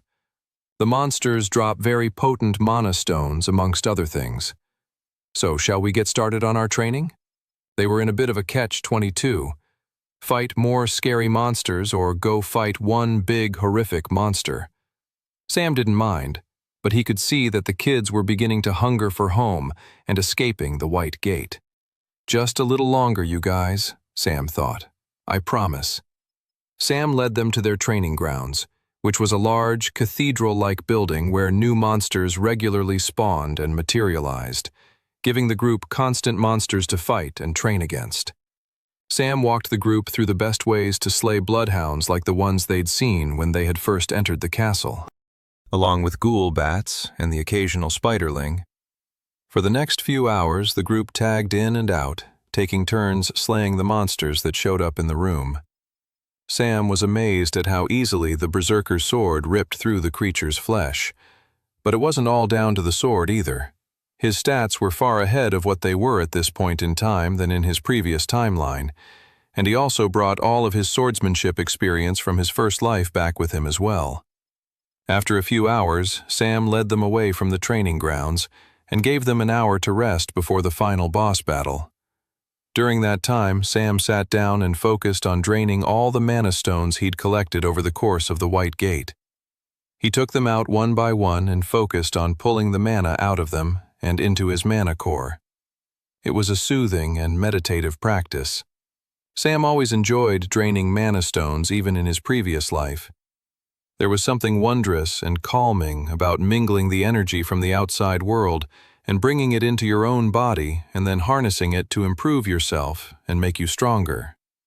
He'd consumed more than half of his mana stones by the time the hour of rest was up, and he felt his core burning and glowing with a greater light inside of him than ever before. He could sense that he'd managed to raise his magic affinity stat to 21 through the draining of all the mana stones. In doing so, he'd pushed his magic affinity through the first threshold of Novice Tier Stage 1 and into Novice Tier Stage 2.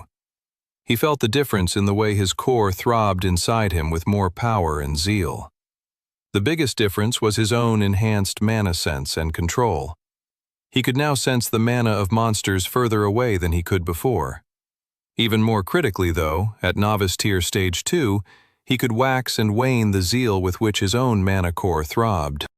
He could push himself and make his core throb with intense power, or he could pull it back and make it seem weaker than it truly was. This was a crucial development in his magic affinity, as he could now conceal his mana presence from enemies if he needed to. It wouldn't make a huge difference while they were still in the White Gate, but it was a necessary stealth and diplomatic power when dealing with enemies in the outside world. Still, Sam was getting ahead of himself. They still needed to defeat the boss monster at the end, and that was definitely not going to be a cakewalk. Sam took a moment to review his stats from their most recent training one last time before he started properly preparing everyone for the final battle in the White Gate. He opened up his profile and took in his stats. Sam. Class. Blood Knight. Super Rare. Rank. Novice Tier. Ability. Pain Ring. Novice Tier. Level 1. Mark part of the battlefield as yours. Within that circle, the more you are hurt, the more powerful your attacks. Class. Open slot available. Strength. 16.1. Agility. 15.9. Endurance. 15.8. Magic Affinity. 21.1. Sam grinned at all his gains. If he survived the rest of the trial, he would be returning to Restfall close to the physical peak of what a non-traveler human could ever hope to achieve in terms of strength, muscle, and overall body health. The last thing he looked at was the state of his Pain Ring skill quest. Skill quests. Pain Ring, Level 2. Slay 2,000 monsters using Pain Ring. 533/2000. They were modest gains, but Sam was just pleased to see the skill ticking along. He looked forward to unlocking the ability's evolution, but it wasn't necessary for now. Having gone over his stats, Sam stood up and addressed the orphans. "All right, the final battle of the White Gate awaits," said Sam. He then went into detail about the final boss, which was an elemental golem. It was a fearsomely powerful creature that alternated between different elements and would be able to obliterate most of them with a single punch. "We're lucky, though," Sam explained. "With the help of my flame sword, all we'll need to do is to survive and dodge the monster until it goes into ice mode, and then I can attack it, using its current elemental weakness." He then went through instructions for everyone else, and then finally began leading them through the castle to the final boss room of the White Gate. Sam kept his berserker sword at the ready to take on any monsters that came up on their way. There were only a few, and Sam could always detect them with his mana sense. Furthermore, his new sword and higher strength stat meant he was able to slice the monsters down with absolute ease. The gates were designed to be extremely difficult for non-travelers with stats normally under 10. Sam's preparation and extra class allowed him to use that to full advantage and unlock more items and equipment that allowed him to gain even more power. Sam had truly exceeded the difficulty level of the nightmarish world of the White Gate, which was truly saying something. Sam stopped walking as they approached a long staircase that led down to a large room. The final boss chamber of the White Gate. If they survived the fight with the horrible creature inside, the elemental golem, They'll have successfully made it through the trials of the White Gate. "All right, you guys," said Sam. "There's the boss room. Are we ready?" Everyone shouted, "Let's do this," behind him. "Good," said Sam. He led the group down to the boss room. "Remember, do just as we planned," said Sam. As soon as they stepped into the boss chamber, a pink energy gate formed around the stairwell from which they came, blocking them from retreating. Strange, Sam thought. That didn't happen in my first timeline. Then the floor at their feet began to rumble. "Where's the elemental golem?" asked Toby. This isn't how it happened last time, Sam thought, looking around with concern. Sam's mana sense told him something huge and powerful was coming towards them from underground. It was definitely not the elemental golem. It was clearly something much more deadly and powerful. The unexpected had happened in the final room of the White Gate, something Sam hadn't prepared for. The timeline had changed. 42. Sam's heart pounded in his chest. The entire floor of the boss chamber rumbled and shook. He looked over his shoulder to the pink energy shield blocking the way they came in. There was no escape for them. They would have to fight whatever new boss the White Gate had sent their way. "Sam, what's happening?" said Clara. The girl was holding the younger orphans back, trying to shield them from whatever unknown danger was about to emerge upon them. "Everyone stay back," said Sam. "We're no longer fighting the elemental golem. We're going to have to make a new strategy on the fly once we know what we're actually facing. Right now, just be careful of where you stand. The monster is emerging from the floor below." Sweat formed on Sam's brow. How the heck did this happen? The White Gate must have changed or altered the boss of this room due to the difference in events that conspired from Sam's previous lifetime. The destruction of the Death Raven Queen, the Rakeling, even the survival of all of them was a change from the previous timeline, and clearly the dungeon had altered the circumstances to match those changes. And if the dungeon had altered things, it could only mean one thing. The dungeon had raised the difficulty level on the final boss. Crap, Sam thought. Sam's mana sense began to overwhelm him. The boss monster was getting close. A second later, a gigantic worm with sharp bones all over its body broke through the floor and suddenly loomed over Sam and his group of friends. Sam recognized the monster from his extensive research of dungeon bestiaries in his first timeline. It was none other than a bone fiend. It was a terrifying and monstrous worm with outer flesh composed of sharp bones from its defeated enemies. Its insides were an assembly line of sharp teeth that could easily rip an unranked traveler with low endurance. Sam materialized his berserker sword. The time for being surprised was over. If he wanted to survive and save his friends, he had to get to work. Focus, everyone. We've lost our original method of victory, but the same principles apply. Sam rushed forward towards the looming monster, triggering Pain Ring as he did so. The ring of red energy shot out from his person and encompassed a large portion of the boss chamber. He then rushed to the bone fiend's side and slashed his berserker sword at the monster. The creature flinched, and Sam managed to make a minor cut with his sword attack, but it was fairly pitiful. The creature was clearly a tier above them in terms of power. If Sam hoped to finish the monster off, he was going to have to take some significant damage to enhance his overall attack power. He slashed the creature again with his berserker sword and started to run rings around the bone fiend as it dove to attack him. The berserker sword's special ability wasn't a guarantee. Sam reckoned it was even less of a guarantee against a boss monster. He wanted to make sure he really drew the bone fiend's ire and attention onto himself and away from his friends before he started purposefully taking damage from it. Sam ran circles around the bone fiend, slashing it again and again. He hadn't planned on using his new Novice Tier Stage 2 mana manipulation, but it proved to be amazingly useful in confusing the bone fiend. 1 second he was moving one way and he'd flare his mana core, only to diminish it as he jumped back, all while the bone fiend would already be smashing its destructive mouth to the wrong spot. After a few more slashes and dodges, Sam felt comfortable that the bone fiend was solely focused on him and he started allowing more hits to go through. He let the bone pincers stab at his stomach, back, then rib cage. Even with his ring of numbing, the pain was intense. Sam winced as he took in the harmful attacks and tried to then calm himself from the shock, knowing the necklace of regeneration would soothe the pain relatively quickly. Even still, it was horrifically intense pain. The Bone Fiend was a nightmarish and powerful boss monster. Sam didn't want to imagine what the blows would have felt like if he didn't have the ring of numbing. If the pain was this bad, it would have been debilitating without the rare accessory. As he purposely took the blows from the awful creature, he every so often made sure to take a swing at it with his berserker sword.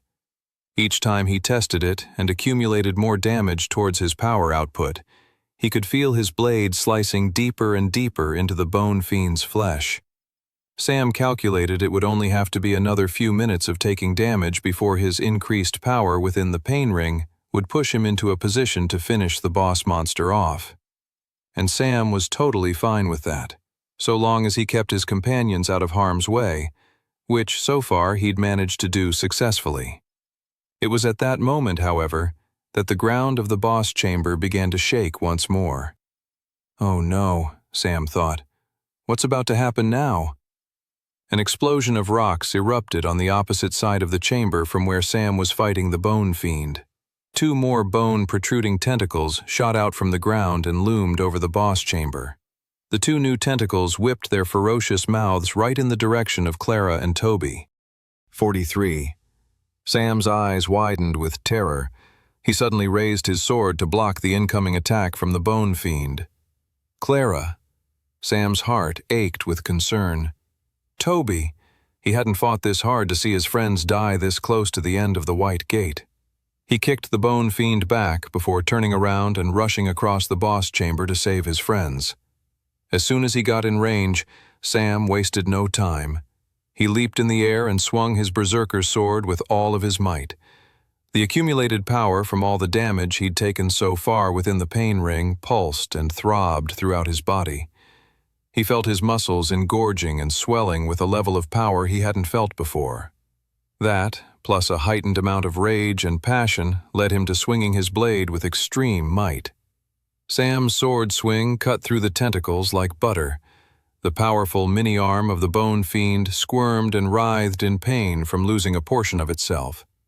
Sam needed more insurance than that and sliced it a good 4 more times until the tentacle was nothing but little bits of wobbling flesh on the ground of the boss chamber. The tentacles were clearly weaker than the Bone Fiend's main form at the center of the room. As life drained from the little cut-up pieces of tentacles, one piece of flesh managed to spit out a bit of green acid onto Sam's arm. The acid burned at Sam's flesh, but was quickly healed from the power of the necklace of healing. Interesting, Sam thought as he absorbed the potential implications of the Bone Fiend having the ability to form acid from inside itself. He quickly turned to assist Clara and Toby, but the 2 of them had managed to destroy the other tentacle on their own. Doesn't look like we need rescuing this time, does it? Smirked Clara. Toby shivered beside her, gripping his bloodied sword tightly. He looked at Sam dead in the eye. Seriously, I am always happy to be rescued. Sam nodded. You 2 protect the others. It's time we finish this. Sam rushed back to fight the Bone Fiend at the center of the room. Clara kept her sword gripped and held it at the ready for any more tentacles to emerge from the ground. She was guarding the left of the huddled group of kids, while Toby guarded the right side. She desperately wanted to ask Sam if there was anything more she could do to help. She hated that her friend was risking his life while they stayed safe at the sidelines. Come on, Sam, she thought, watching the black-haired boy rush the gigantic and horrific worm head-on. Sam materialized his flame sword in his other hand and went all out with his 2 powerful swords, swiping the Bone Fiend. Left, right, up, down. Sam attacked the monster from every direction possible. From what Clara could gather, the attacks were doing more damage than ever before, thanks to Sam's special ability. He was finally dealing large cuts that had the boss monster leaking blood. The Bone Fiend writhed with pain and let out a horrific-sounding shriek. Then, moving with a lightning quickness that the monster had never displayed before, it smashed its mouth right into the ground where Sam stood, encompassing his entire body. "Sam!" Clara cried. The bone fiend ripped its mouth out from the ground, and all that remained of Sam was a patch of blood on the ground. Sam was nowhere to be found. Clara?" said Toby. "Where the heck did Sam go?" The other orphans were all huddled in balls, too frightened to watch the ensuing battle. Clara gulped. "I don't know." She felt her vision going blurry. "Is Sam really gone? Is it just up to us to take out that thing?" Clara's stomach lurched. She felt she was going to throw up. Is all hope lost? The bone fiend disappeared underground. The floor below them suddenly began to rumble. "Oh crap," said Toby. "It's definitely coming for us now." A white noise pierced through Clara's mind at that moment, and she suddenly was experiencing time more slowly. It was a moment of clarity amidst her overwhelming sense of shock and panic. Suddenly, the piercing sound disappeared, and Clara knew exactly what to do. "Everyone stand up and get your swords ready," said Clara. "This is not a drill. This is the real thing. We're going to avenge our friend Sam, even if it's the last thing we do. We all owe him that, don't we?" The kids blinked with terror, like they couldn't believe they were actually going to fight the bone fiend. And then, as if Clara's word unlocked something in their brains, a steely determination overtook their faces. "Yeah, screw that stupid monster," said one girl. "It ate Sam," said a boy. "We need to kill it for that." "Good," said Clara. She pointed ahead of them. "The worm will most likely pop out from there so that it's in snatching distance of us all. Let's surround it, and we'll all attack it with our blades as soon as it pops out." The kids all rushed into formation and waited for the emergence of the bone fiend. The rumbling below their feet shook and got louder and intense until the giant, disgusting worm monster shot out from the ground, breaking the floor and leaving a rubble of stone in its midst. "Now!" shouted Clara. The kids wasted no time, and the whole group of them, including both Clara and Toby, swung forward with their swords.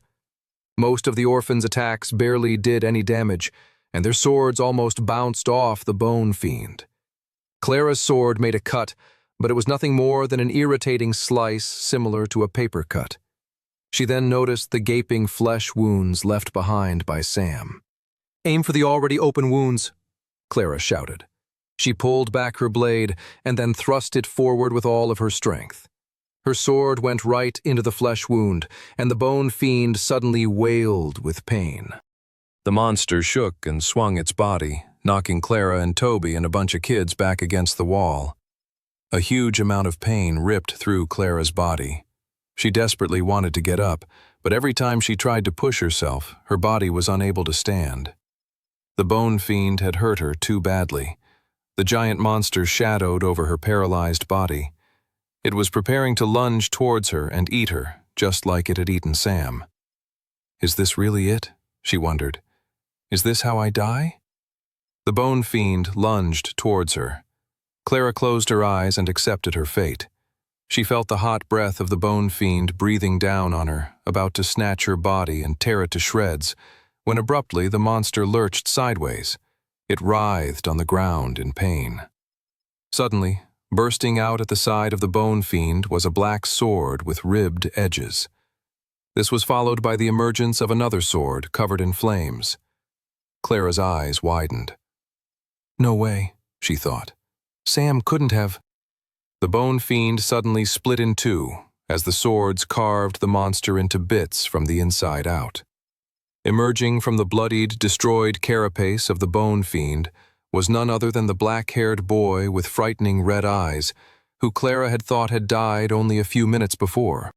44. Clara blinked in shock at the sight of Sam emerging from the inside remains of the bone fiend. If she could rub her eyes to check that she wasn't dreaming, she would have, but she was still paralyzed from the pain from the bone fiend knock that had sent her flying across the boss chamber a few moments before. She couldn't believe Sam was alive. Not only that, but that he had destroyed the bone fiend. They had defeated the final boss of the White Gate. Amazing, Clara thought. How the heck did Sam manage all that? Sam rushed over to Clara and materialized a red healing potion. How did you not die? Clara groaned. Shh, drink this first while I explain, said Sam, helping her take a sip of the healing potion. After the smaller tentacle spat acid onto me, I came to the realization that the inside of the bone fiend was incredibly acidic. I also knew that my necklace of healing regenerated at a faster pace than the damage from the acid, which meant I could let myself get swallowed by the bone fiend. I could rapidly absorb tons of extra damage without dying, which would give me enough strength to then destroy the monster from the inside out. Incredible, said Clara. A few moments after sipping on the health potion, Clara felt herself able to move a bit more. Help me with the others, said Sam. They moved over to the others, offering healing potions and tending to whatever injuries any of them had. Toby slowly moved over to Clara. Sam's amazing, isn't he? Said Clara with awe. Toby looked at the boy and then back at her. Yeah, he really is, said Toby. But you know what? You're amazing too, Clara. For a minute there, after Sam died, I thought we were goners, and then you were able to inspire me and the rest of the orphans into thinking, maybe not. Maybe we can do this without Sam's help. Clara smiled. Thanks, Tobes. I mean, we still needed Sam's help in the end, but I appreciate you saying that. Don't underestimate yourself, Clara, said Toby. Not all of us can be mysterious, badass, black-haired dudes with wolfish red eyes who disappear at will and re-emerge with nightmarish-looking swords now, can we? Clara laughed. No, we can't all be like that, you're right. Exactly, said Toby. It's good to remember that for every hero in a storybook, there's normally countless helping hands who assisted them along the way, and, if you ask me, those people are more important than the hero himself.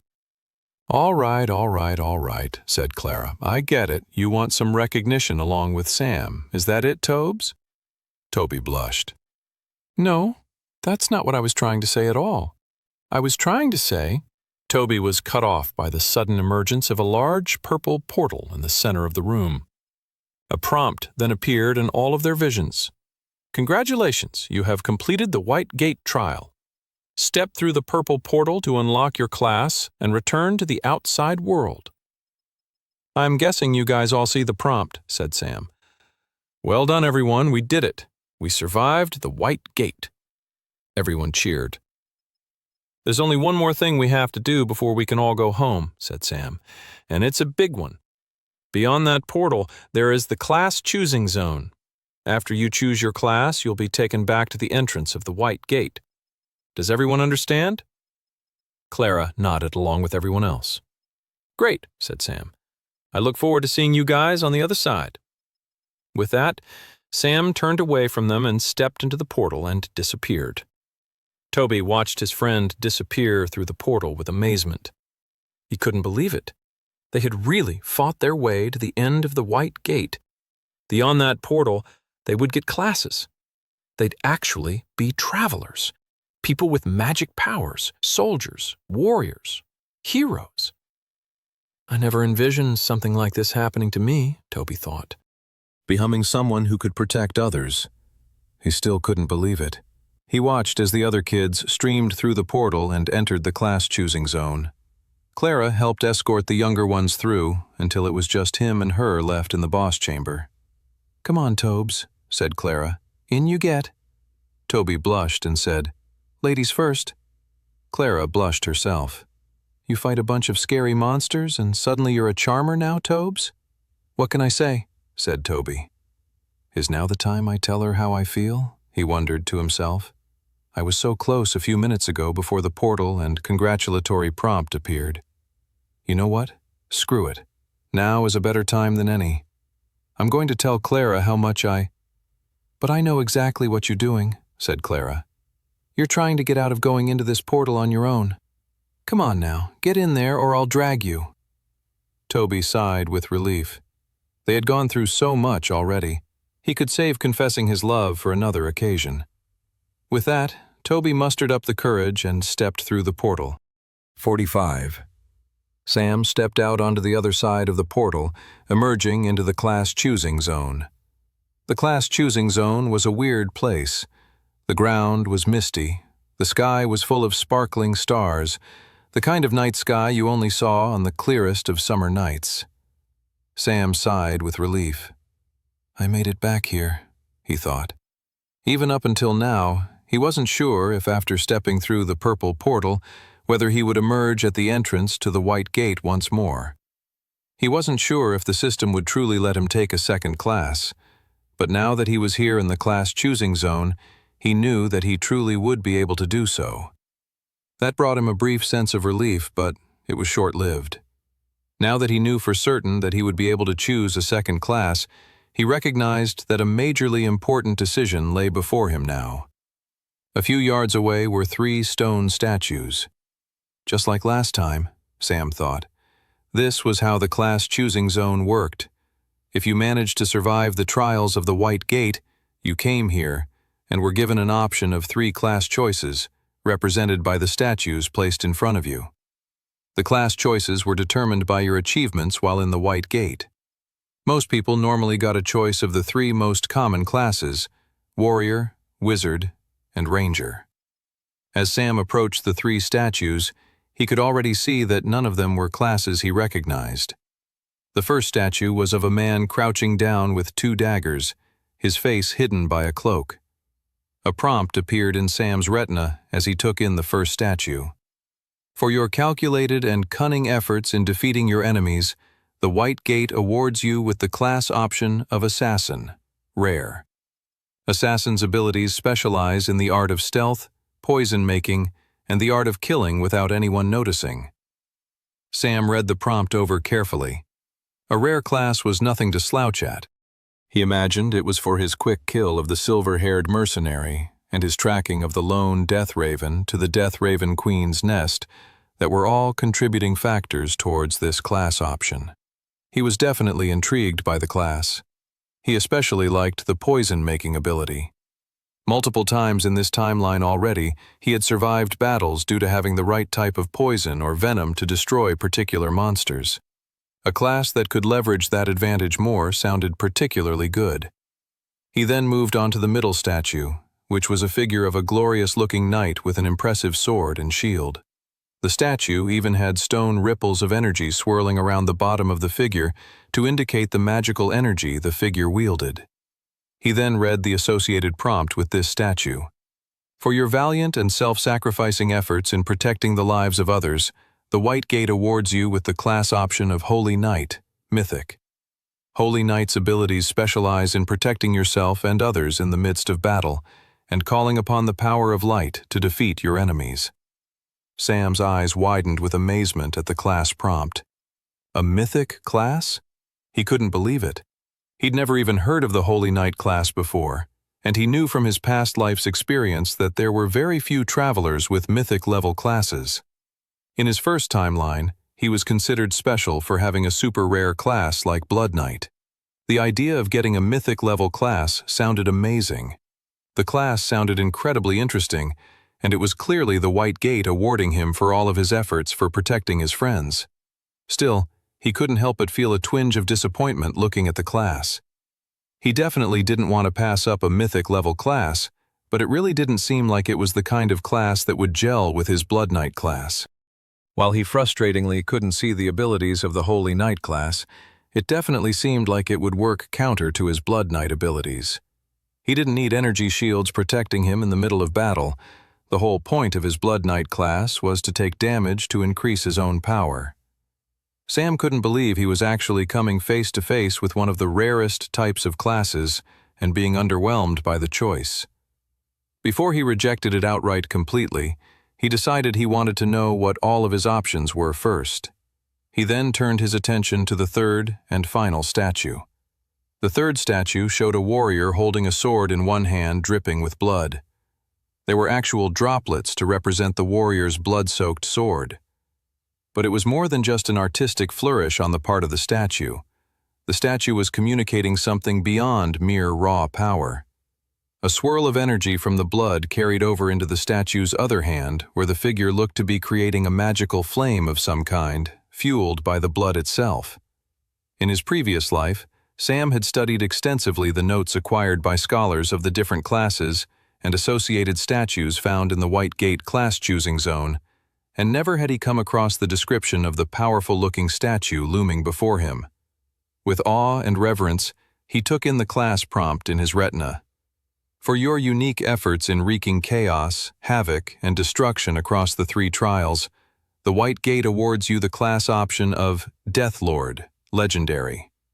Death Lord's abilities rely on leveraging the destruction and chaos you've created in battle to further your advantage against your enemies. Sam stood there, stunned. There had been a handful of famous travelers with mythic classes over the years in Sam's previous timeline. Not a lot, but a few. It was still an extremely rare class to find. No more than a handful in the entire population of all of Westria. But never in all of his research or experience had Sam heard about someone unlocking a legendary class. Legendary. It was a league all on its own. Such rarity would mean the class would promise abilities and powers far outside the range of what normal classes had to offer. Sam couldn't believe his good fortune. He felt himself yearning to select Death Lord straight away, but he reviewed his options once more. Assassin, cool, but it was a class known amongst travelers, and many people had developed counters against its abilities. Plus, the idea of staying stealthy and out of battle went against the natural inclinations of his Blood Knight class. Holy Knight, similar issues to Assassin insofar that the abilities ran counter to his first class. The whole brilliancy of being able to unlock 2 classes was to then be able to have their abilities complement each other. Rather disappointingly, if Sam were to pick either 2 of his first options, he'd have 2 classes that worked against each other. It would be a total waste of his golden opportunity. But then there was the third and final choice. Death Lord. A legendary class. In many ways, it was a no-brainer. It was the best option of the 3. It was the highest rarity, so he'd be a fool to pass up such an opportunity. But what gave Sam even more confidence was that the abilities sounded like they would complement his Blood Knight powers. He considered the words of the prompt once more. Death Lord's abilities rely on leveraging the destruction and chaos you've created in battle to further your advantage against your enemies.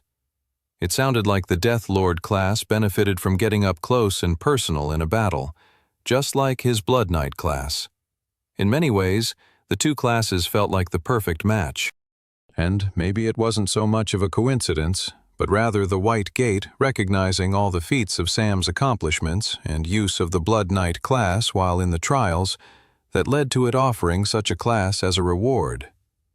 Sam did not have the answers to why the dungeon gate system acted the way it did. All he knew was that Death Lord was clearly the best option in front of him. Without another moment's hesitation, Sam selected Death Lord and unlocked his second class. 46. In the furthest depths of the Spectral Church's grand cathedral was a quiet hallway that housed the magnificent and powerful White Gate. The hall was much quieter than it had been a few weeks earlier when the large group of people had been gathered up and sent through into the deadly trials of the irregular tutorial dungeon. Now, Declan, a lesser traveler priest, stood on guard with 3 others in the quiet tunnel, waiting for the silver-haired mercenary to return from the tutorial with a powerful new class. The randomness of the time dilation within the dungeon gate was proving to be quite tedious and annoying. How much longer would they have to wait? From what Declan understood, the whole point of the current experiment was to see what types of classes were unlocked depending on how many fellow humans you killed when in the tutorial. The powers that be had theorized that the White Gate itself did not make any moral judgments on one's behavior and merely awarded classes most appropriate to one's actions while inside the gate. The Archbishop of the Spectral Church wanted to create an army of traveler priests with the best classes possible. The whole point of the current experiment was to see what kind of class was unlocked by someone who displayed absolutely ruthless behavior. With his common warrior class, Declan couldn't help but be jealous of the silver-haired mercenary. "What does that guy have that I don't?" he thought as he leaned against the wall and stared at the bright lights of the white gate. "Hey, Declan," said his colleague. "Want to join us for a game of cards?" Declan shrugged. "I don't know.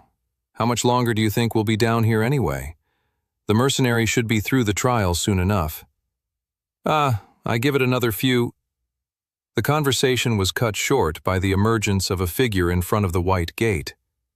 "He's back," Declan thought. What kind of class did he unlock after killing all those people? Declan's jaw dropped. His eyes widened. The figure that emerged from the white gate was not the silver-haired mercenary they had been expecting, but rather a kid with black hair and creepy red eyes. "Who the heck are you?" "Me?" smirked the kid. "I'm your worst nightmare." "What the—" Declan's colleagues all stood up and materialized their weapons. One of them even started ringing the alarm bells. Reinforcements would be here in minutes to apprehend this kid if they didn't do so beforehand. Still, Declan was worried. This kid survived the white gate, meaning he either was able to avoid the silver-haired mercenary the entire time or had dealt with the man himself. Declan shook the worry from his head. Even if the kid had managed to survive and unlock an uncommon class, Declan was still a very high novice-tier traveler, close to ranking up and hitting apprentice tier. The same could be said for all of his guard colleagues. There was no way this kid had the power to overtake them. "Orders are to kill anyone besides the silver-haired mercenary on sight," said Declan. "Let's kill this kid." They rushed the boy. Somewhat alarmingly, the kid didn't seem to be afraid of them in the slightest. He materialized a sword in either hand. One was an impressive magic blade with conjured fire swirling up and down the edge of the sword. The other was a sword unlike anything Declan had ever seen. It was composed of the darkest black steel and had ribbed edges that looked like the teeth of dragons. It was one of the most fearsome blades Declan's eyes had ever laid upon in his entire life. What did the kid do that he unlocked such a powerful blade? Declan shook his head and stayed focused on the ensuing battle. It doesn't matter, Declan thought. After we kill him, I have to make sure I get my hands on that sword.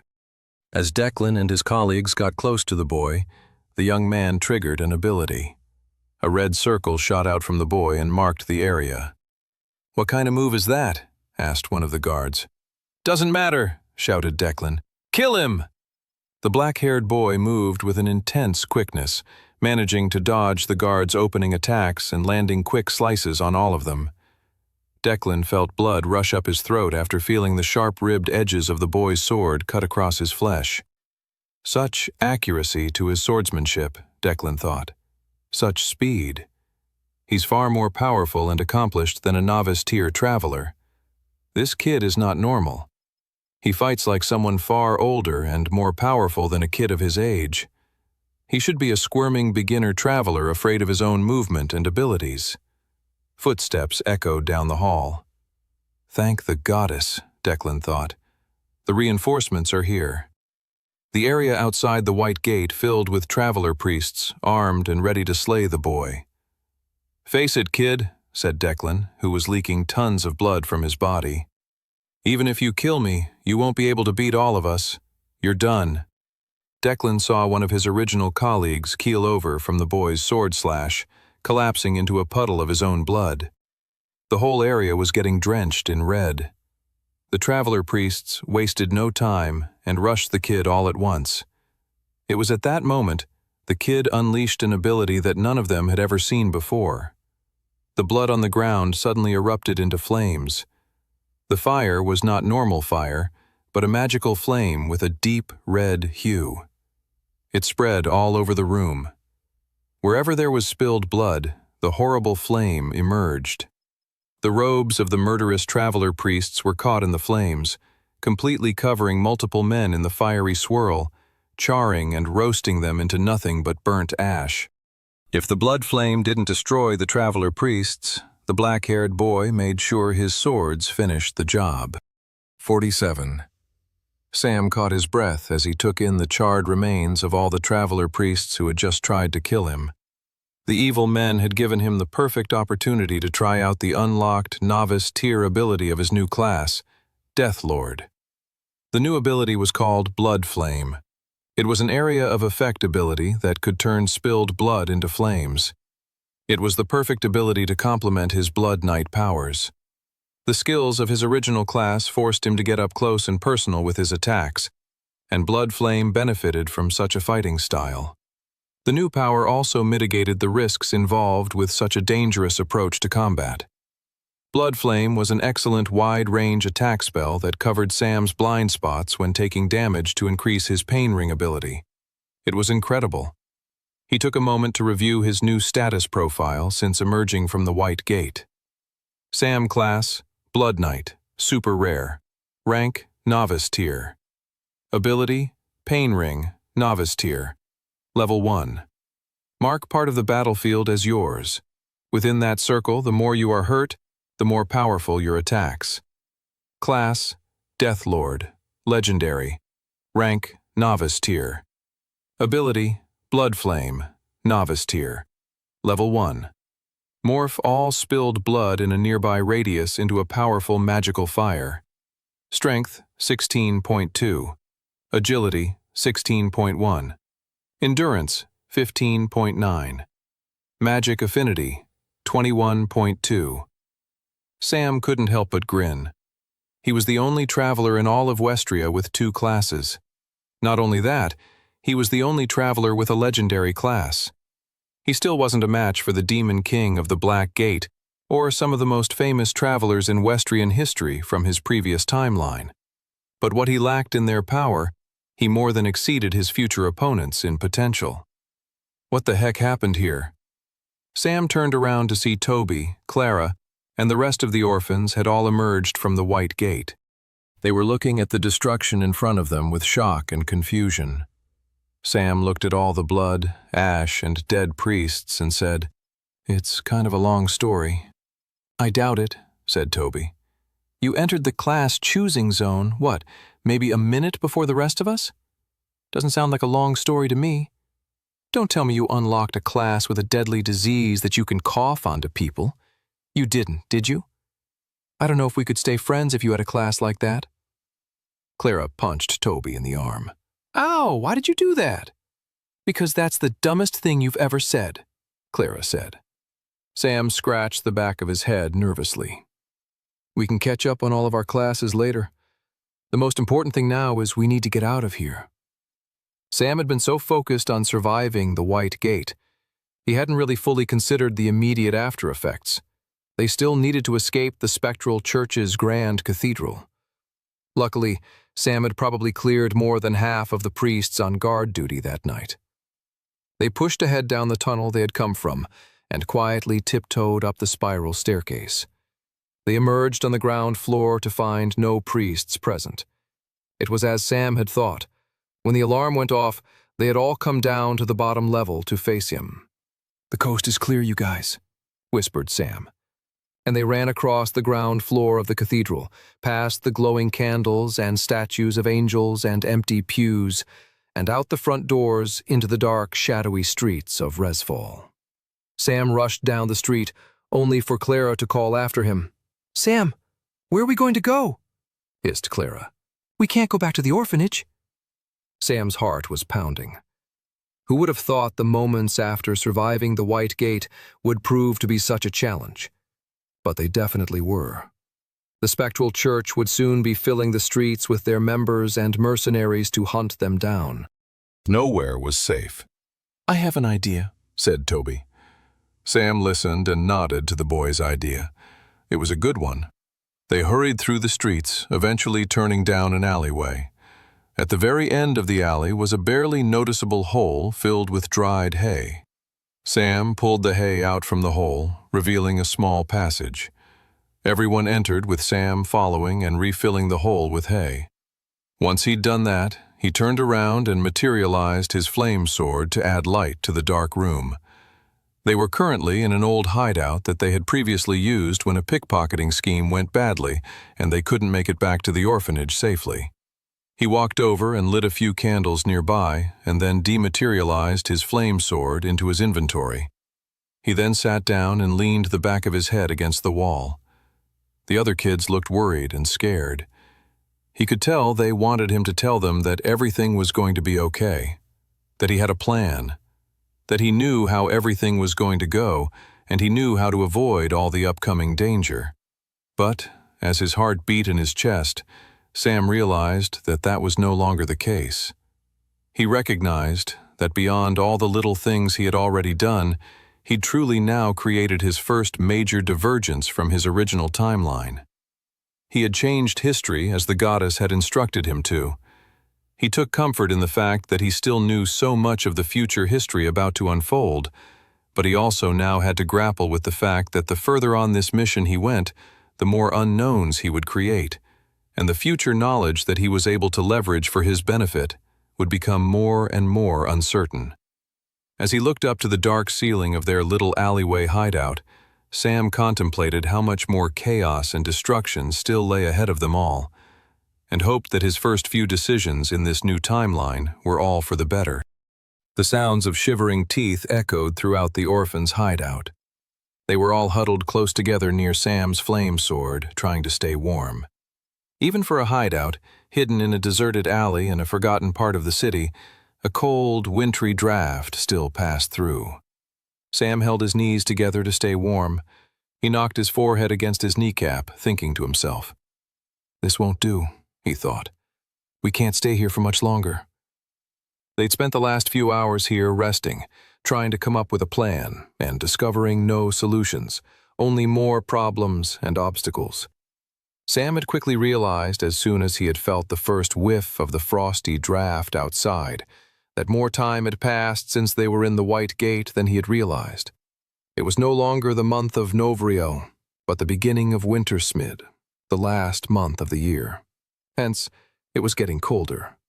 Frost crystallized on the rooftops, walls, and individual cobbles of the street. Sam wasn't sure if this was a divergence from his original timeline or not. He winced thinking back to the painful memories of his previous lifetime.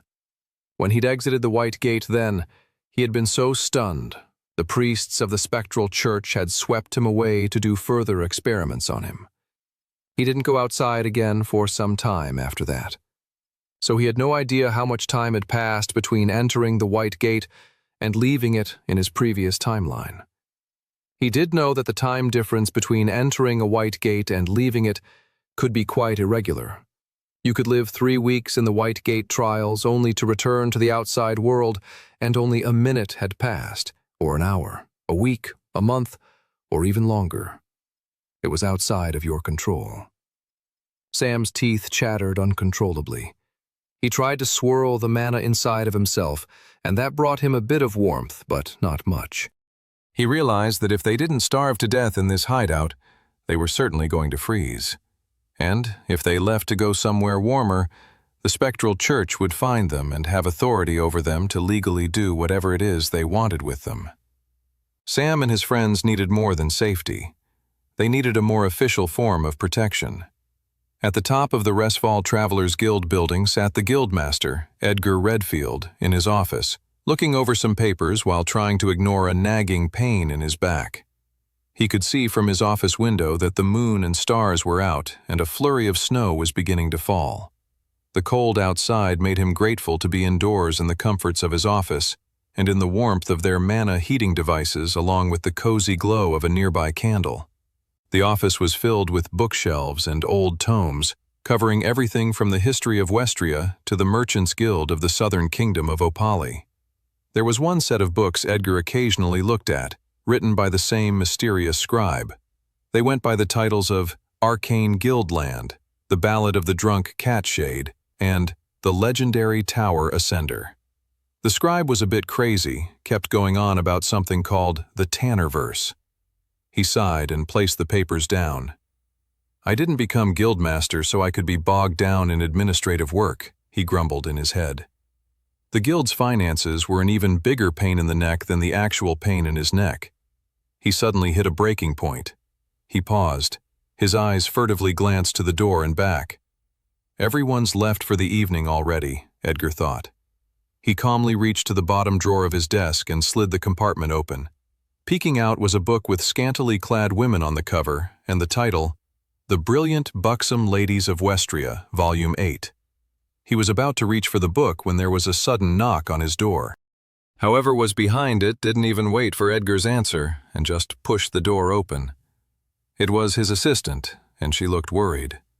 I was just finishing up," said the guildmaster, furiously slamming the bottom drawer of the desk. "And I actually don't answer to you. I'm the guildmaster. Sir, I'm sorry to interrupt your important work." "That's right, very important work," said the guildmaster. "Very important." "Something strange has happened downstairs," the assistant explained. "Strange?" Edgar huffed. Could this not be dealt by someone else? He felt the pain in his left shoulder throb and ache violently. It's all going wrong, he thought. I was supposed to have a nice, calm evening. "You're the only remaining member of senior command in the building right now, sir." Edgar shook his head in dismay and stood up from behind his desk. "Take me to the strange occurrence, then," he sighed. As he followed behind his assistant, they went down the stairs of the guild hall to the front foyer. There, huddled in the middle, was a large group of children. "What the heck is this?" Edgar grumbled in his head. "This better not be some creepy caroling choir that goes door to door and makes you listen to them sing and then demands you pay for the pleasure of sitting through the torture." As Edgar got closer, however, he could see that the children were not the kind of well-fed, spoiled children of nobles who'd come up with the shamelessly mercantile scheme of coming to him and making him listen to them sing. No, these kids were different. They were street kids. He could tell by their ragged clothes, the bruises on their arms, and the curious mix of both fierceness and fear swirling in their eyes. Edgar still wasn't sure what exactly the situation he was walking into was. The kids looked as if they needed a helping hand, but the laws in the city specifically put charity to the poor and destitute in the hands of the spectral church. Not that he trusted any of those fanatics. Even if he were to give a meal to these kids, which he'd gladly do, if the spectral church found out the Travelers Guild housed a group of street orphans, they could make quite the headache for him. But then things got even weirder. Right as Edgar was about to speak with the kids, one emerged at the front of the pack. It was a boy around 16 years old. He had shaggy black hair and strange red eyes unlike any Edgar had ever seen before. The black-haired boy was clearly the leader of the group. The first thing out of the boy's mouth was not, "Hello," or "We're hungry," or "Can we have some coin," or "Can we have a warm place to sleep tonight," or any of the things Edgar imagined the boy saying. No. Instead, the boy said something Edgar would never have been able to predict in a million years. "We'd all like to officially join the Travelers Guild." 49. Edgar Redfield's eyes twitched with disbelief at the young man's words. If the boy wasn't staring at him with such seriousness, he might have even laughed, but he judged it was better not to. Still, Edgar thought to himself, what the boy is asking for is absolutely preposterous. These kids wouldn't be able to afford the entry fee into their recruiting program, and even if Redfield was feeling generous, he couldn't sponsor all of them. That would be the exact kind of thing that would ruffle the feathers of the Archbishop of the Spectral Church. "I'm sorry," Edgar began, "but you can't just barge in here and become members of the Travelers Guild. That's not how it works. There are rules and procedures. You must train before you can enter the White Gate. What if I were to tell you we all just survived the White Gate already?" Edgar's eyes narrowed at the black-haired boy who had just interrupted him. Either the boy was speaking falsehoods and underestimating Edgar's intelligence, or he was speaking an unbelievable truth with multiple grave and troubling implications. The majority of these kids did not look ready to tackle a White Gate, let alone endure one and live to talk about it. The Guild's own recruits trained for over a year before being sent into the White Gate. Plus, their own recruits were normally children of nobles, merchants, people with the funding to enter a White Gate properly prepared. And many of those soldiers still didn't make it back from the White Gate alive. These street kids did not look the part. Then, there was the most troubling implication of them all. If Edgar was to believe that these kids had indeed survived the White Gate, He had to then ask, what white gate did they go through? The Travelers Guild housed a white gate that they sent all their recruits through when they were trained and ready for it. It was the only known white gate in all of Resfall. Could a white gate have spawned outside the city recently and it had gone undetected on any of the guild's scouting trips? Edgar shook his head. He concluded that the most likely scenario was that these kids were lying. They were miscreants. This was an elaborate con. It was probably this same group of children behind the mysterious Great Golden Hog theft that became the rumor all about town following the eve of Hallow's haunting a few months back. If you were to tell me you all had just survived the White Gate, sighed Edgar Redfield, I'd tell you you're lying. Now excuse me, I have work. Wait, said the black-haired boy. He sounded a bit less confident this time. He seemed more desperate than he initially appeared. The boy gulped before speaking. Travelers can sense other travelers' power, can't they? Why not use yours? Edgar narrowed his eyes at the boy. He seems to know more than he lets on. He's aware of mana sense. The guildmaster triggered his own mana sense, expecting to find nothing, only for his eyes to widen. All the children had the faintest, tiniest throbs of mana emanating from them. Unbelievable, gasped Redfield. They have tiny little mana cores. The children's mana levels were right where they should normally be for a group of people who had just survived the White Gate.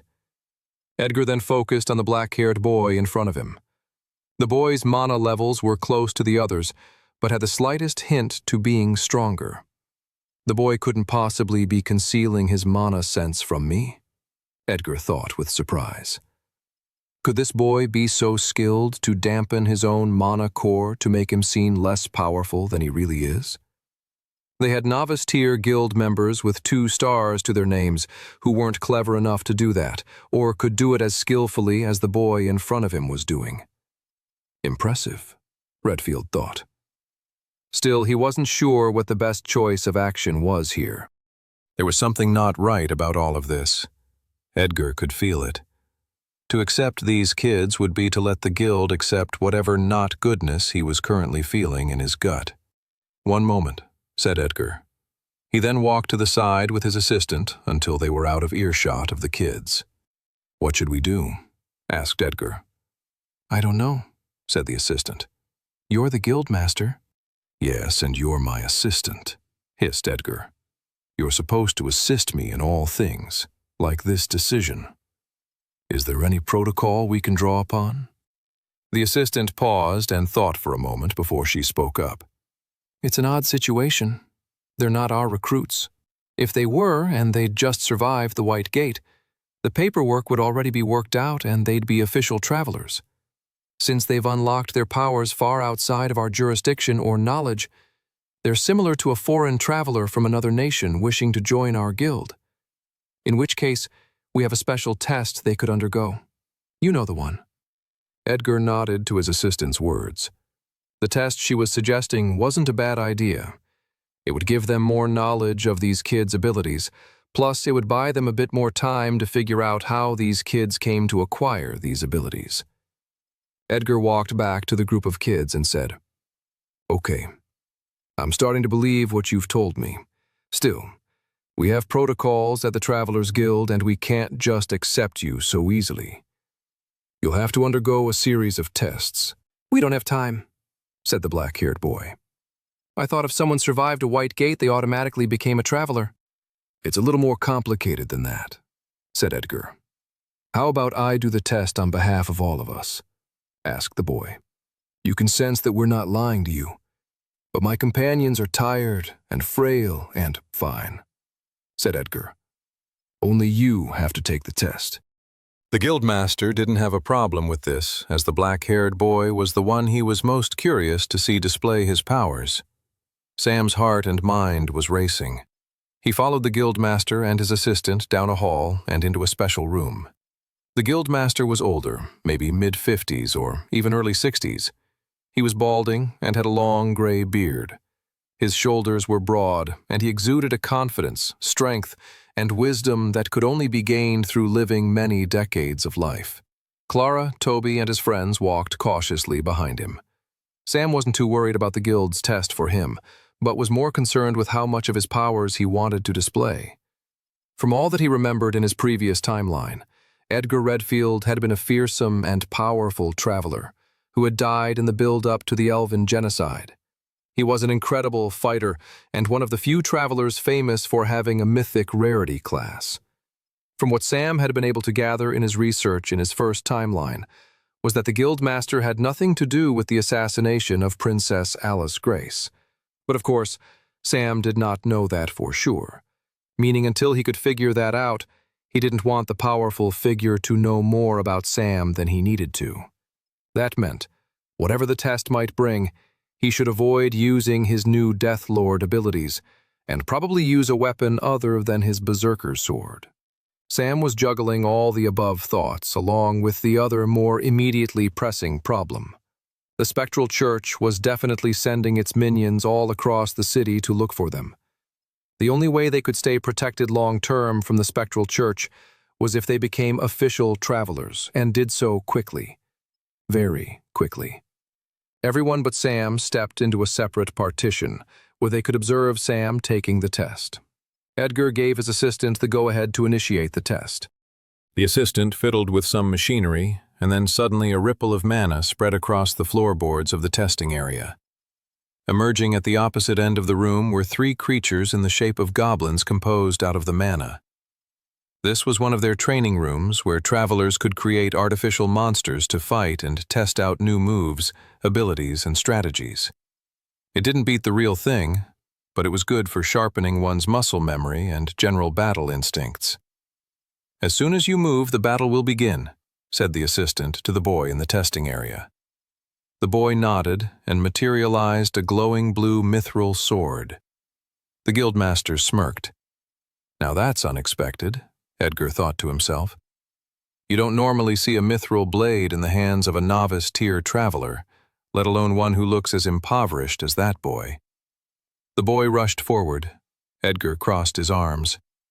"Let's see what the kid can—" The 3 artificial goblins were destroyed within seconds. Impossible. Edgar turned to his assistant, whispering, "Did you turn up the difficulty like I had asked?" He had the feeling that the boy was talented ever since he caught wind of him concealing his mana.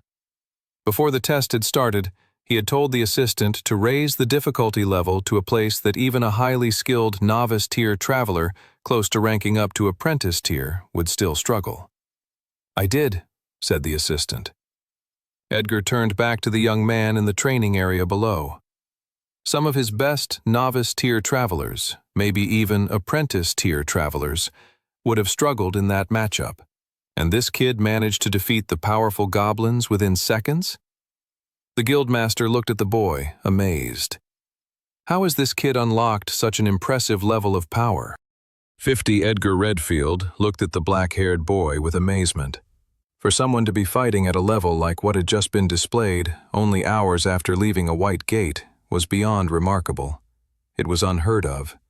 Even the most prodigious travelers who Edgar had ever had the pleasure of mentoring in the guild had not displayed that level of battle prowess so early in their careers.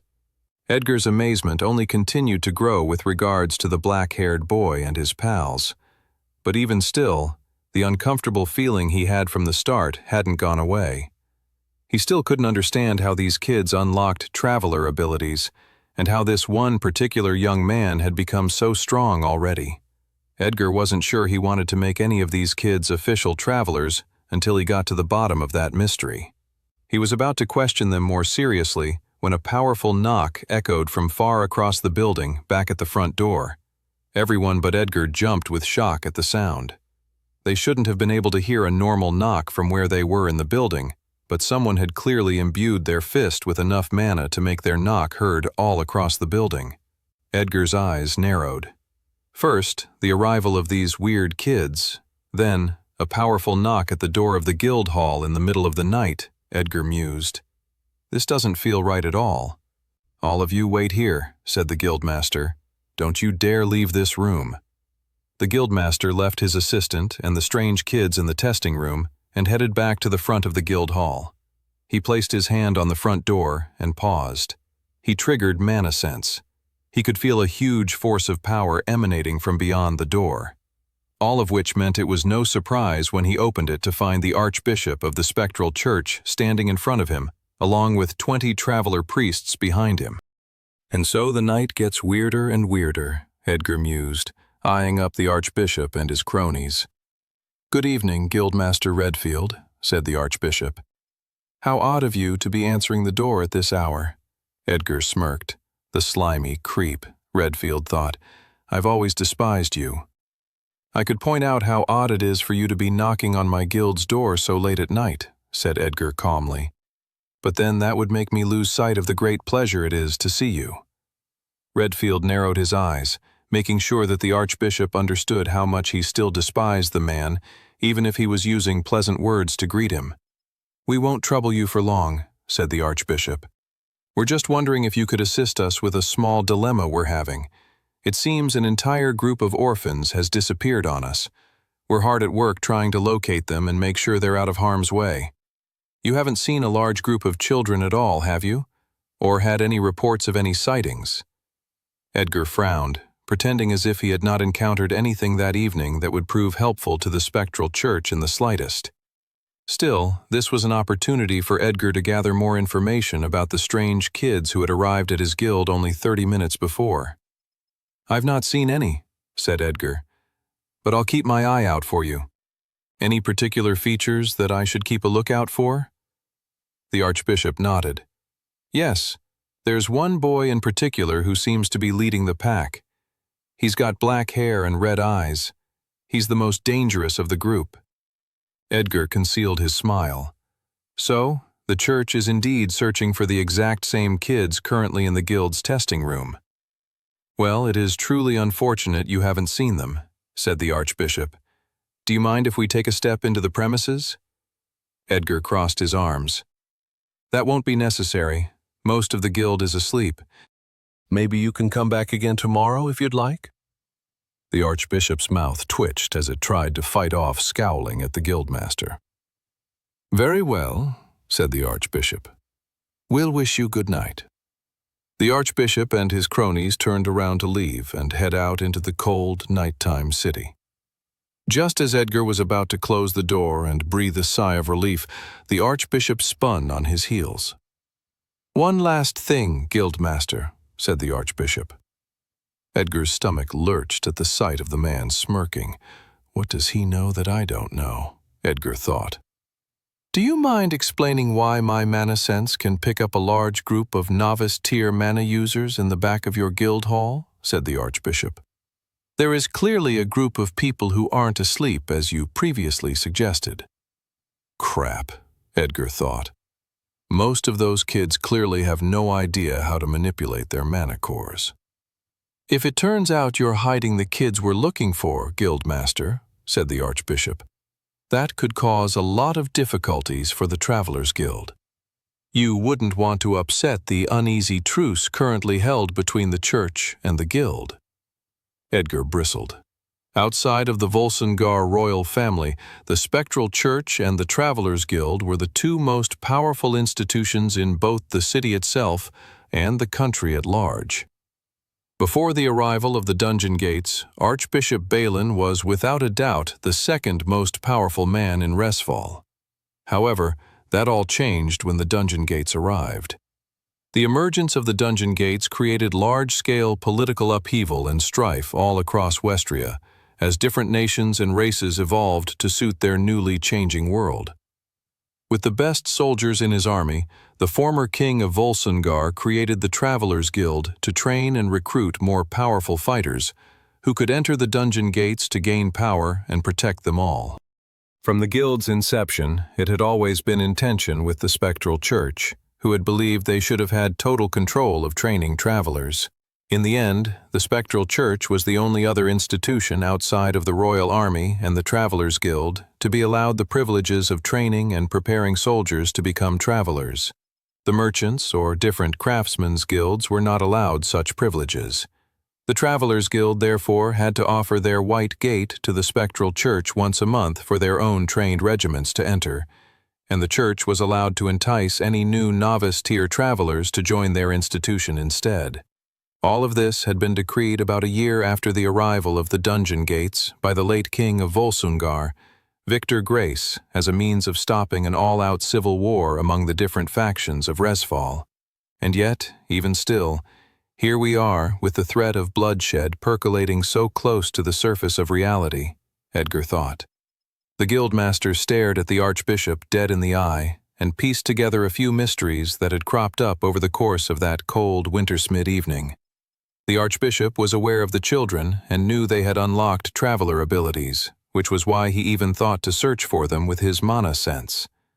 But how could the archbishop be aware of children who had unlocked traveler abilities when none of them went through the white gate that was controlled by the Travelers Guild? There was only one explanation. The archbishop and the spectral church knew of another white gate, one they were clearly keeping secret from the guild, the royal family, and everyone else. While Edgar couldn't prove it there and then, he was confident in his deductions. And how is it exactly that these children came to be with traveler abilities? Asked Edgar. The archbishop no longer hid his scowl. The powerful figure took a step back. "That is not the issue in question," said the archbishop, regaining his composure. "The issue in question is those orphans belong to the jurisdiction of the spectral church. You don't have the authority to keep them inside your guild hall. Now return them at once." Redfield shook his head and smirked. "I can't believe I'm actually about to do this," he thought. "This is not how I saw my evening going." "Sorry, Balin," said Edgar. "The kids are no longer your responsibility. For as of this evening, they have all officially become travelers in the Travelers Guild." The archbishop scowled at the guildmaster even more furiously than he had a few moments before. "You've made me very angry, Edgar," said the archbishop. "I won't forget this." With that, the powerful priest turned and walked back into the city with his small regiment of acolytes behind him. Edgar watched the antagonist late-night visitors disappear into the throng of city streets and then returned back inside the guild hall, closing the door behind him.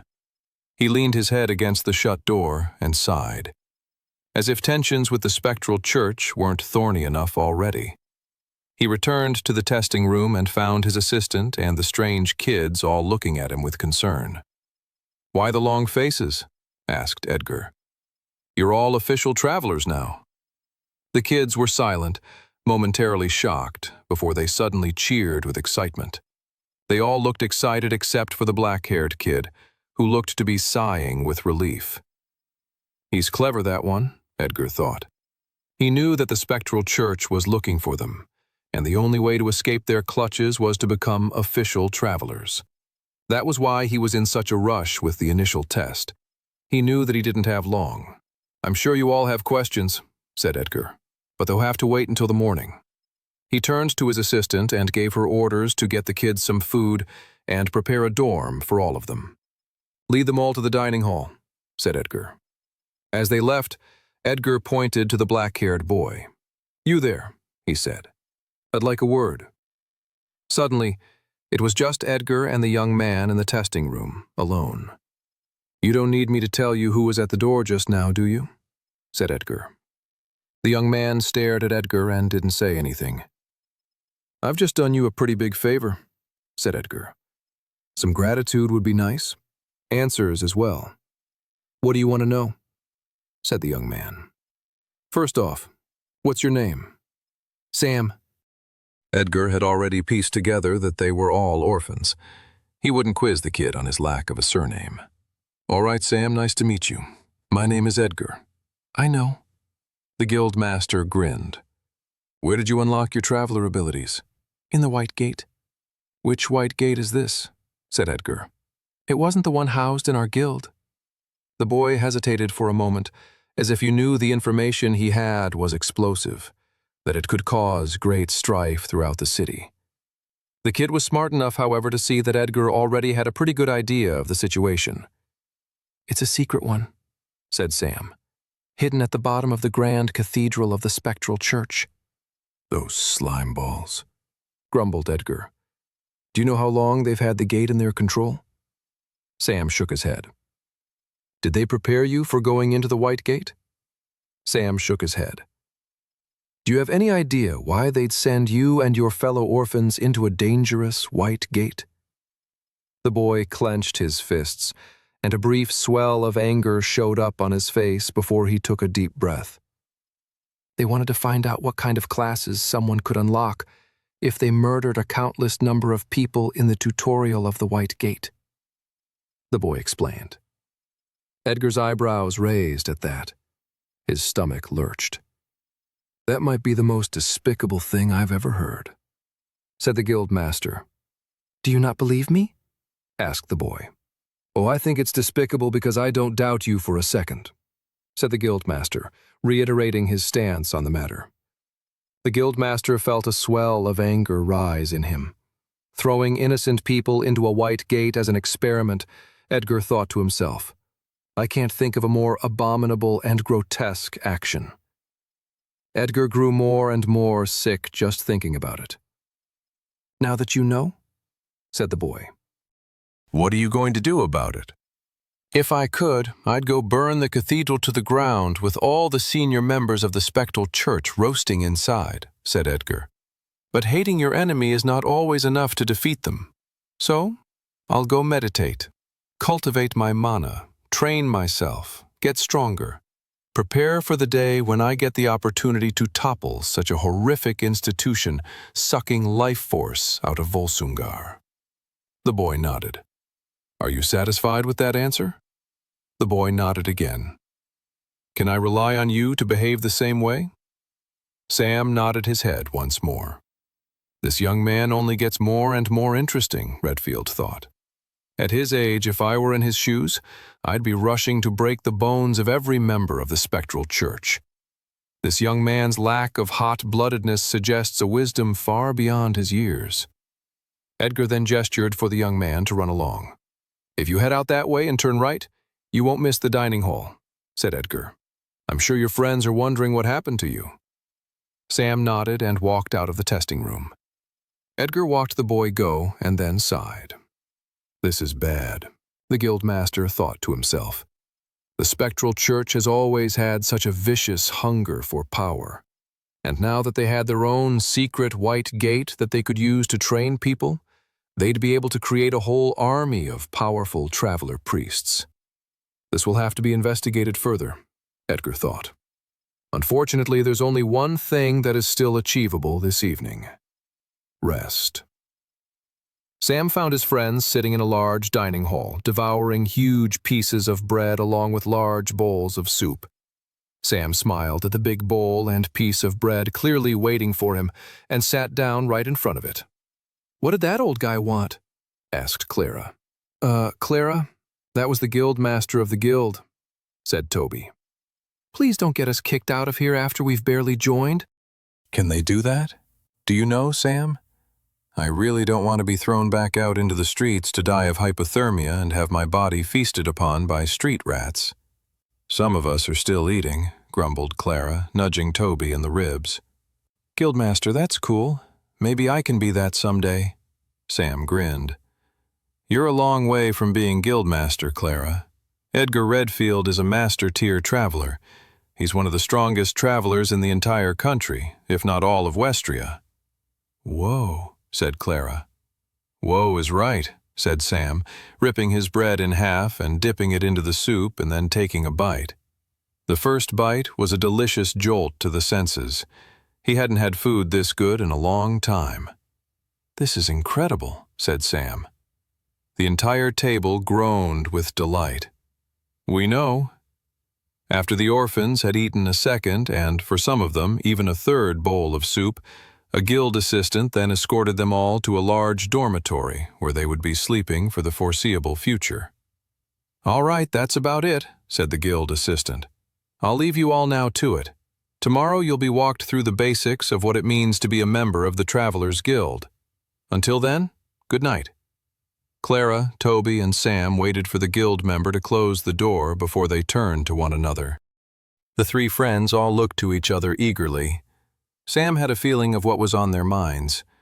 They'd been in such a hurry after exiting the White Gate, first escaping the clutches of the spectral church, then finding their hideout, and then, finally, seeking membership with the Travelers Guild, that they never had a chance to share with each other what classes they had unlocked while in the class-choosing zone. "You go first, Tobes," said Clara. Toby let out a sigh. "I'm sure it's not as cool as any of the ones you got. I got a choice of 3 common classes, Wizard, Ranger, and Warrior, and so I obviously went for—" "Wizard for sure," Clara interrupted. "How did you know?" "Something about wielding magical spells that could hurt monsters from afar, emphasis on afar. Seems like it would appeal to you, Tobes," Clara said. Toby blushed. "Well, you're right. I chose Wizard. I can't believe I'm a traveler now, to be honest. That we're all travelers. I haven't even tried my novice tier ability yet. I'm not even sure if I could at the moment." Sam nodded, listening closely to his friend. Wizard was a good class pick for Toby, though. It had some initial startup challenges. Mainly that for most travelers exiting the White Gate, their magic affinity was still super low, and that was a most important stat for those with the Wizard class. Sam explained all this to Toby and said he would teach him how to absorb mana stones before they went to bed that evening. Toby could get to work on raising his magic affinity stat straight away. "Amazing! Thank you, Sam," said Toby. "But enough about me. Clara, what did you pick?" "Like you, Tobes, I got the 3 same common options," Clara explained. "I picked Warrior because I want to fight my enemies up close and personal." "Whoa!" said Toby. "Amazing! So brave!" Sam grinned. Of the common class options, Sam was glad to hear Clara picked Warrior. That was definitely the right class for her. He was not surprised that Clara and Toby hadn't unlocked any uncommon or rare classes. They had survived and fought valiantly in the White Gate, but you really had to do something out of the ordinary to unlock the better classes. Sam wondered whether he should have worked harder to have helped them unlock other classes while they were in the gate. But he shook his head at the thought. His priority had been survival for his friends, and they had just barely achieved that. Plus, despite what others might argue, the common traveler classes were quite powerful, especially early on in a traveler's career. The abilities usually held a lot of raw power in them that was handy and easy to use, unlike, say, his Blood Knight's Pain Ring ability. The latter was an ability that could be exploited for incredible gains, but the trade-off was a lack of an immediate and easy-to-use power, as well as high level of risk to achieve the significant power-ups. So, in many cases, the common classes were a great choice for many aspiring travelers.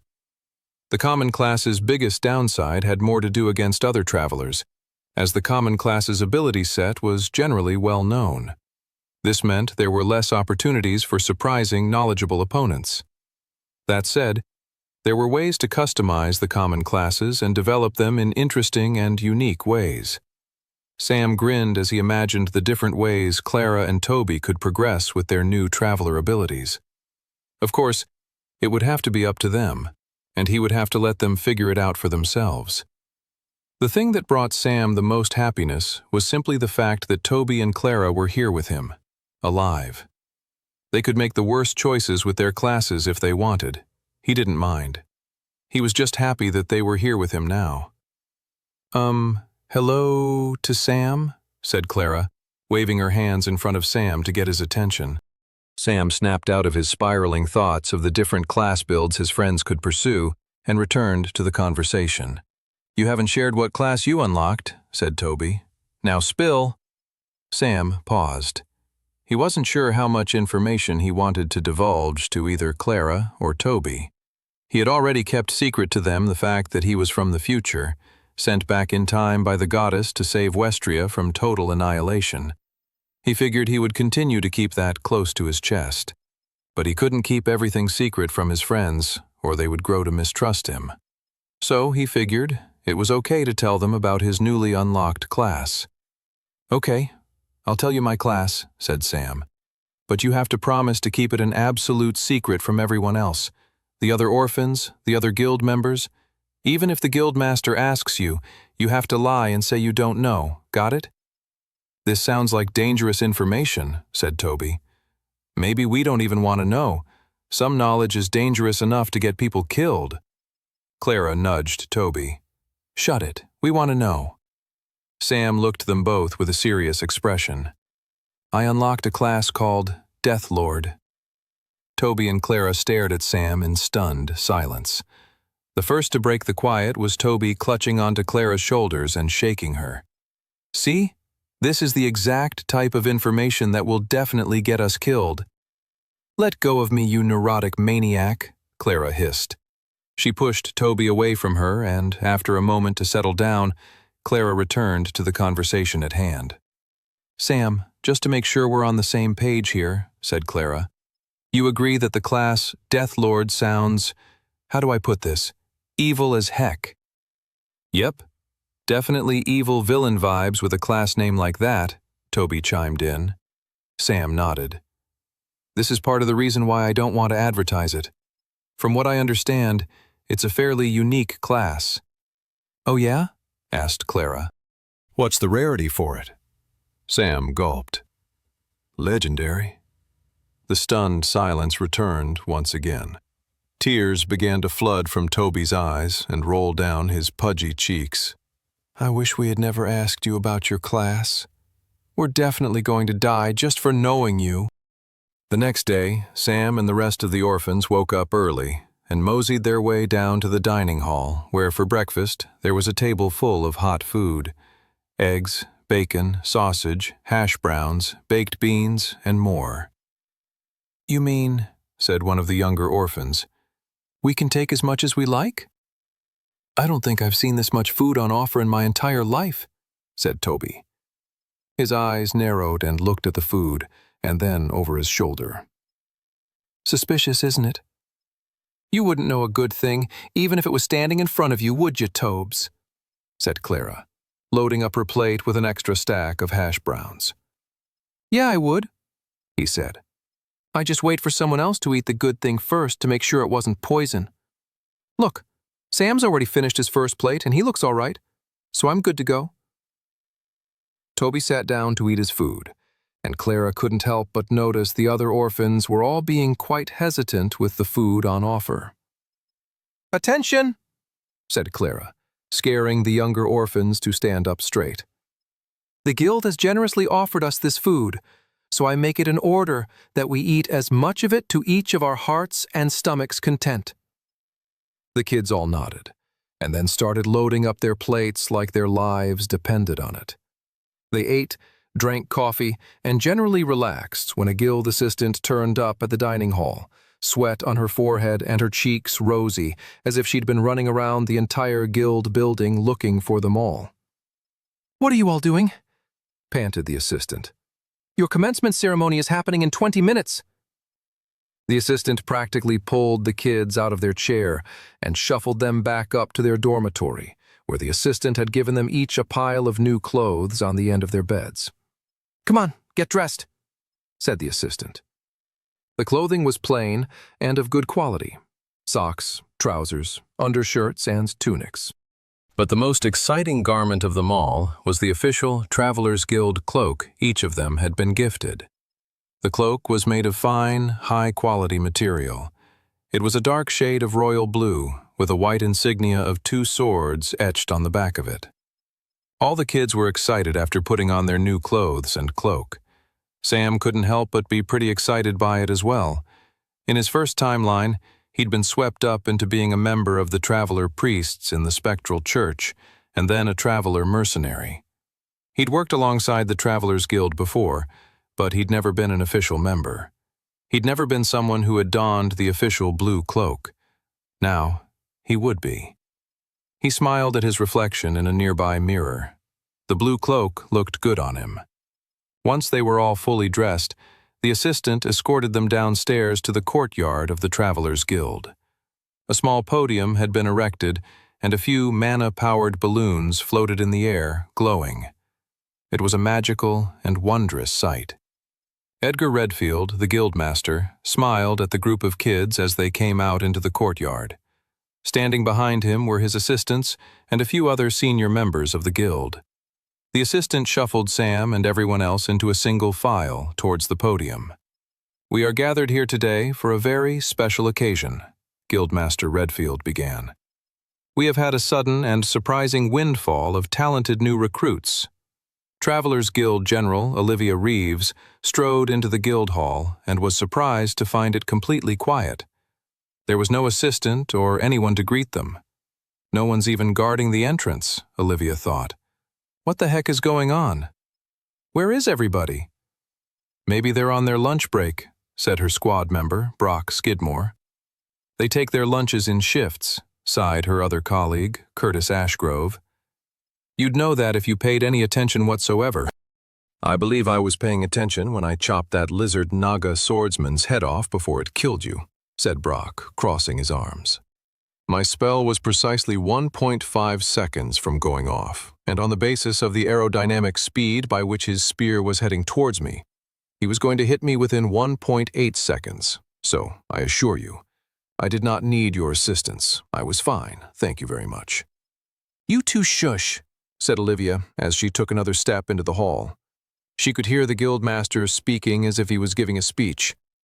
She eventually could see a crowd had gathered out in the courtyard of the guild hall. It looked like a graduation ceremony for new recruits. Last I checked, the guild hadn't sent any new recruits into the White Gate in a couple of weeks, Olivia thought to herself. She looked at the kids going up one by one, getting their official traveler's pins on their chest. Who the heck are these kids? She thought. Most of them looked too young to be sent into the White Gate, and the few kids that did look old enough, she didn't recognize a single one of them. Olivia crossed her arms as she watched the scene unfold. She knew there was something off or strange about this ceremony, but she couldn't exactly say why. It was finally Sam's turn to step up to the podium. He walked up and Guildmaster Redfield grinned at him, and then materialized a blue pin badge and placed it on his chest. The badge indicated that he was an official Travelers Guild member. The blue color denoted the color of his internal mana, which was also the color associated with the tier of his class, Novice tier. After getting his pin badge and shaking hands with the Guildmaster, Sam walked off the podium and joined the other kids. Let's offer a big congratulations to the newest members of the Resfall Travelers Guild, said Guildmaster Redfield. Everyone in the courtyard cheered. Sam couldn't help but notice a group of 3 travelers who were watching the ceremony from a distance. The woman had an orange pin badge denoting she was of one of the highest tier groups a traveler could ascend to. She was an adept tier traveler. The only person higher that Sam knew was the Guildmaster, who had a red badge to denote his master tier status. The 2 men behind her each had yellow badges to denote their journeyman tiers. One was a tall, elegant-looking elf with the wizard class, who was known as Curtis Ashgrove. The other man was a stocky dwarf with the warrior class, known as Brock Skidmore. It took a moment for him to place them, and then he remembered who they were from his previous timeline. The 3 of them had been on the battlefield in his original timeline, fighting against the Demon King and his hordes exiting through the Black Gates. He remembered that even them, some of the strongest travelers in the final army, didn't last very long against the demon threat. Seeing the 3 of them alive now made him both happy and melancholic. All 3 of them were valiant fighters, but it hammered home just how far Sam had to go in preparation for the upcoming apocalypse that was just under 5 years away. He didn't just have to catch up to Olivia Reeves and her colleagues. He had to surpass them. Beyond the variation in color, the other major difference between the pin badges that Sam and his friends had just acquired and the badges of the other guild members was that their badges were empty, whereas the other members had an assortment of stars on them. Redfield began to explain exactly that. Now that you're officially travelers, you'll now begin doing missions and assignments on behalf of the guild. Some of these missions will be assigned, others will be optional and up to you based on the missions listed on the mission board inside. All of your missions and assignments will be determined based on your tier. That said, there's a huge gulf between a beginner, novice tier traveler and one who is close to ranking up to apprentice tier. To keep track of these differences, the guild also has the star system. You'll notice right now your badges are blank. You are considered 0-star travelers. As you take on more and more missions, you'll acquire more stars, up to 3 for your tier group. Missions assigned to a 3-star novice-tier traveler will be the highest level of mission you can go on until you've ranked up to apprentice tier. That's if you ever rank up. Many travelers never go far beyond where you are now. For some, they just don't have the willpower, strength, or fortitude to ascend to the higher tiers of power. But the more frequent reason travelers don't reach the next tier of power is because they die before they're ever able to. I say this not to scare you, but to warn you and prepare you for the great responsibility that being a traveler means. I believe in each and every one of you. That is all for now. Good luck. Everyone cheered and clapped. Redfield was about to step up off the podium when Sam raised his hand. The guildmaster turned and looked at him funny. They were now preparing to have a post-ceremony lunch that the guildmaster was clearly in an eager rush to get to. This isn't the time for question. Sam cut the guildmaster off, shocking everyone in the courtyard. Even more shocking was what he said next. How soon can we start? 54. Over the next week, Sam and the others settled into the life and work of being official travelers. Despite their glamorous new blue cloaks and pin badges, they never got close to a single dungeon gate. To Sam's chagrin, the week was spent doing odd jobs for the guild, cleaning up the bathrooms, standing guard at the front entrance, and helping out local Resfall citizens with minor problems. Over the course of the last few days, they saved 3 cats that had got stuck in trees and solved the mystery of the missing beer barrel. The pub workers were drinking it. Both Clara and Toby managed to gain some tutelage for their respective new classes with the members of Olivia Reeves' squad. Brock Skidmore, famous in Sam's previous timeline as one of the greatest fighters to ever wield a warhammer, gave Clara some good warrior exercises and drills, showing her the best ways to use her first unlocked ability. Similarly, Curtis Ashgrove, whose feats of lightning magic in Sam's first life became known all across Westria, gave Toby good wizard practice exercises, walking the boy through how to cultivate his magic affinity and the different pathways someone with the wizard class could take. The most eventful part of the week for Sam, however, was their unofficial assignment. Operation Rescue Roxy, the Unicow. Sam, Clara, and Toby were all aware that they'd left Roxy behind, but they didn't know the best way to get her back. Certainly, when they had first exited the White Gate, returning to the orphanage was the last thing they had wanted to do. Even on the evening when Sam and his 2 friends went to get Roxy, fear filled their hearts. "What if they're waiting for us?" said Toby as they hid behind some bushes in a park near their old orphanage. "They could snatch us up and lock us away." "We can't leave Roxy behind," said Clara. "She's a part of our crew." "You're just saying that because you're addicted to Unicow milk." Clara turned and looked to Toby with a serious gaze. "Are you telling me you're not? Don't you think the Travelers Guild porridge and muesli would be so much better with a splash of delicious Unicow milk?" Toby sighed. "I can't believe I'm risking my life for milk." The trio of friends stalked through the shadows of the night and made their way to their former home. Peeking through the windows, they found that their dormitory was empty. The spectral church had yet to replace them with new orphans. They climbed through the window and then tiptoed to Clara's former office. Sam kept guard at the back in case there were any traveler priests waiting in the shadows to attack them. "Please be here, please be here, please be here," whispered Clara over and over again as she turned the doorknob to her former office and pulled the door open. They stood there stunned. It was too dark to see anything. "Roxy?" said Clara. "Are you there?" Sam materialized his flame sword so they could get a bit more light to see the contents of the room. He swung it around, and to his dismay, Roxy was no longer there. "They must have taken her away," said Toby, wiping a tear from his eye. "What do you think they'll do with her?" Sam's face was downcast. "I don't even want to think about it." They started heading to the door when a strange noise came out of nowhere. "Did you hear that?" hissed Clara. "Ghosts?" whispered Toby. "No," said Clara. "Be quiet." They stood still and waited for the noise again. This time the noise was a lot louder. Moo! Roxy! They all cheered. They ran back to Clara's former office and looked again more closely. Roxy emerged from a pile of extra blankets, cloths, and sheets.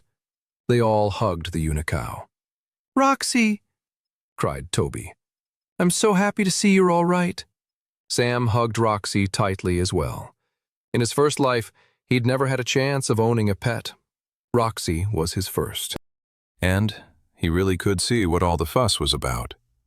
Carrying Roxy out, though, proved to be more challenging than they were expecting.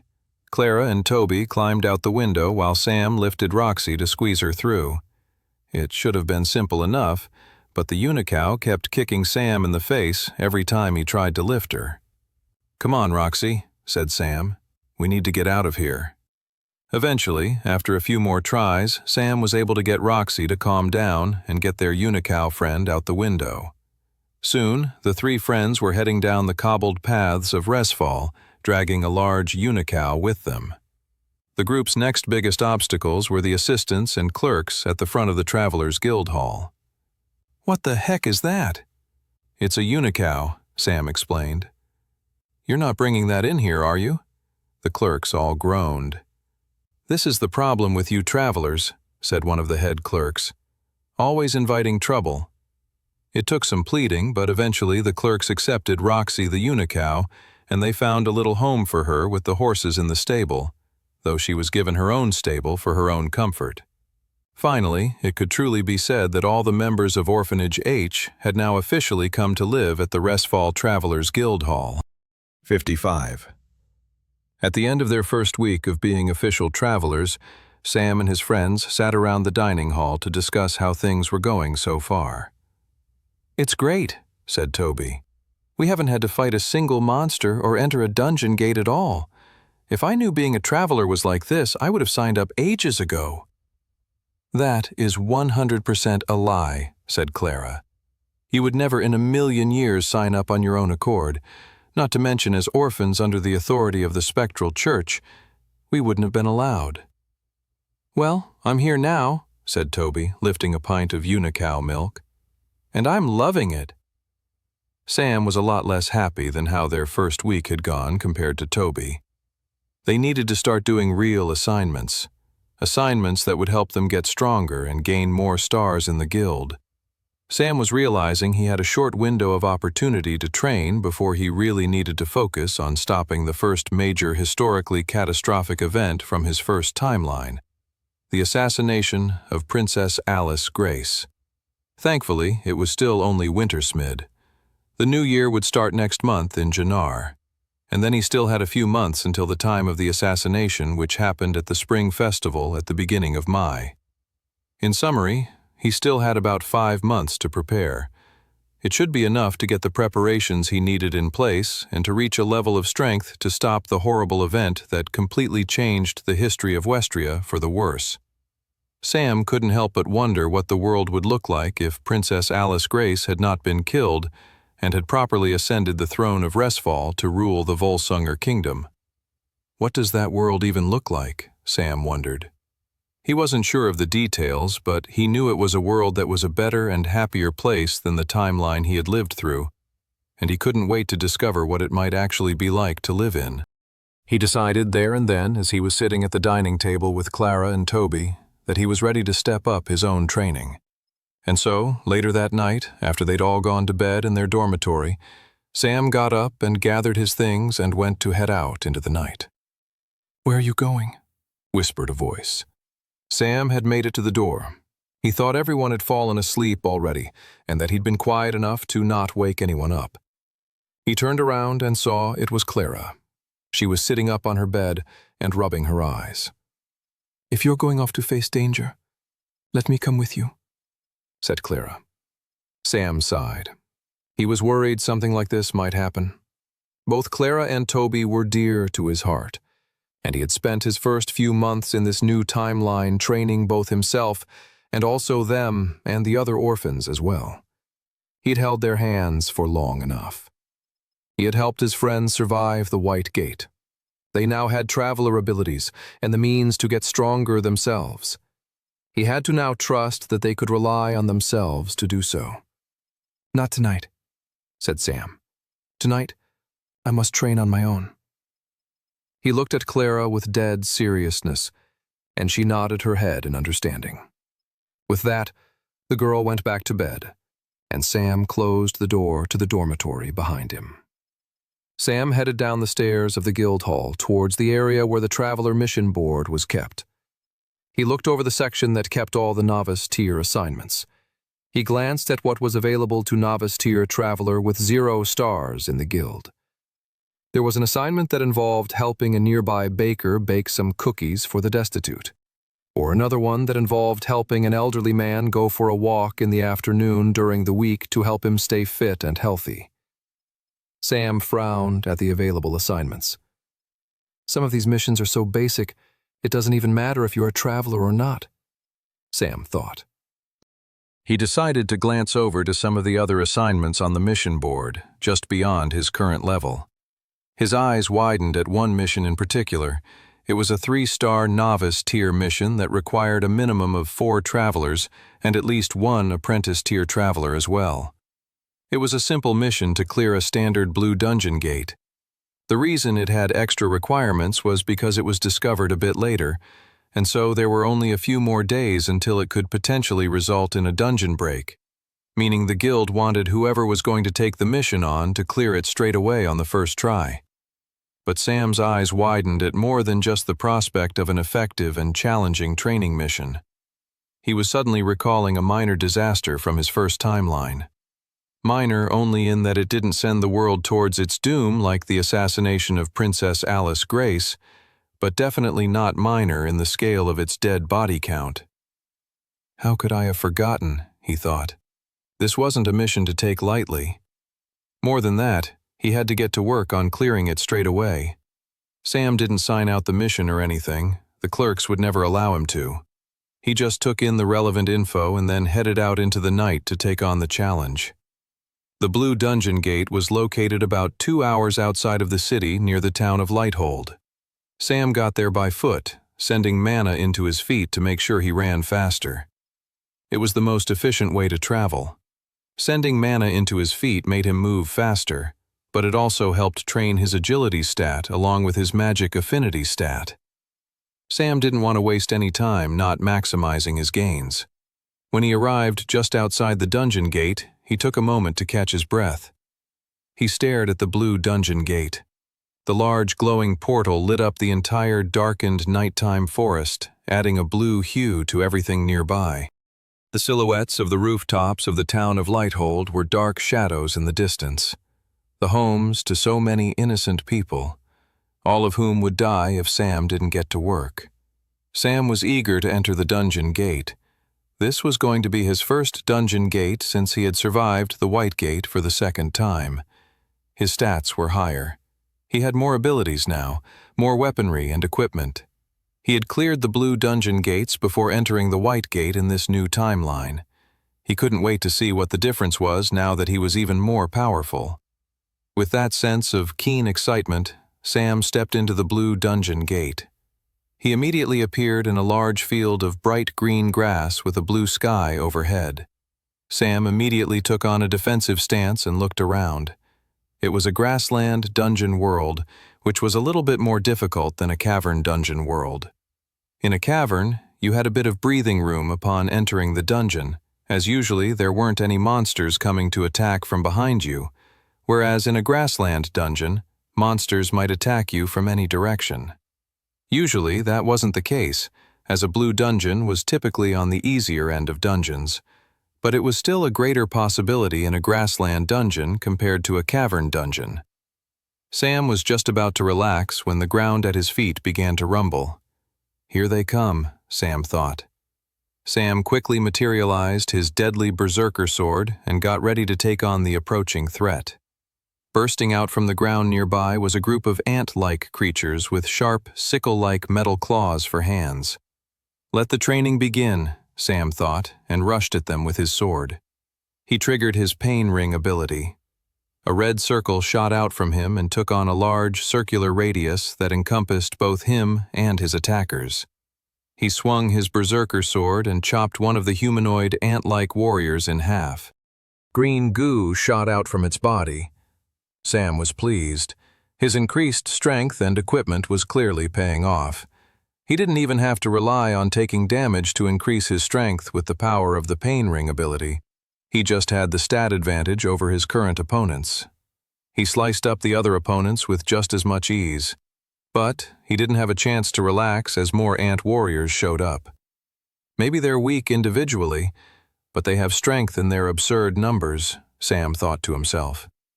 As 5 more ant warriors emerged out of the ground, Sam took in the corpses of the monsters he'd already killed.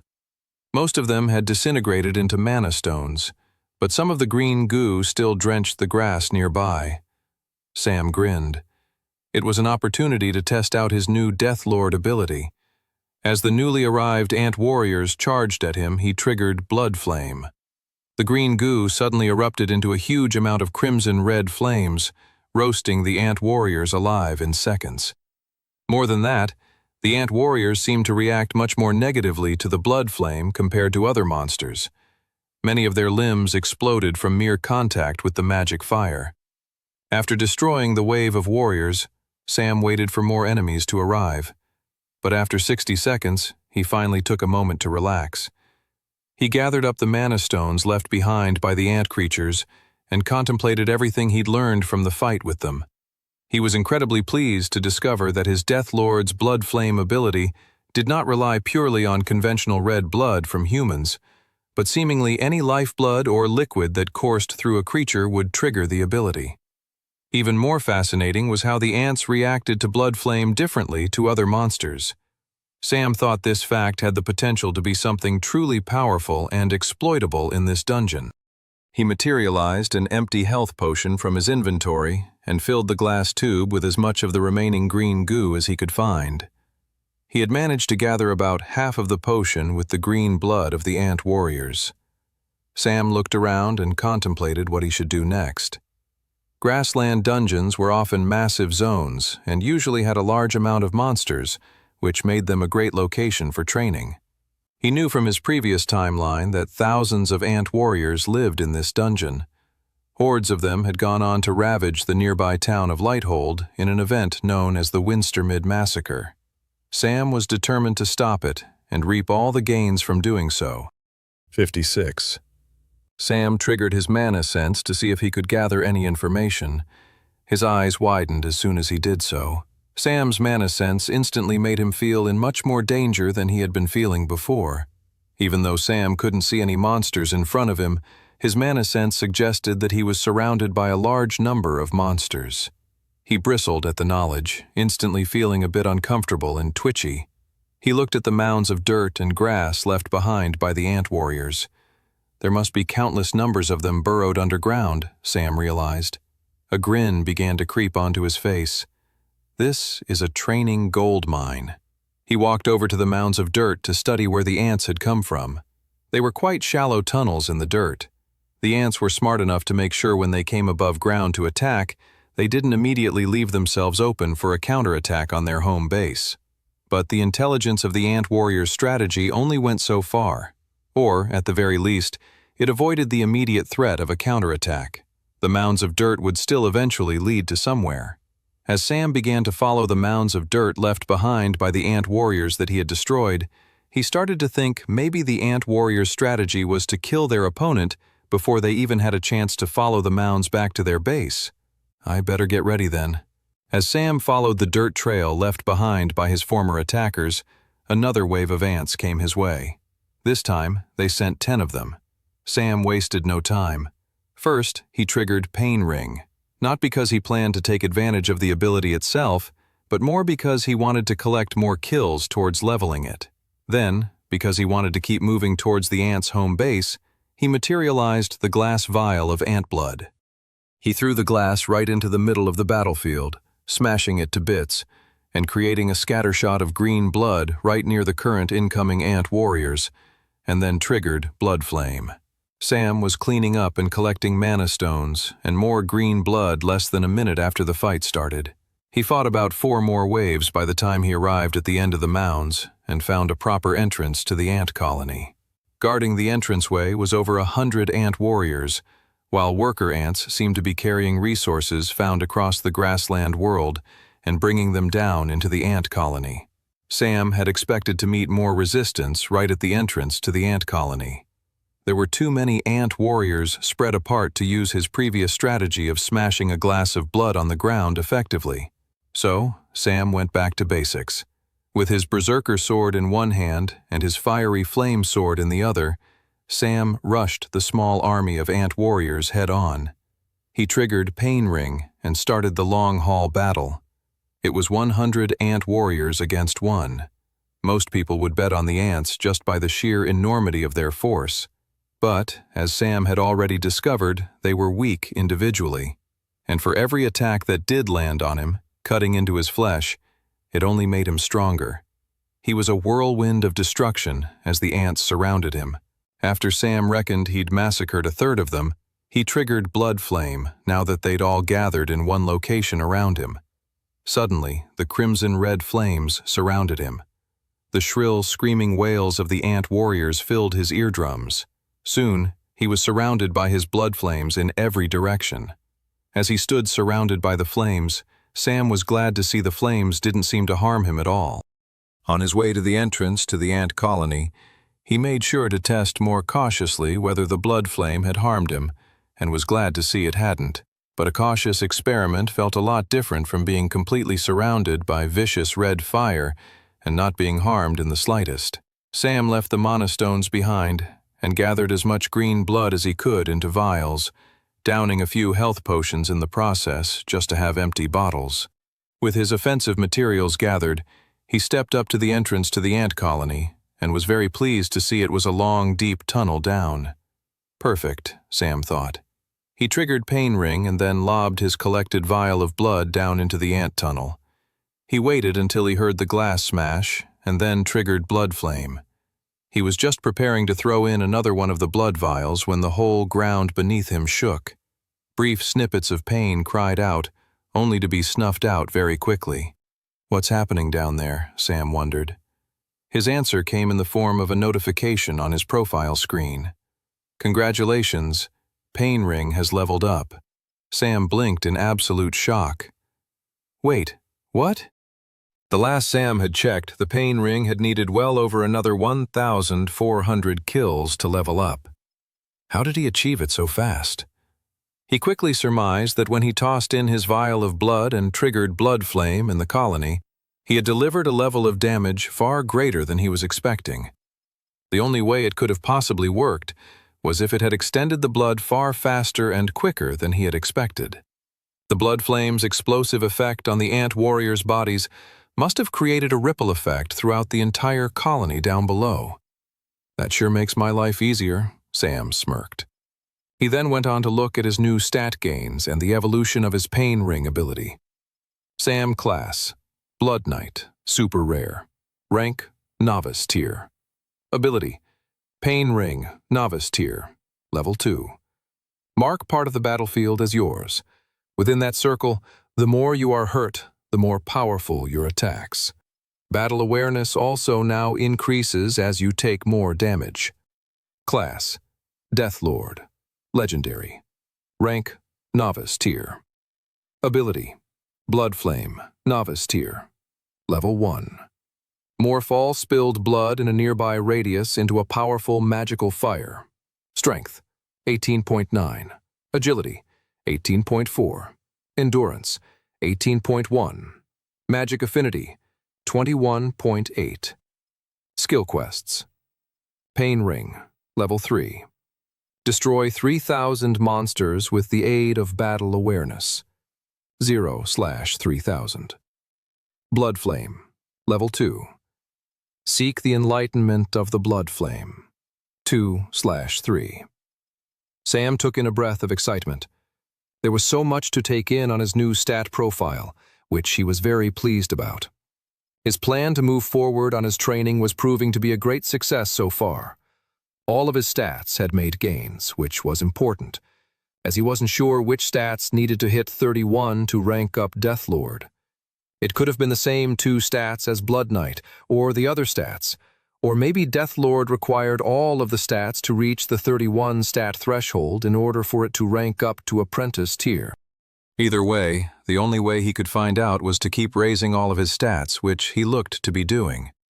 The top 3 stats were catching up to his magic affinity stat, though he hadn't taken the time to drain all the monster stones he had acquired in the dungeon yet, so that stat was due a nice boost at a later time.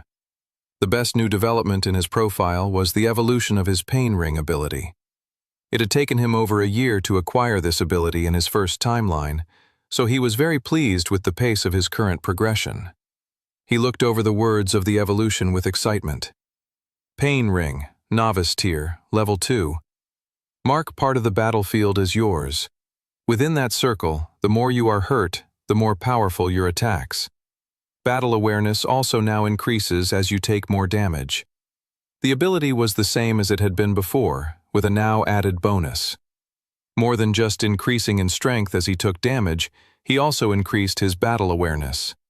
Battle awareness was a difficult-to-describe enhancement, but it was a powerful upgrade. It was hard to describe exactly how it worked, but from his experience in his previous timeline, Sam knew that essentially it worked as follows. As he took on more damage, he gained a greater understanding of an enemy's weak point. It was an incredible evolution to the ability, and Sam couldn't wait to start utilizing it. Now that he had leveled up the ability, he could also see what the skill quest for the next level was. Pain Ring, level 3. Destroy 3,000 monsters with the aid of battle awareness. 0/3000. The number of monsters necessary to kill to level up the power was only 1,000 more than the previous one, which made the skill quest deceptively seem like only a minor increase in difficulty. But that was far from the case. He'd have to utilize battle awareness to get the kill, meaning he'd have to get more harmed in the process for him to claim the kill towards the skill quest. Going from level 1 to level 2 with Pain Ring, it didn't even matter if Sam utilized the skill so long as he slayed monsters within the ring itself. This would require a bit more work. Sam was also glad to see he had made some headway on leveling up the Blood Flame skill as well. He quickly surmised that what the system meant by seeking the enlightenment of the Blood Flame was the discovering of how Blood Flame could cause different types of effects depending on the type of monster you were fighting. So, clearly, to level the skill further would require him to keep roasting more monsters alive with the special flame. Fine by me, Sam thought. Sam walked over to the entrance to the ant colony and considered the best way to go down and collect the mana stones when the ground at his feet began to tremble. What's going on? Sam thought he had slayed all the ants. Nearby, the ground burst open and a gigantic ant emerged. It was glowing yellow with mana all around it. Sam's eyes twitched. It was the dungeon's boss monster, the Ant Queen. And even worse than that, it had drained all the mana stones of the dead ant warriors into itself, massively increasing its stats, power, and sheer size in an instant. 58. Sam stood in awe of the gigantic Ant Queen. The size of the monster defied comprehension. It was as big as a building. Worse was the power level of the mana emanating off the creature. Yellow flames surrounded the Ant Queen, suggesting that she'd somehow rapidly drained the cores of her ant followers and had ascended up to a monster at journeyman tier levels of power. This is not good, Sam thought. The Ant Queen was so large it could barely be contained in his vision. It was mind-boggling how large the Ant Queen was. Sam's eyes twitched, just trying to come up with a strategy to take the monster out. He rushed forward. The Ant Queen swiped its massive metal scythe-like hands towards him. Sam triggered Pain Ring and let the massive sickle-like arms graze his back. Sam involuntarily groaned between gritted teeth as the powerful boss monster's attack wreaked havoc on his body. He collapsed on the ground and quickly rolled away as the Ant Queen came in with a second attack that would have sliced him right in half had it landed.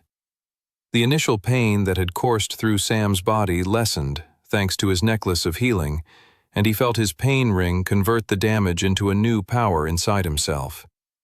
He looked around to see if he had developed any battle awareness of the Queen's weak points, but it looked as if he hadn't taken enough damage yet. Sam didn't care and retaliated with his new bonus strength, slashing at the front leg of the Ant Queen with his berserker sword. He cut through part of the flesh of its front leg. It wasn't much of an attack, more like a scratch than anything else, which made sense as the Ant Queen was now a whole 2 tiers above Sam. But the good news was, a scratch still revealed blood, some of which had managed to fall onto the grass. And blood, even a drop, was all Sam needed to trigger Blood Flame. A bright red flame of fire began to glow around the Ant Queen's front leg, mixing in with a red flame from Sam's own blood from the Ant Queen's initial attack. The Blood Flame ability finally broke through and caused some sort of significant pain on the Ant Queen as it suddenly shrieked and wailed. Sam's red blood caused the giant ant's skin and flesh to explode, creating more blood, which only fueled Sam's Deathlord ability more. The Ant Queen recoiled until its whole front leg collapsed forward.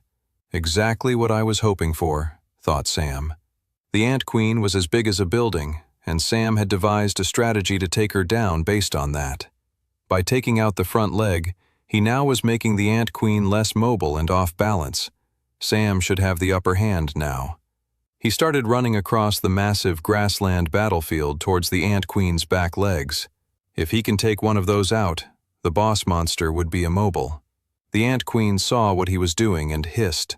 Large globules of yellow acid shot out front the Ant Queen's mouth. Sam kept retreating, as it wasn't worth taking the damage without his pain ring on. He needed to trigger the ability so that the power's radius was closer to the actual object he was trying to harm. He imbued mana into his feet and pushed himself so that he ran faster, outrunning the giant yellow bombs of acid flying towards him. His heart was racing.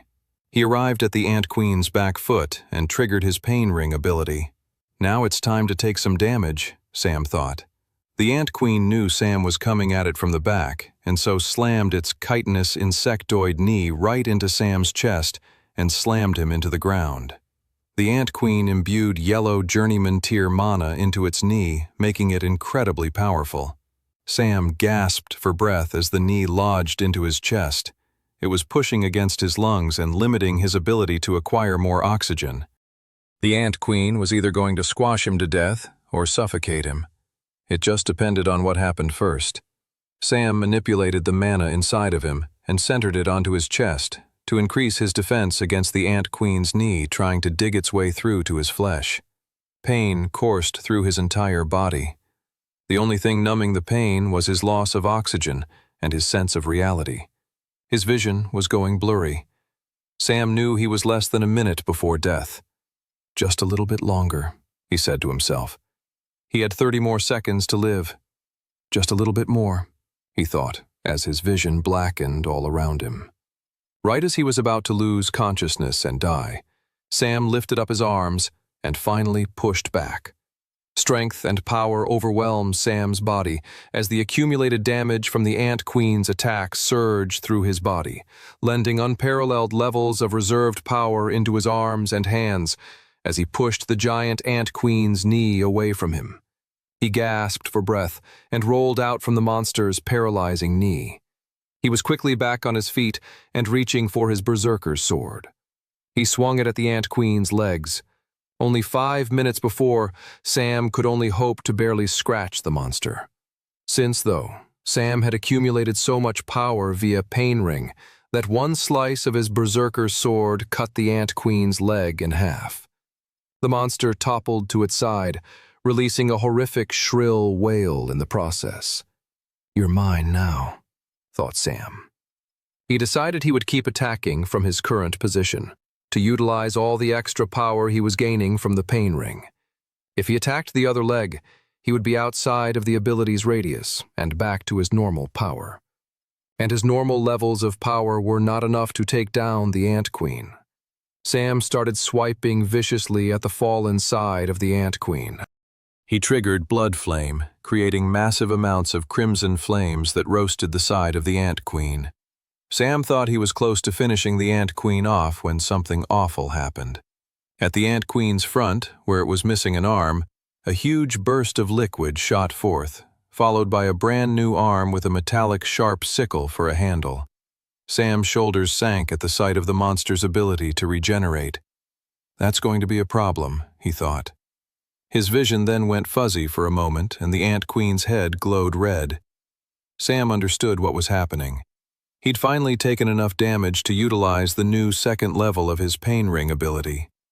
Battle awareness. The head was the Ant Queen's weak point. Sam rushed to the collapsed back of the Ant Queen where he had most recently sliced off its leg. I need to climb up onto the monster before it regenerates its back leg.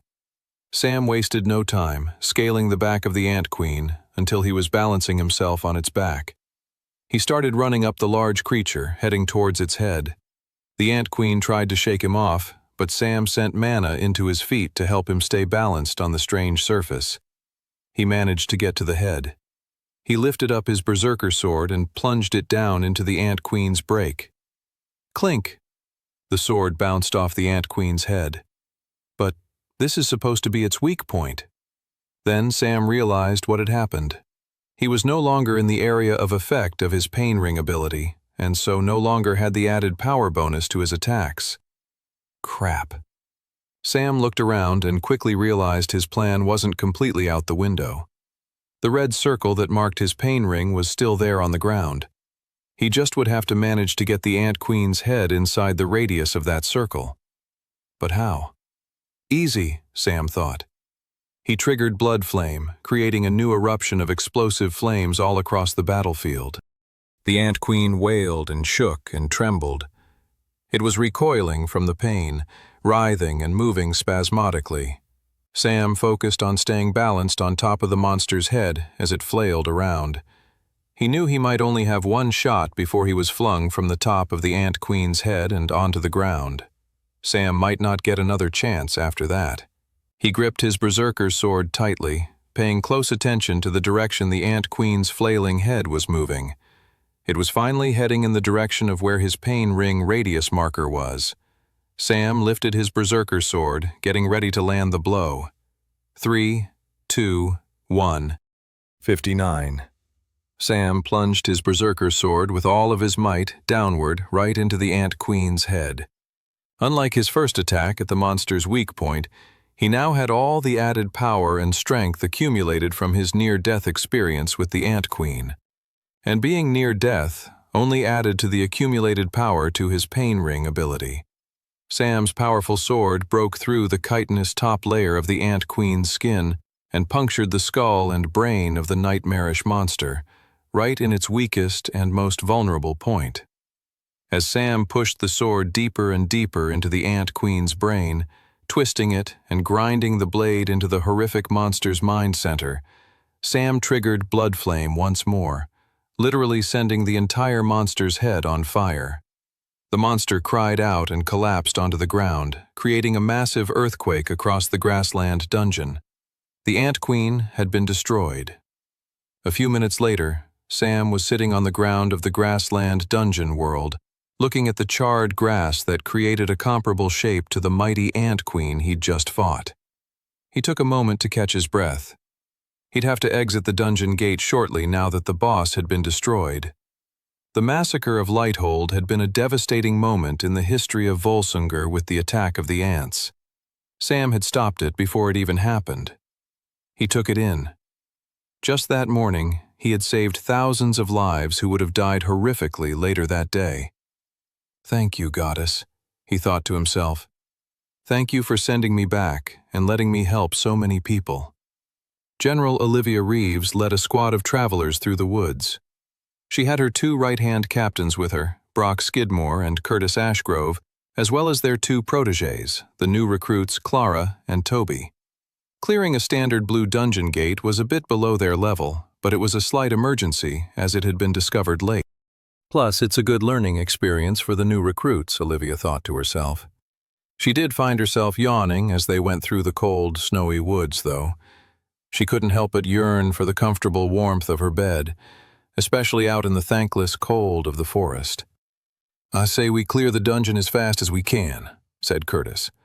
"I'd like to get back to the guild library and continue my research on the differences between old and new magic." "Boring," yawned Brock. "Let's take our time and relish the battle. I'd never rush back to a bloody library in a million years." "Yes, because you're a foolish barbarian of a man," said Curtis irritably. "You say barbarian like it's a bad thing," spat Brock. Olivia ignored the bickering, which she hoped the two younger, wide-eyed travelers would learn to do as well. Otherwise, it would be a long journey to the Blue Dungeon Gate. An hour or so later, they arrived at the Blue Dungeon Gate.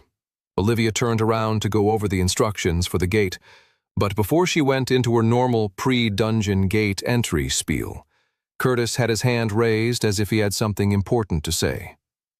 "Yes, Curtis?" "There's something off about this dungeon gate," Curtis said.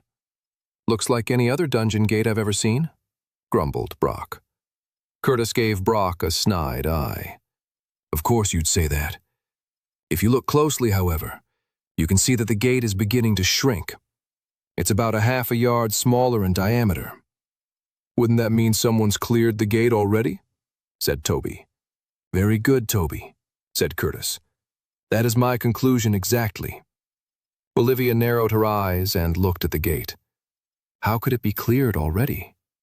Her answer arrived a moment later, when the other notable new recruit, the strange black-haired boy with red eyes known as Sam, stepped out from the dungeon gate all by himself. Impossible, Olivia thought. There's no way this novice-tier traveler with 0 stars could have cleared this dungeon on his own. It was simply unheard of. Olivia was full of both amazement and rage. Guildmaster Redfield sat gleefully in the chair behind his desk with one hand holding a fork and another holding a knife. He had a large white napkin flowing out from beneath his shirt collar. He had finally decided to take a break from going over the guild's finances and eat his lunch. His assistant had run downstairs to the dining hall and brought back a full plate of roast chicken and vegetables, and it looked absolutely scrumptious. "No way will I make the mistake of taking my lunch break in the actual dining hall again," Guildmaster Redfield mused. "Too much opportunity for distraction or gossip. It takes away from the enjoyment of the meal."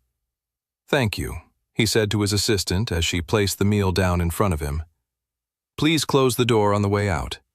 He wanted to enjoy his meal in the peace of his own company.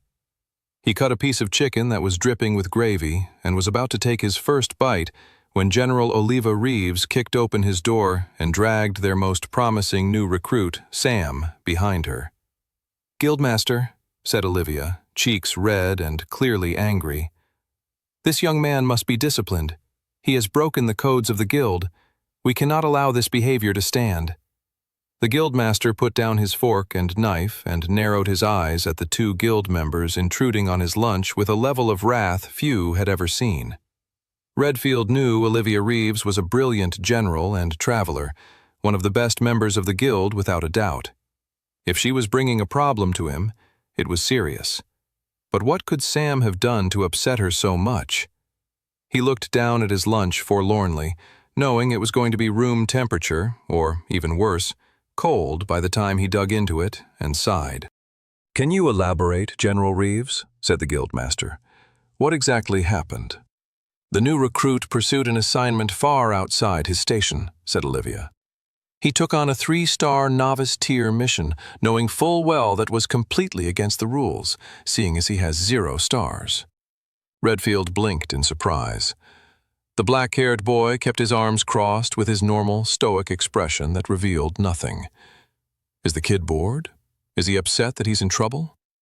Redfield found it troubling that a 16-year-old boy could be so emotionally blank.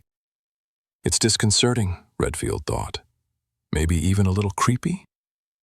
He shook his thoughts away and looked up to the general.